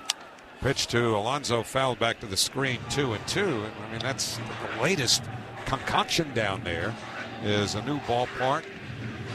But, if they're to stay in that area, what's in that area where you could play baseball and be reasonably assured you're going to get the game in? Will they go to Miami and split time with the Marlins? 2-2 to Alonso, lifted in the air to right field. Fairly deep, but playable for Betts. He's under it. Makes the one-hand catch, 2 men away. Nicely done by Mookie Betts. We'll call it the textbook play of the game because we have to. It's brought to you by Malloy University, and when a college says you better do this, you do it. At Malloy, you'll think about your future in a new way. So 2 out. Nimmo at first, Starling Marte the batter. I think all-time Met fans would get a kick if they took the Rays, kept them in St. Petersburg, but played them at Al Lang Stadium. Starling Marte pops one up foul back this way and out of play. And the count 0-1. That's where the Mets played their spring training games for so many years prior to moving to Port St. Lucie. That's where that 86 team would probably have worked out, right? In the 80s? Yeah. First year, and here's the 0-1 to Marte, fouled back to the screen. It's 0-2. The first year in Port St. Lucie was 1988. So I can't imagine.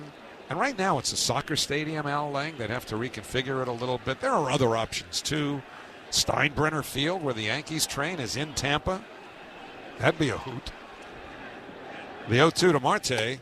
Breaking ball in there. Strike 3 called. Side retired. 2 strikeouts for Kasparius. 12 Mets have struck out tonight. Nothing doing for the Mets this evening at the end of 8 as they leave 1 via a walk. It's the Dodgers 7 and the Mets nothing on Odyssey Mets Radio, driven by your Tri-Honda dealers.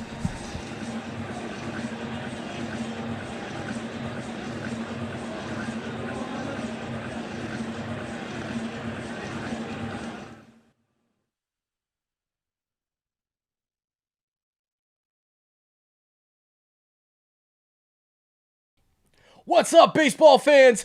The series is shifted. The NLCS is being played at Citi Field, and the Mets have home field advantage hosting the Los Angeles Dodgers. Please take a second to hit that like button down below so we can get more fans of your team here chatting it up, having a good time, cheering them on.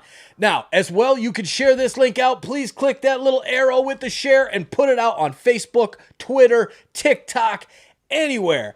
Let's get more baseball fans here in the chat hanging out at the best place to watch the NLCS right here on YouTube at Toronto Sports Insider. Now, enough of that. Let's get back to the baseball. Cheers to all of you. Good luck to your team. You're on the Sirius XM app. Down the sidelines, midfield. It's a race. Picking them up, putting them down. Plus, hear daily in-depth analysis on College Sports Radio, Channel 84. There's not a lot of holes or weaknesses on that football team, and they've got the goods where you want to have the goods for a championship caliber roster.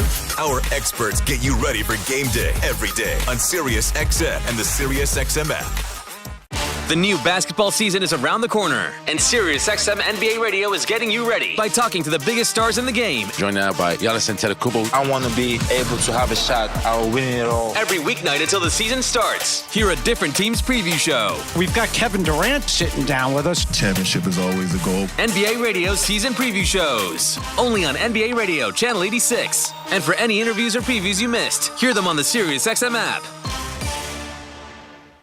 SiriusXM NFL Radio is your home for the National Football League all year long on Channel 88 and on the all-new SiriusXM app. Mets fans, this is David Stearns, and you're listening to Mets Baseball on SiriusXM. The trumpets would be blaring and Edwin Diaz would be coming on in a save situation. Well, that's not going to be the case tonight. LifeVac is always there to save lives, though. LifeVac, the original choking rescue suction device. But Tylor Megill will stay on to pitch the 9th inning here, and certainly started anyway. He's 44 pitches into his outing. This is his 3rd inning of work, and let's kind of play this scenario out beyond the night for a bit as Max Muncy steps in, takes a curveball inside for ball 1. Well, the only guy who might come in, I would think, if Megill runs into trouble and or out of gas here in the 9th would be Danny Young. 1-0 to Muncy, taken on the inside corner, 1 ball and 1 strike. I mean, they want Megill to just get through this inning here, because now you start thinking about scenarios beginning tomorrow night. The Mets are going to be somewhat desperate tomorrow night. 1-1 to Muncy, swung on, hit deep to right field. Back goes Marte. This ball's on the way, and it is gone into the first couple of rows of the Coca-Cola corner. A home run for Max Muncy. The second in this game off of Tylor Megill, and the Dodgers now lead 8-0. Hanging cutter, the same exact pitch he hung to the lefty Shohei Ohtani. Hangs it to Muncy, who also hits it out to the second deck. Muncy up and on 5 times tonight. The Mets have not been able to get him out since game 2. So 8-0 Dodgers, and it just accentuates the urgency that we're talking about as you draw up the scenario for the next 2 days. Here's Teoscar Hernandez. I'll elaborate right after the first pitch, and it's taken on the outside corner, strike 1 called. Assuming the Mets don't make a miraculous comeback in this game, they come to tomorrow down 2-1. They'll have Jose Quintana against Yoshi Yamamoto. The 0-1, 0-2 as Hernandez swings and misses at a fastball. So as I mentioned, the Mets will be somewhat desperate tomorrow. And if they don't get tomorrow, they will be utterly desperate on Thursday. And so how do you get there? The 0-2 to Hernandez popped up foul into the seats downstairs behind home plate. By not using another reliever in this game, and specifically not having to use David Peterson tonight, well, they've got Peterson very much available tomorrow. But if Peterson doesn't get in tomorrow, here's the 0-2 to Hernandez. Breaking ball, does he swing? A check swing. He did not go on appeal to first base, Bill Miller. And it's 1-2. You know, then if they don't win tomorrow and they don't use Peterson, then do you even risk running Senga out there when you're an implosion away from the first tee? Here's the 1-2. Breaking ball in for a call, strike 3. Oh, it was funny and unique to hear that Carlos Mendoza said Kodai Senga is available to pitch in Game 5. And then, wait a second, to start or pitch? And he said pitch. So that would be unique because we have not seen Senga do that, and we know he's very deliberate in his routine, and he almost needs this big buildup for a start. Would throwing him in the bullpen really throw him off his rhythm? Here's Lux, the pitch taken outside, ball 1. This is Chris Taylor. Pardon me, Chris hitting. Taylor is batting for the left-hand, hitting Gavin Lux. Yep. Don't tell them the headshot, though. Don't tell the headshot I that just up looked there. out at the board, and there's Gavin Lux looking right at me. The 1-0 taken downstairs, 2 balls and no strikes. Gavin Lux is going in the dugout. Well, if he takes an offer, don't ding me for a batting average drop. Well, he is 0 for 4, but he too has been bothered by a physical ailment. 2-1 fouled back to the screen. 2-1. He's had a hip flexor, so they're just getting him off his feet. And Taylor batting for him with a count now 2 balls and 1 strike. So where does Peterson factor in? Because he hasn't started in a little while now. He's been used out of the bullpen. So A lot of balls in the air over these next 2 games here, which could determine the season. The 2-1 swung out and missed a fastball. It's 2-2. And I think too, it's a lot of people wonder, well, why even have Kodai Senga come on in relief? Well, at his best, he is really good. And if you go back to the Philadelphia start, he makes one mistake to Kyle Schwarber, but he was great. And so you have the ability to have a guy with a really high ceiling on the mound for you. 2-2 to Taylor. Breaking ball, grounded foul, and picked with one hand by the on-deck hitter, Will Smith. I do think if they get to Game 5 and it's Dodgers are up 3-1, it's not going to matter. They're going to run everybody they have to out there, keep the season alive if it gets to that point. But much different perspective if the Mets come back and win tomorrow. 2-2 to Taylor. Now the pitch. Breaking ball in tight, ball 3. One thing Dave Roberts has going for him as the manager of the Dodgers now is a bullpen that's in pretty good shape. He used Kopech for an inning, Trinan for an inning. No big deal either way. Both, you would imagine, very much available tomorrow. Payoff pitch is high, ball 4. A 1-out walk to Taylor. So we'll pause here for station identification. You're listening to the National League Championship Series on Sirius XM. Join us after the game on MLB Network Radio, Sirius XM 89. Howie Rose, Keith Rad with you at Citi Field. Dodgers 8, Mets nothing. 1 out. Taylor at first. We're in the top of the 9th inning, and Will Smith the batter. First pitch from McGill, a fastball in for a called strike, 0-1, and still nobody throwing in the Mets bullpen. Carlos just wants McGill to figure this out, save the rest of the pen. The 0-1. Bouncing ball wide of third and short, a base hit going into left field. Perfectly placed by Will Smith. Ground ball single to left. Going to second is Taylor. First and second, 1 out. And Tommy Edman will be due up next. Well, who knows what the last final score of this one's going to be. It's definitely not what Game 1 was, even though it looks like it. It's 8-0 Dodgers. This really was a game for the first 4 or 5 innings, and that Kike Hernandez home run to make it was 2-0, 4-0 in that 6th inning really allowed Dodgers to play relaxed, go with certain guys out of the bullpen, closers like Trinan and Kopech in the middle of the game to keep it close, and then their offense able to break it open here late.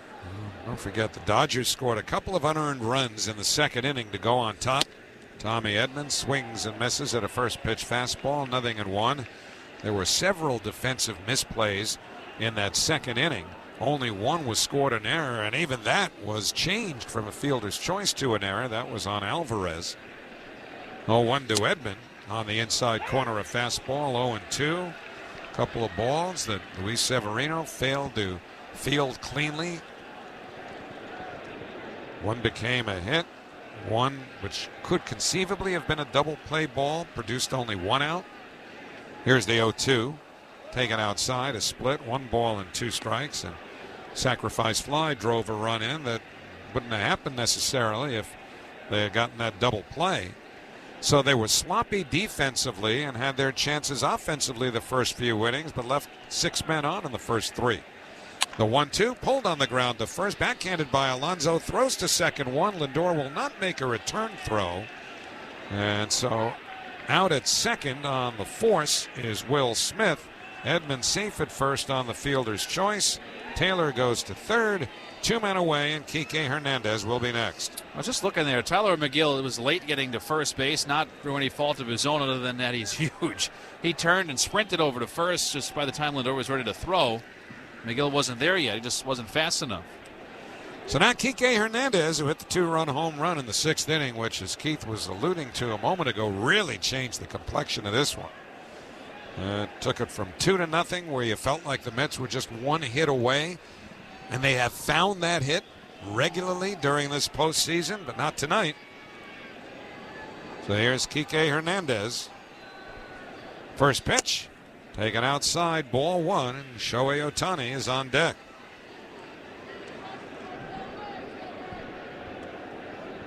Eight, 10-0 for the Dodgers, 0-4-1 for the Mets here in Game 3. The 1-0, taken for a called strike, 1-1. Maybe it'll be one of these series, or those series, not that there have been many of them, like the 1960 World Series, where the Yankees trounced the Pittsburgh Pirates in the 3 games they won, but lost the series in 7. Pitch on the outside corner to Kike Hernandez, 1-2. Remember, the Mets lost the first game of this series 9-0. They're losing here 8-0. After winning game 2, though, we'll have a chance to even the series up tomorrow night. That's the way they've got to look at it. 1-2 pitch. Swing on a foul going back to the screen. Don't forget, stay tuned after the game for the Verizon Mets postgame show. Verizon, the network New York City relies on. You'll hear all the postgame comments from the interview room. Some of that will not so much reflect on this game as look ahead to pitching matchups. Who starts game 5? We know who's starting game 4. It's Quintana. 1-2 pitch. Tap foul, third base side, and behind Coach Dino Ebel.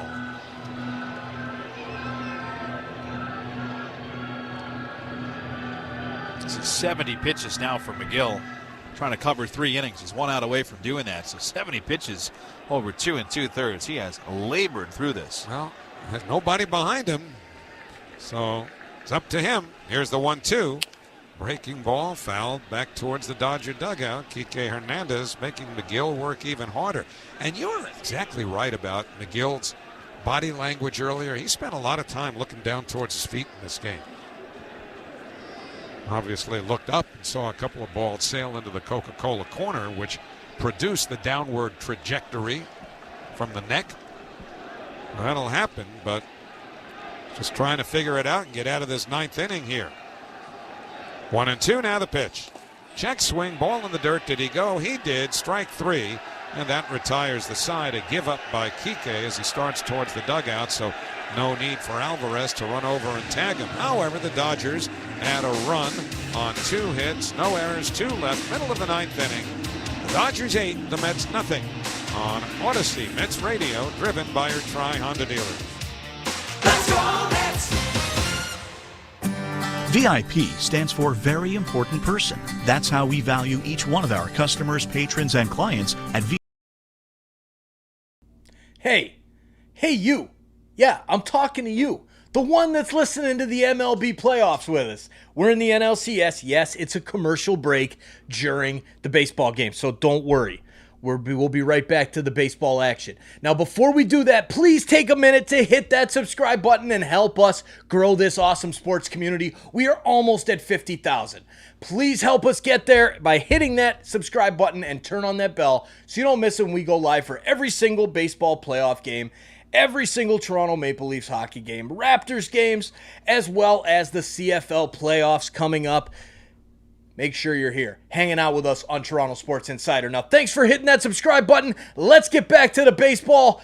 What a game we've got tonight. Cheers, everybody.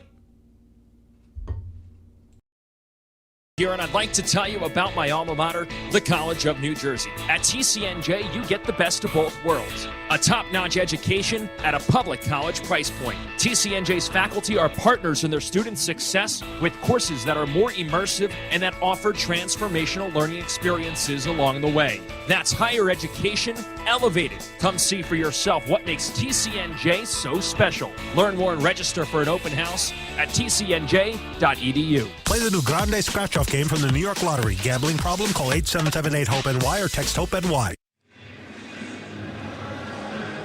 Well, we go to the bottom of the 9th inning here at Citi Field with the Dodgers leading all night, at least since the 2nd inning. It's 8-0 Los Angeles. And the Mets will have J.D. Martinez, Jose Iglesias, and Harrison Bader due up. The Dodgers are simply the thriving players of the game, brought to you by ThriveWell Infusion, New York's premier infusion and injection center, saving lives drip by drip. Visit ThriveWellInfusion.com.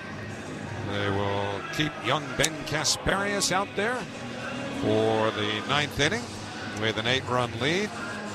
Chris Taylor's going to play second base, too, here in that spot for Gavin Lux, for those penning at home like we are on this Arts and Crafts Wednesday night. Yeah, we have to. If you are, then you're a true baseball fan. You ever do that? Like, just sitting at home, you knew you were going to be home to watch or listen to a game. Did you ever do that, keep score? Here's J.D. Martinez. First pitch drilled in the air, foul down the right field line, out of play, 0-1. Probably not. I just don't think I grew up doing that, but I would. Now that I'm thinking about it, think of all the people just straight radio, no TV, sat home, scored the whole game. Yeah, there are people who do that. We love it. Here's the 0-1. Taken high and tied 1-1. When I started going to baseball games in the early and mid-1960s, you'd see a lot of people keeping score. For one thing, a scorecard was 15 cents or a quarter back then. Everything's way more expensive now, and maybe that factors in. 1-1 to Martinez, taken down on away ball 2, but I hardly see anybody keeping score when I look out at, and we're right in back of section 318 here. I know there are a couple of people who do, because we've commented on it. 2-1 fastball outside, 3-1 to J.D. Martinez, but you know what used to be a much more widely enjoyed baseball ritual seems to have really shrunk to almost an aberration if you see somebody keeping score from the norm. Fastball in for a called strike, 3-2 to J.D. Martinez. I mean, it's the only sport where if I showed you a scorebook from April or this year, or April of '99, you could put the whole game together in your head. Payoff pitch, fouled straight back. That's why one of the great inventions of all time is retrosheet.org. Because if you have a sort of clouded memory of a game from your youth, you know you were there, you can pin it down to the date. The 3-2 is in there for a called strike 3. A fastball at the knees. J.D. Martinez down on strikes, so he's walked twice and now struck out twice. Third strikeout for Kasparias. 1 out in the ninth. Dodgers leading 8-0. Jose Iglesias will be the batter. But with retrosheet.org, if you can pin down a game from your earliest memory, pitch to Iglesias in for a called strike, 0-1. You could look it up on retrosheet.org. They've got not only the box scores of every game going back to the turn of the 20th century. The 0-1 to Iglesias. Bouncing ball back past the mound out towards second. Fielded by Taylor. Throws to first in time. 2 men away. Kasparias thought about trying to barehand that ball and said, wait a minute, I go to UConn. We got smart people there. What was I thinking? And he let it go, and now there are 2 out, nobody on. Harris and Bader will bat with the Mets down to their last out. But you can go on RetroSheet, and they've actually got the running play-by-play of every one of those games. So if you think you remember something, they can confirm it for you. Here's Bader. First pitch hit in the air to left field, not deep. In comes Teoscar Hernandez. He's under it. He makes the catch, and the Dodgers have taken a 2-1 lead in the 2024 National League Championship Series as they have shut out the Mets for the second time in this series. In the 9th inning for New York, nothing across. Final score in Game 3 as the Dodgers go up 2-1. The Los Angeles Dodgers 8 and the New York Mets nothing. Back to talk about it in a moment on Odyssey Mets Radio, driven by your Tri-Honda dealers. Let's go Mets! Serving contractors, builders, and homeowners in the tri-state area since 1987, Brooklyn Window and Doors, one of New York City's largest stocking dealer of quality Andersen windows and doors. Visit Brooklyn Window and Doors award-winning showroom to see the complete Andersen product line, including the 400, 100A, and E Series. Andersen, built, backed, and serviced like no other window. Visit Brooklyn Window and Door at their new location, 185 30th Street in Brooklyn, or call 718-WINDOWS. Hey, New York fans! Phones weren't made to be broken, but life happens. So when you break your phone, Verizon in New York City's got you.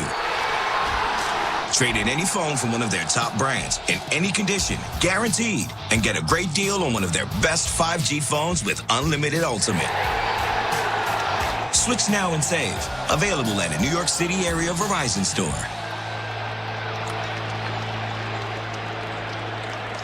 Are you or a loved one living with Crohn's, colitis, MS, rheumatoid arthritis, or a chronic health condition that requires IV medication? Check out ThriveWell Infusion. Say hello to state-of-the-art private luxury suites. ThriveWell Infusion understands that it can be stressful when receiving an infusion, but it doesn't have to be. At ThriveWell, you'll be provided with exceptional care, comfort, compassion, and convenience. Visit us. Hey you. Yeah, I'm talking to you. Thank you for being here cheers to that. We really appreciate you all being here, watching this game, hanging out with us, making a difference in our sports community. Just by being here, a portion of our proceeds does get donated to Sick Kids Hospital in Toronto. So thank you for being here and chatting it up. I just had to stop the action to show that I really appreciate every single one of you that are here listening to this game, watching this game, chatting it up, having a good time. So please, if you can, share the link out. Let's get more of our friends here to chat it up, and let's get back to the baseball. Thank you all again. I appreciate it. Cheers, everybody. Good luck to your team. I'm just going to re-tee this number in case you missed it earlier. After tonight's game, home teams in this postseason are now 500, 16-16. And, again, I think everything, as we, wrap things up here, everything went well for the Dodgers today. Basically everything. Shohei Ohtani can exhale. He hit a long home run. Max Muncy stays hot and locked in at the plate. Will Smith got going with a couple of hits. Tommy Edman a couple more. Kike Hernandez continues to have a good showing in October, especially after a disappointing couple of missed opportunities for him in game number 2. And the bullpen's in a great spot. They didn't have to use Phillips, Daniel Hudson, Anthony Banda. So those are 3 guys who you expect to see tomorrow in game number 4 in some capacity following Yoshinobu Yamamoto, who will start opposite the veteran left-hander Jose Quintana. The Dodgers have an opportunity to take a commanding 3-1 series lead. So that's going to do it from Citi Field. Tomorrow, Game 4. Remind you, it's a late one here in New York. Morongo Casino Dodgers on Deck begins at 4 p.m. back home in L.A., 7 p.m. here locally in NYC. First pitch slated for 5:08 Pacific, 8:08 Eastern. Up next, you have the Navient Dodgers Clubhouse Show with David Vassay, who's going to be joined by a couple of happy Dodgers. So on behalf of Rick Monday, the World Series champion, Dwayne McDonald, our MVP, the producer and engineer, and Colin Yee, the stud in the studio, always holding things down. I'm Steven Nelson. Thanks for being with us on this Wednesday night as the Dodgers win Game 3 in New York in shutout fashion, 8-0 over the Mets. Sometimes a song can make all the difference. I'd just like to say thank you to The Message for always uplifting my spirit. Turn to The Message, a channel filled with songs of faith to lift your spirits as the leaves start to fall. I'll praise you anywhere. I listen to The Message because it helps me in my everyday life. The Message gets me through the days every day. The Message, Channel 65, and home on the SiriusXM app. Every night after the final out, the Round Trip Roundup brings you the scores, highlights, and analysis from every game across Major League Baseball, all in less than 30 minutes. Swung on and missed, strike 3 and a no-hitter. It's the perfect way to get caught up on all the night's biggest home runs and best performances. And a high drive, deep right center. It's the Round Trip Roundup on MLB Network Radio every night on SiriusXM Channel 89 and every morning on the SiriusXM app. SiriusXM has everything a college football fan needs. He's in trouble and down he goes. The ball comes out. All the big games are on the SiriusXM app. Down the sidelines midfield. It's a race. Picking them up, putting them down. Plus, hear daily in-depth analysis on College Sports Radio, Channel 84. There's not a lot of holes or weaknesses on that football team, and they've got the goods where you want to have the goods for a championship caliber roster. Our experts get you ready for game day every day on SiriusXM and the SiriusXM app. This is Dave LaGreca, creator of the biggest pro wrestling show on the planet, Busted Open. Don't miss myself and my Hall of Fame cast and crew as we break down every story in and out of the ring and talk to the top names in the business, like the legend himself, The Undertaker. I'm actually glad to be on a real show. Catch Busted Open live every day from 9 to noon Eastern on SiriusXM Fight Nation, channel 156, and on the SiriusXM app. If you love golf, then you should never turn off PGA Tour Radio. Hear from the biggest names in the sport. Champion golfer of the year is Xander Schauffele. I think best round of golf ever in my life. Listen to special shows from people who love the game, like rock and roll legend Alice Cooper. There's a putt, must be 90 feet long, and you make that putt. And get help with your own game. You'll get through your iron shots and have predictable distance. It's all golf, all the time, on PGA Tour Radio, channel 92 in the car, and on the SiriusXM app. 76 is a trademark owned by Phillips 66 Company. Copyright 2024. All rights reserved. line drive, deep right field, an upper deck shot, 2-run homer. This is the show that never ends.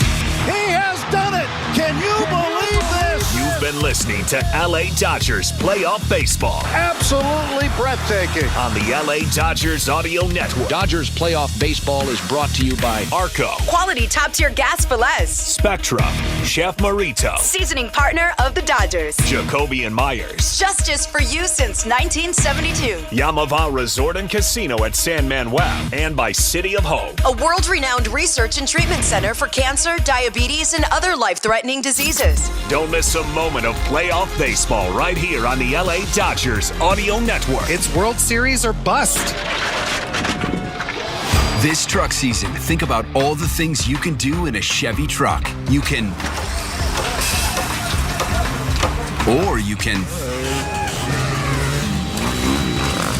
even just with impressive towing, incredible bed and tailgate functionality, and multiple powertrains. Chevy Silverado, the first ever Silverado EV. Colorado and Tahoe have what you need to get things done. When you want to do it all, Chevy's got you. It's Chevy truck season. Get 0% financing on all 2024 Silverado 1500 pickups when you finance with GM Financial. Together, let's drive at your Southern California Chevy dealers. 0% APR for 36 months. Monthly payment is $27.78 for every $1,000 you finance. Example down payment 9.3%. Must finance with GM Financial. Some customers may not qualify. Not available with lease and some other offers. Take new retail delivery by 10/31/24. You're listening to the National League Championship Series on SiriusXM. Join us after the game on MLB Network Radio, SiriusXM 89.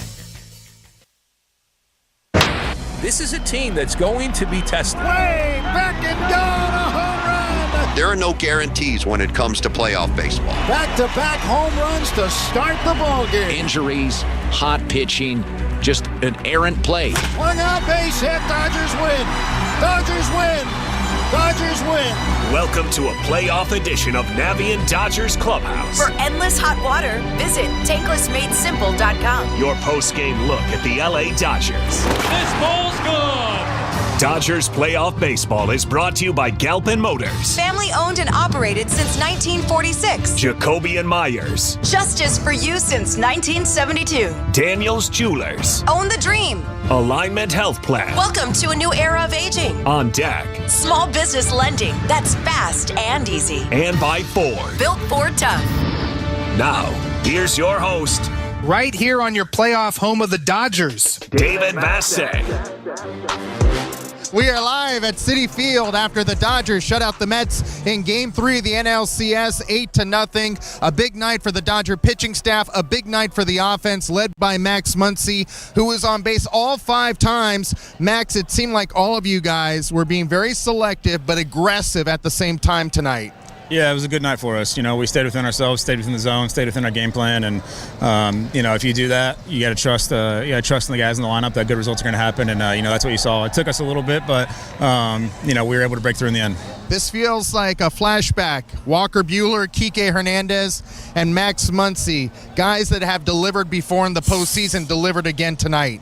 Yeah, I mean, you know, I was asked, I don't know how many times before the game, what was I expecting out of Walker Buehler, and you know, he was exactly what I expected tonight. He had a couple of rough at bats, but then he bowed down in the end and was able to get out of it. Showed the emotion, showed, you know, that he's still Walker Buehler despite what his numbers are this year. And you know, going back to the game in San Diego, I know he gave up 6 runs in the 1 inning, but you know, there's a play where the guy may or may not have been out of the baseline. We didn't get an out on another play. He very easily could have been out of that inning with only 1 or 2 runs. And you look at the rest of the game, hardly anyone even got on base, and it was kind of the same story tonight. Max Muncy, still Max Muncy. I'm going to blow your mind right now. Your home run now ties you with Corey Seager and Justin Turner for the most postseason home runs in Dodger franchise history. Pretty good company with a couple of guys that I know you still love. Oh yeah, I mean, it's definitely good company considering one of those guys hit almost all 13 of them in one season. That guy's a World Series, so you know, it's an honor, it's a blessing. You know, it just, you know, the biggest thing to me is I have that opportunity to do that every single year, being in the postseason, and that's the best part about being on the Dodgers is you're gonna have a chance to get out there and win a World Series, and that's the plan. We got to take care of business tonight, and take care of business tomorrow, and we'll see what happens. Thanks a lot, Muncy, for stopping. Appreciate it. It's a pleasure watching you do your thing. Thank you. I appreciate it. There he is, that funky Muncy in the Big Apple. He's waving to the fans. They love him here in New York after he's on base all 5 times tonight, including a home run. His 13th career postseason home run. When the Dodgers win, Cars for Kids wins as well by making a donation. You should too. It's the easiest way to get rid of your old car. Donate today at carsforkids.org. That's cars with a K. When we continue from Citi Field in New York, we will get to the highlights of tonight's win. Also, Jose Mota will stop by after the Dodgers shut out the Mets 8-0 in Game 3 of the NLCS right here on the Los Angeles Dodgers Audio Network. It's time to escape the confines of the city and take in the comfort and ease of the San Ynez Valley. Stretch your legs, stretch your soul, maybe even stretch your luck at Shumash Casino Resort. Let the hustle and bustle of daily life disappear in your rearview mirror as you enjoy a scenic drive up the coast to your destination getaway. Once you're there, enjoy a spacious gaming floor, luxury hotel, and a beautiful patio restaurant. Welcome to freedom. Go to ShumashCasino.com. Hey, baseball fans, David Vassay here. We're in the hunt to win it all. And if you're in the hunt for a new outdoor living space, look no further than TimberTech Decking and Railing. TimberTech is made with up to 85% recycled materials and proprietary technology for a better deck and a better planet. TimberTech is so natural looking, it's hard to distinguish from real wood. No decking has more color, widths, installation options, and top-rated fire resistance than TimberTech. It's everything wood should be. Get free samples, find a local contractor, and more at TimberTech.com. That's TimberTech.com.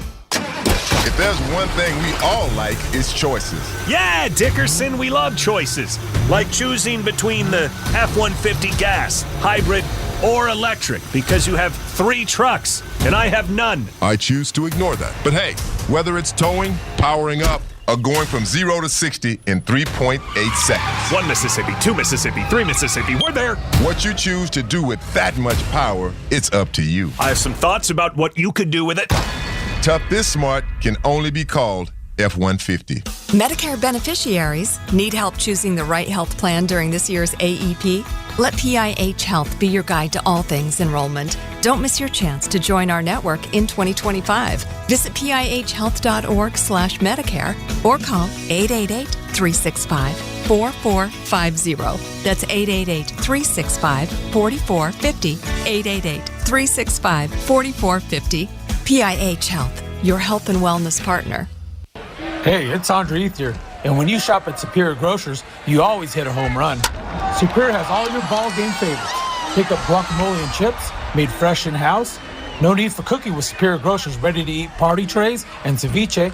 If you want quality ingredients for your recipes, it doesn't get any better than Superior's fresh produce. While shopping for game day or any day, be sure to download the Superior Grocer app for weekly ads and the latest in savings. We've got you covered. Superior Grocers. Quality, variety, and value.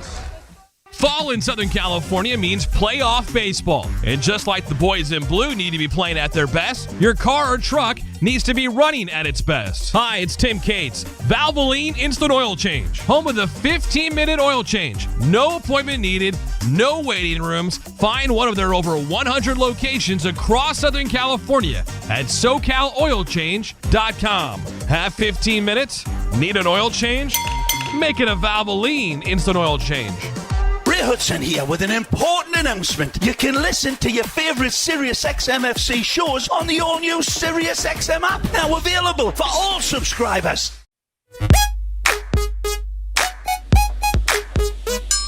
Big win for the Dodgers. Game 3 of the NLCS goes their way, shutting out the Mets 8-0. They take a 2-1 lead in the best-of-7 series. 2 more to go here in New York, and if necessary, the Dodgers and Mets will come back to Dodger Stadium for a Game 6. Tonight, Walker Buehler, a very unusual line for a starting pitcher that went as well as Walker Buehler did tonight, because He was really good tonight, but he only went 4 innings. He had thrown 90 pitches. In fact, Walker Buehler tonight was the first pitcher in baseball history to throw 90 or more pitches in a postseason start of 4 innings or less, but not give up a run. So, usually when a pitcher has not given up a run in 4 innings, he stays out there. But this is a new day and age, and the Dodgers are certainly understanding their strength is their relievers, and they did it again tonight. Dave Roberts doing an outstanding job of really counting on his offense to put up more runs so he wouldn't have to dip too far deep into his high-leverage relievers. After Buehler, it was Michael Kopech, then Ryan Brazier, Blake Trinan, and then once they blew the game open, Ben Kasparius, the rookie, pitched the final 2 scoreless innings of the game tonight. You heard from Max Muncy, now tied with Corey Seager and Justin Turner for the most home runs hit in the postseason in Dodger franchise history. He was on base all 5 times tonight, and like I mentioned to him, it was Buehler, it was Muncy, and it was playoff Kike Hernandez, who came up big again, top of the 6th inning with 1 on and 2 out, facing Reed Garrett with Tommy Edman at second base. Kike Hernandez extended the Dodgers' lead. Kike is set, as is Garrett. Another 1-2 pitch here in the top of the 6th. Hernandez hits it in the air, left field. Nimmo back on the warning track. He's at the wall. This ball is gone! Kike Hernandez owns October. A 2-run blast, and the Dodgers double their lead. It's now 4-0 in the 6th. You could hear Kike Hernandez round the bases here at Citi Field. That's how quiet it was. And that was the first home run hit off a Reed Garrett split-fingered fastball all season long. Shakey's Pizza Parlor is the official pizza partner of the Dodgers audio broadcast. When it's game night, it's group night at Shakey's.com. When we continue from Citi Field in New York, we will get to more of the highlights as the Dodgers take a big Game 3, 8-0 over the Mets on the Los Angeles Dodgers Audio Network. Sirius XM has everything a college football fan needs. He's in trouble and down he goes. The ball comes out. All the big games are on the Sirius XM app. Down the sidelines, midfield. It's a race. Picking them up, putting them down. Plus, hear daily in-depth analysis on College Sports Radio, Channel 84. There's not a lot of holes or weaknesses on that football team, and they've got the goods where you want to have the goods for a championship caliber roster. Our experts get you ready for game day every day on Sirius XM and the Sirius XM app. The new basketball season is around the corner, and SiriusXM NBA Radio is getting you ready by talking to the biggest stars in the game. Joined now by Giannis Antetokounmpo. I want to be able to have a shot at winning it all. Every weeknight until the season starts, hear a different team's preview show. We've got Kevin Durant sitting down with us. Championship is always the goal. NBA Radio season preview shows. Only on NBA Radio, Channel 86. And for any interviews or previews you missed, hear them on the SiriusXM app. The NASCAR Cup Series is on SiriusXM. We're back on the track Sunday, 1:30 p.m. Eastern. It's the South Point 400 from Las Vegas Motor Speedway. Yeah. On SiriusXM NASCAR Radio Channel 90 in the car and on the all-new SiriusXM app. Yeah. Get closer to everything that moves you wherever you are with the SiriusXM app. Let's make some smoke and drink some beer. Yeah. The NFL Sunday Drive is your home for the 2024 regular season. Touchdown, Washington!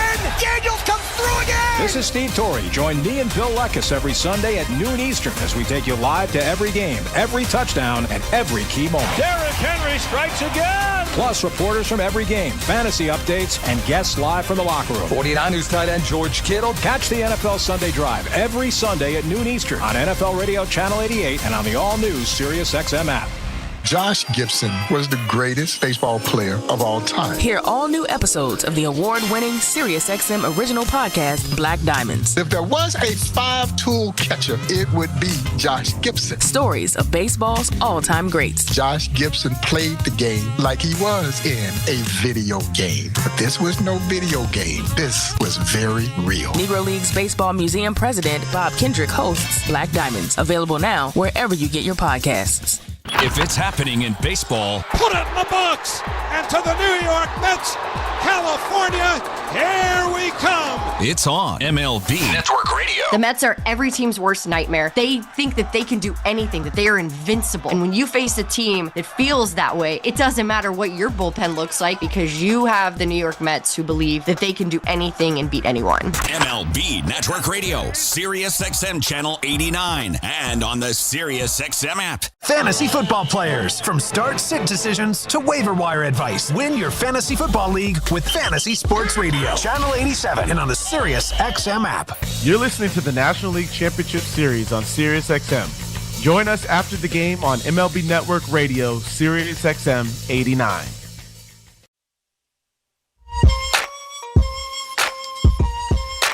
You are inside the Dodgers Clubhouse Show, presented by Navient Tankless Water Heaters. David Vassay live at Citi Field in New York after the Dodgers take Game 3 of the NLCS by a commanding 8-0 shutout win. The Dodgers are the first team with 3 shutout wins by 8 or more runs in a single postseason. That's the winning formula. I mentioned how many players told me before the postseason started the Dodgers were going to have to score at least 5 or 6 runs a game to be able to win, and their wins seem to be coming that way outside of the fact that they clinched the division series with just 2 runs, 2 solo home runs in that shutout win. They scored 9 runs in Game 1. Tonight they scored 8 runs to shut out the Mets 8-0. Max Muncy, you heard from him earlier. He put himself in the record books with Corey Seager and Justin Turner in the top of the 9th inning. Muncy gets into a ball high in the air, right field. He drops the bat. Max Muncy, max power into the second deck. There was no doubt off the bat that Max Muncy was leaving the yard. His 3rd home run of the postseason, his 2nd in as many games, make it 8-0 Dodgers. What a night for Max Muncy, on base all 5 times tonight. He was 2 for 2, including his 13th home run in his postseason career. That ties Corey Seager and Justin Turner with the most postseason home runs in Dodger franchise history. It capped off a great night for Muncy and the Dodgers. And in best of 7 postseason series that are tied at 1, the team winning Game 3 has gone on to win the series 69% of the time. This was a huge win for the Dodgers, the first in New York, and really slowed the momentum the Mets had after taking Game 2 at Dodger Stadium. Enhance your listening experience by downloading the iHeartRadio app and listen in HD, powered by LA Care Health Plan, serving all Angelinos. LACare.org. When we continue from Citi Field in New York, Shohei Ohtani, he silenced the critics tonight as well, as he was part of the power surge for the Dodgers. They homered 3 times to shut out the Mets 8-0 in Game 3 of the NLCS on the Los Angeles Dodgers Audio Network.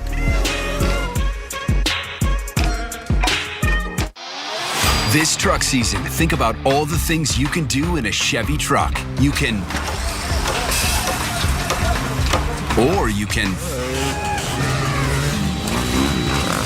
even just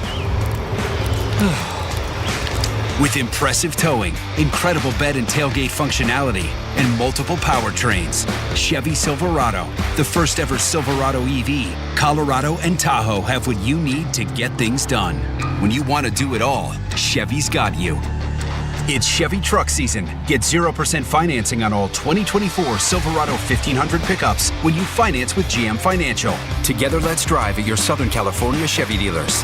0% APR for 36 months. Monthly payment is $27.78 for every $1,000 you finance. Example down payment 9.3%. Must finance with GM Financial. Some customers may not qualify. Not available with lease and some other offers. Take new retail delivery by 10/31/24. Succeeding in business, like winning in the playoffs, can come down to a handful of game-changing plays. Service Titan wants to change the game for your home or commercial contracting company. The all-in-one software was born in Southern California, but now serves fast-growing contractors nationwide in HVAC, plumbing, electrical, roofing, and more. Service Titan streamlines processes and automates repetitive tasks to make winning easier for your team. Don't take it from me, though. Try it for yourself. Sign up for Service Titan in the month of October and get your first 2 months free and a $1,000 gift card for Amazon. Experience everything this incredible business management platform has to offer without paying anything until 2025. Service Titan is software that grows with you, gives you access to the advanced technology you need to succeed, and helps your business be its best when it counts the most. Find out how by scheduling a demo today at ServiceTitan.com. That's ServiceTitan.com. Our favorite team is making their playoff push, and no better way to celebrate October baseball than with Hoffy hot dogs. To win in the playoffs, you have to be playing at your best, and Hoffy hot dogs are the best. They use only top quality ingredients with premium quality beef for a great hot dog you can taste. And supporting our team is a time-honored tradition, and no one does it better than Angelino's. Hoffy is proud to be LA's local hot dog, delivering the best quality and taste for decades. Visit HoffyBrand.com to find your Cravelicious hot dog. Hoffy, local, original, great. What key is tonight going to be played in? Well, that's entirely up to you and your spirit. Over here at Wild Turkey, we're opting for something that rings true and can reverberate for ages. A little 101. Wild Turkey 101 has been pleasing crowds for decades with its iconic rich flavor. Crafted with generations of know-how and the finest ingredients. Wild Turkey. Trust your spirit. Copyright 2024 Campari America, New York, New York. Never compromise. Drink responsibly. Hi, this is Alexa. Did you know you can listen to this game on devices with Amazon Alexa? Download the SiriusXM app, then tell me to play the Dodgers on SiriusXM.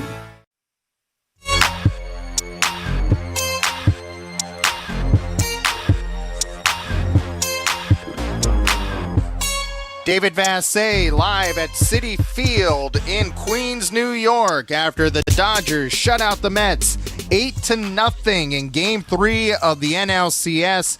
The Dodgers now have a 2-1 lead in the NLCS. As I mentioned in our last segment, 69% of the teams that win a Game 3 as the series is tied a game apiece go on to win the best-of-7 series. So the Dodgers are in a very good spot.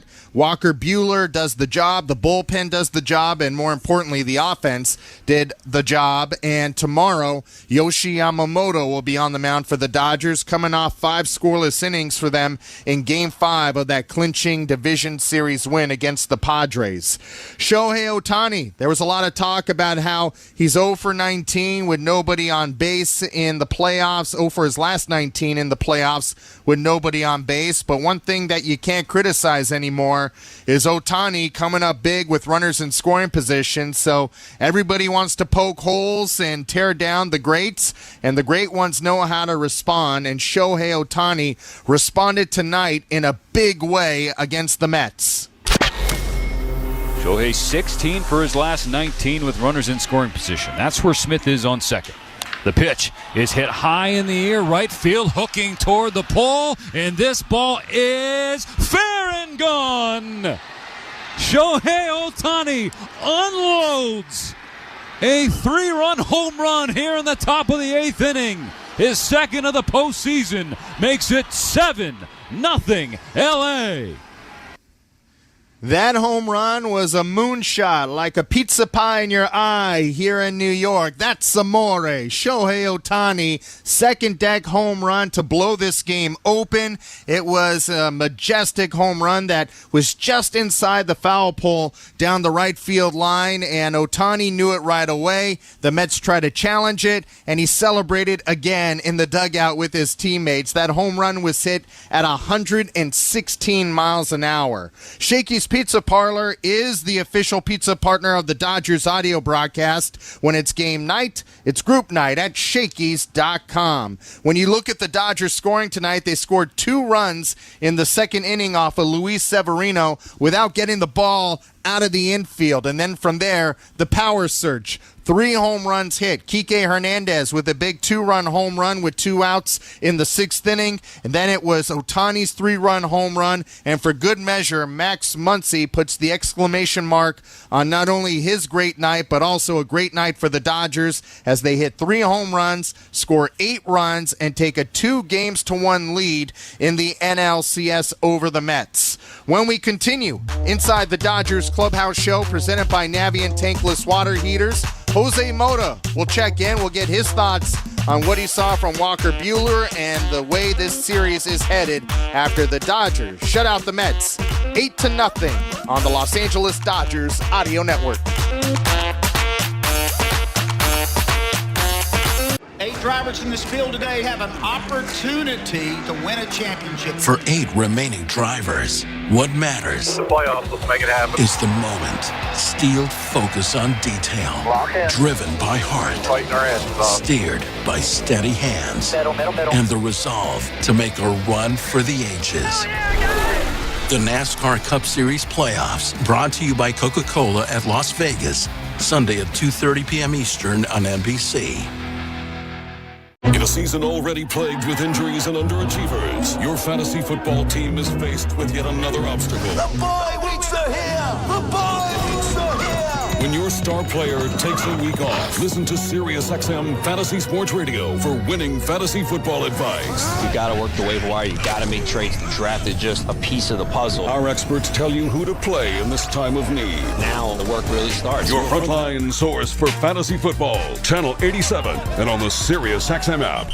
That was an all-time classic. Adam Shine brings his unique perspective and passionate sports talk to Mad Dog Sports Radio. That game led the league in holy cow wow moments. The biggest and hottest names across Major League Baseball. Star shortstop for the Kansas City Royals, Bobby Witt Jr. It's great to kind of build the new culture here in Kansas City. Shine on Sports, weekdays 9 Eastern. Mad Dog Sports Radio, Sirius XM 82 in the car and on the all-new Sirius XM app. SiriusXM has everything a college football fan needs. He's in trouble and down he goes. The ball comes out. All the big games are on the SiriusXM app. Down the sidelines, midfield. It's a race. Picking them up, putting them down. Plus, hear daily in-depth analysis on College Sports Radio, Channel 84. There's not a lot of holes or weaknesses on that football team, and they've got the goods where you want to have the goods for a championship caliber roster.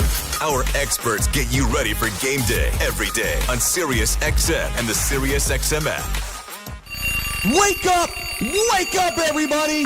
This is Steve Phillips from the leadoff spot on MLB Network Radio. Join me and former Major League Baseball players Eduardo Perez and Xavier Scruggs as we react to all the latest news and scores across baseball and have plenty of fun along the way. Steve, you were so right about that. I don't know if anybody else thinks we're funny, but I think we're funny. Why are you putting us or we into this? The leadoff spot, weekdays at 7 a.m. Eastern on MLB Network Radio, Channel 89, and on the SiriusXM app. This is John Paul Morosi on the new SiriusXM original podcast, The Road to Cooperstown. Hey, you. Yeah, I'm talking to you. Thank you for being here. Cheers to that. We really appreciate you all being here, watching this game, hanging out with us, making a difference in our sports community. Just by being here, a portion of our proceeds does get donated to Sick Kids Hospital in Toronto. So thank you for being here and chatting it up.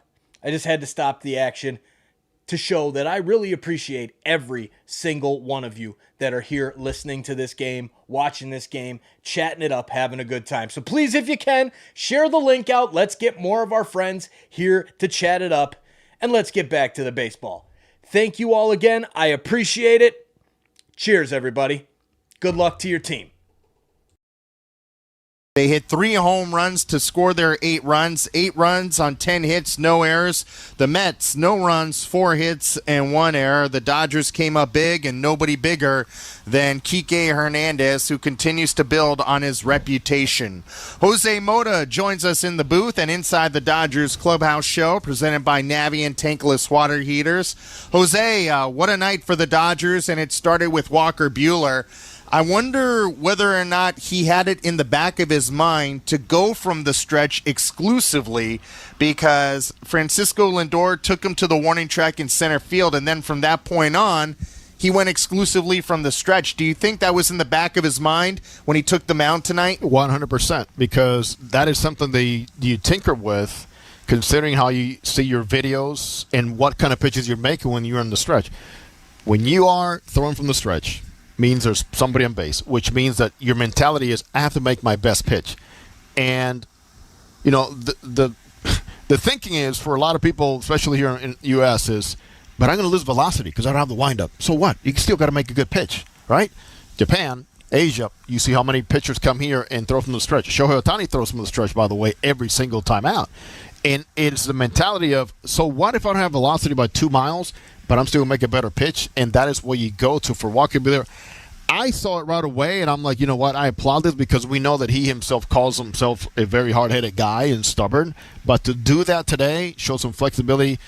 And I'll tell you what, if I'm a fan or if I'm a scout today, I'm watching Walker Buehler going, you know what, throw away the radar gun. I just want to watch this guy pitch. He really pitched here tonight. And it seems like the curveball is a big part of his game. If he doesn't have his curveball, he's not effective. But tonight, he really pitched backwards with it. It was great because the fastball was popping. Even in 93s were popping with a good cut fastball. But everything is based off of his fastball. But with the curveball, what I noticed was, in other times he hasn't done it, but if it doesn't land well early, and the first breaking balls that I want to see from a guy early in a game is for him to bounce it.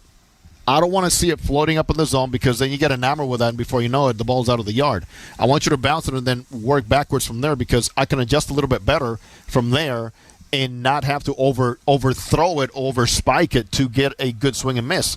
And he had it all the way around today. He was nice and easy delivery in, the breaking ball. If you consider a pitcher mechanically, I learned this from guys like Oral, and Rick Sutcliffe told me this. He goes, if I can land firmly on my front leg, I'm going to roll over to throw my curveball, and I don't have to force it. That's exactly what I saw today from Walker. Velocity was great. Location was great. He did not shy away from the fastball, but also this best command I've seen from him on the fastball away, and that is a big pitch for anybody in baseball. Jose Mota is joining us at Citi Field after the Dodgers shut out the Mets 8-0 in Game 3 of the NLCS. Another big home run by Kike Hernandez made a 2-0 game, a 4-0 game, and really silenced this crowd.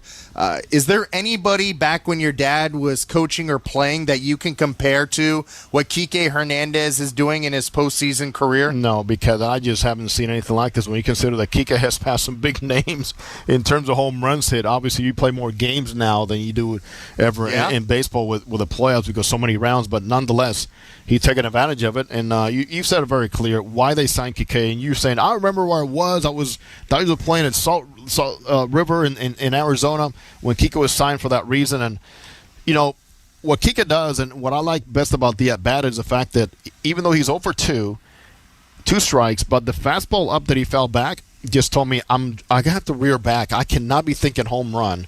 And when you get to a fastball up in the zone with 2 strikes defending and protecting, that means that you're going to get to a breaking ball, and then anything down the zone you're going to be able to get to because now you're controlling the swing. You're not thinking about home run. He's thinking middle the other way. But the swing path is dictated by the velocity of the pitch, and at the same time, the way he was pitching Teoscar, the way he was pitching righties in and out of the zone with that splitter, and he took advantage of it by thinking less. Kike, again, got a little bit more. First home run off a Reed Garrett split-fingered fastball. Kike Hernandez tonight, a 2-run home run.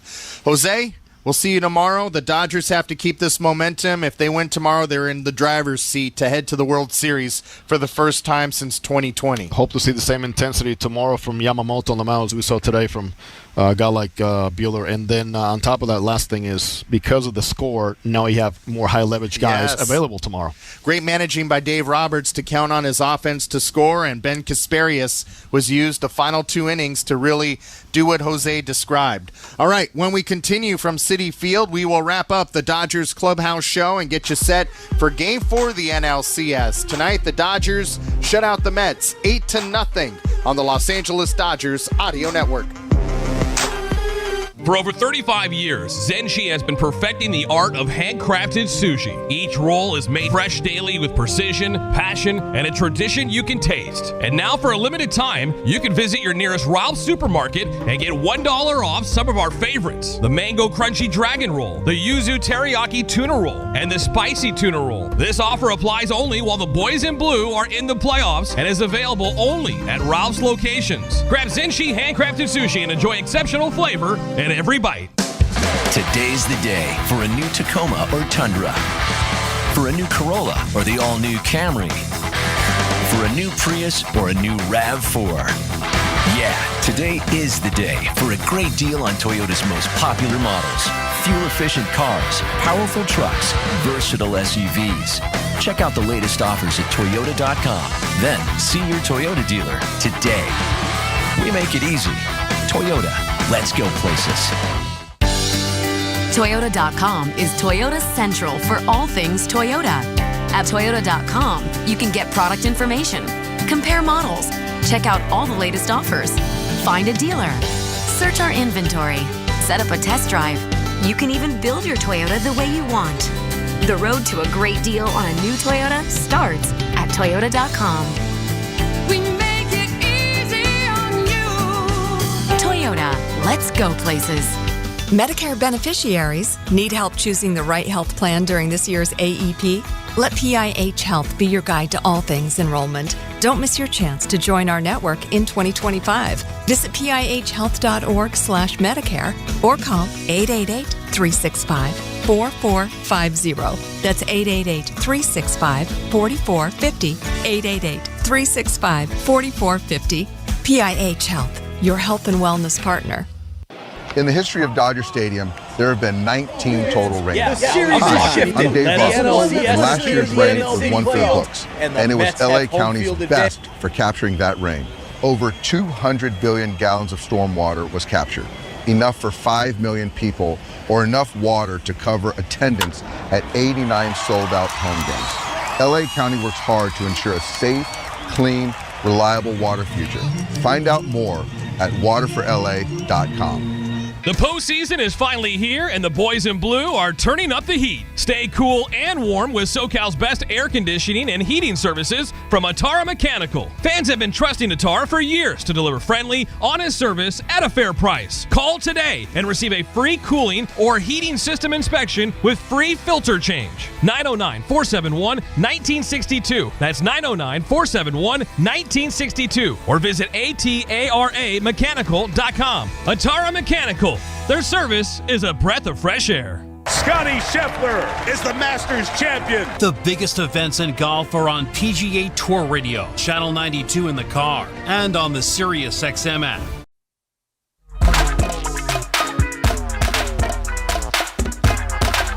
We are wrapping up the Dodgers Clubhouse Show presented by Navient Tankless Water Heaters. David Bassett live at Citi Field after the Dodgers take Game 3 of the NLCS by a final score of 8-0. Walker Buehler pitched 4 scoreless innings, then handed the ball to the bullpen. Michael Kopech got the win in relief. He came in for a scoreless 5th inning. Luis Severino takes the loss for the Mets. He went 4 2/3 innings. He gave up 2 runs. They were not earned, and he did not field his position that well.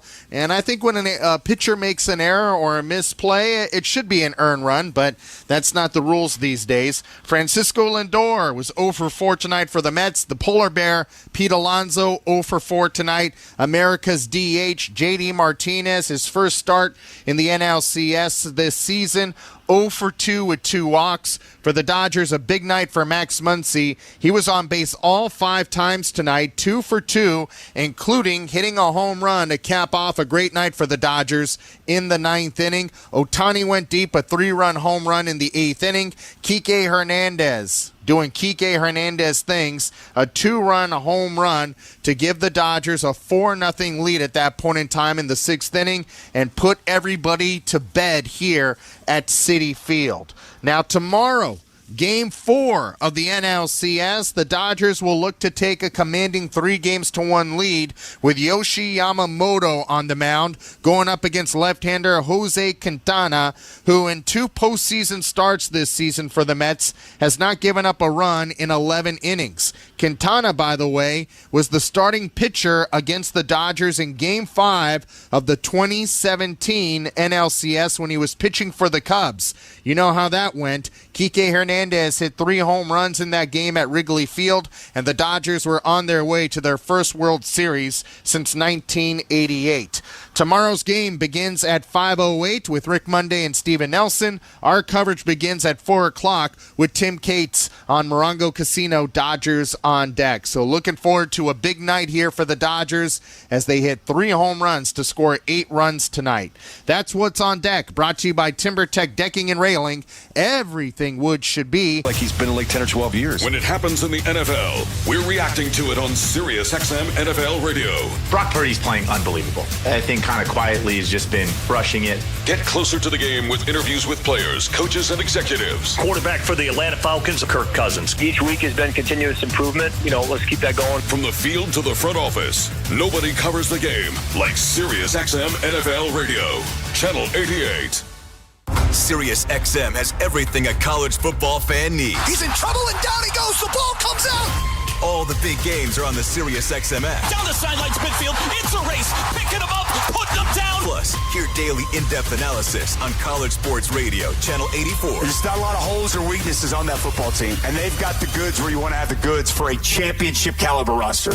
Our experts get you ready for game day every day on SiriusXM and the SiriusXM app. Now through November 1st, SiriusXM is giving away a pair of tickets to every MLB postseason game through the World Series. Listen to MLB Network Radio for the clues and be the first caller to correctly name the postseason hero, and you'll receive a pair of tickets to an MLB postseason game. MLB Network Radio has your chance to win on SiriusXM 89 and the all-new SiriusXM app. No transportation will be included in connection with these prizes. For full contest information and official rules, visit SiriusXM.com/MLB postseason heroes. No purchase necessary. Open only to current SiriusXM subscribers prior to September 22nd. Must be a U.S. resident over the age of 18. It's Mad Dog Unleashed with Christopher Mad Dog Russo. Good afternoon, everybody! Hear the passion. Be aggressive. Get something done. Hear the knowledge. The game, folks, is about 2 plays, and that's what it comes down to. Hear the personality. I'm going to start here in an angry mood. Get somebody on the radio! That has made him a sports talk legend. Does that make any sense to you? Drives you crazy. It's Mad Dog Unleashed with Christopher Russo. Weekdays, 3 p.m. Eastern on Mad Dog Sports Radio, Channel 82, or anytime on the SiriusXM app. Let the games begin. On SiriusXM, you get all the sports play-by-play you want and all the live sports talk you need. It's always a home game when you listen to the NFL, NHL, NBA, and MLB on the all-new SiriusXM app. How good is that? We fuel your fandom with NASCAR, the biggest college games, PGA, and soccer. And when news breaks, hear instant reaction. We got a big developing story out of Cincinnati. The all-new SiriusXM app. Everything a sports fan needs, all in one place. No one keeps you closer to U.S. soccer than SiriusXM FC. We're now joined by U.S. men's national team head coach Mauricio Pochettino. The country is about to compete, to win, and to give everything. What we need to translate to the fans, we need to be protagonists, we need to be aggressive team, an entertainment team, because we are USA and the culture is about to win. Hear more from Mauricio Pochettino on the SiriusXM app. Just search FC. Dodgers fans, after this game, get back to what's really important. Your fantasy football team. We're talking about it right now on Fantasy Sports Radio, Channel 87, and the SiriusXM app. Catch a brand new season preview show of your favorite team every weeknight until the season starts. Only on NBA Radio, Channel 86, and the SiriusXM app. Oh, this has been Navien Dodgers Clubhouse. For endless hot water? Visit tanklessmadesimple.com. LA Dodgers playoff baseball has been brought to you by LA County Public Works. Recycling beverage containers is a triple play. AMPF. The official convenience store of the Dodgers. Too much good stuff. Chef Morito. Seasoning partner of the Dodgers. Your SoCal Chevy dealers. Together, let's drive. Zenshi Sushi. Fast, fresh, and easy. And by Hoffy Hot Dogs. A SoCal treasure. Local, original, great. Stick around for Dodger Talk coming up next on the LA Dodgers Audio Network. Yeah, stick around. This is Bob Kendrick, president of the Negro Leagues Baseball Museum in Kansas City and host of the award-winning SiriusXM podcast,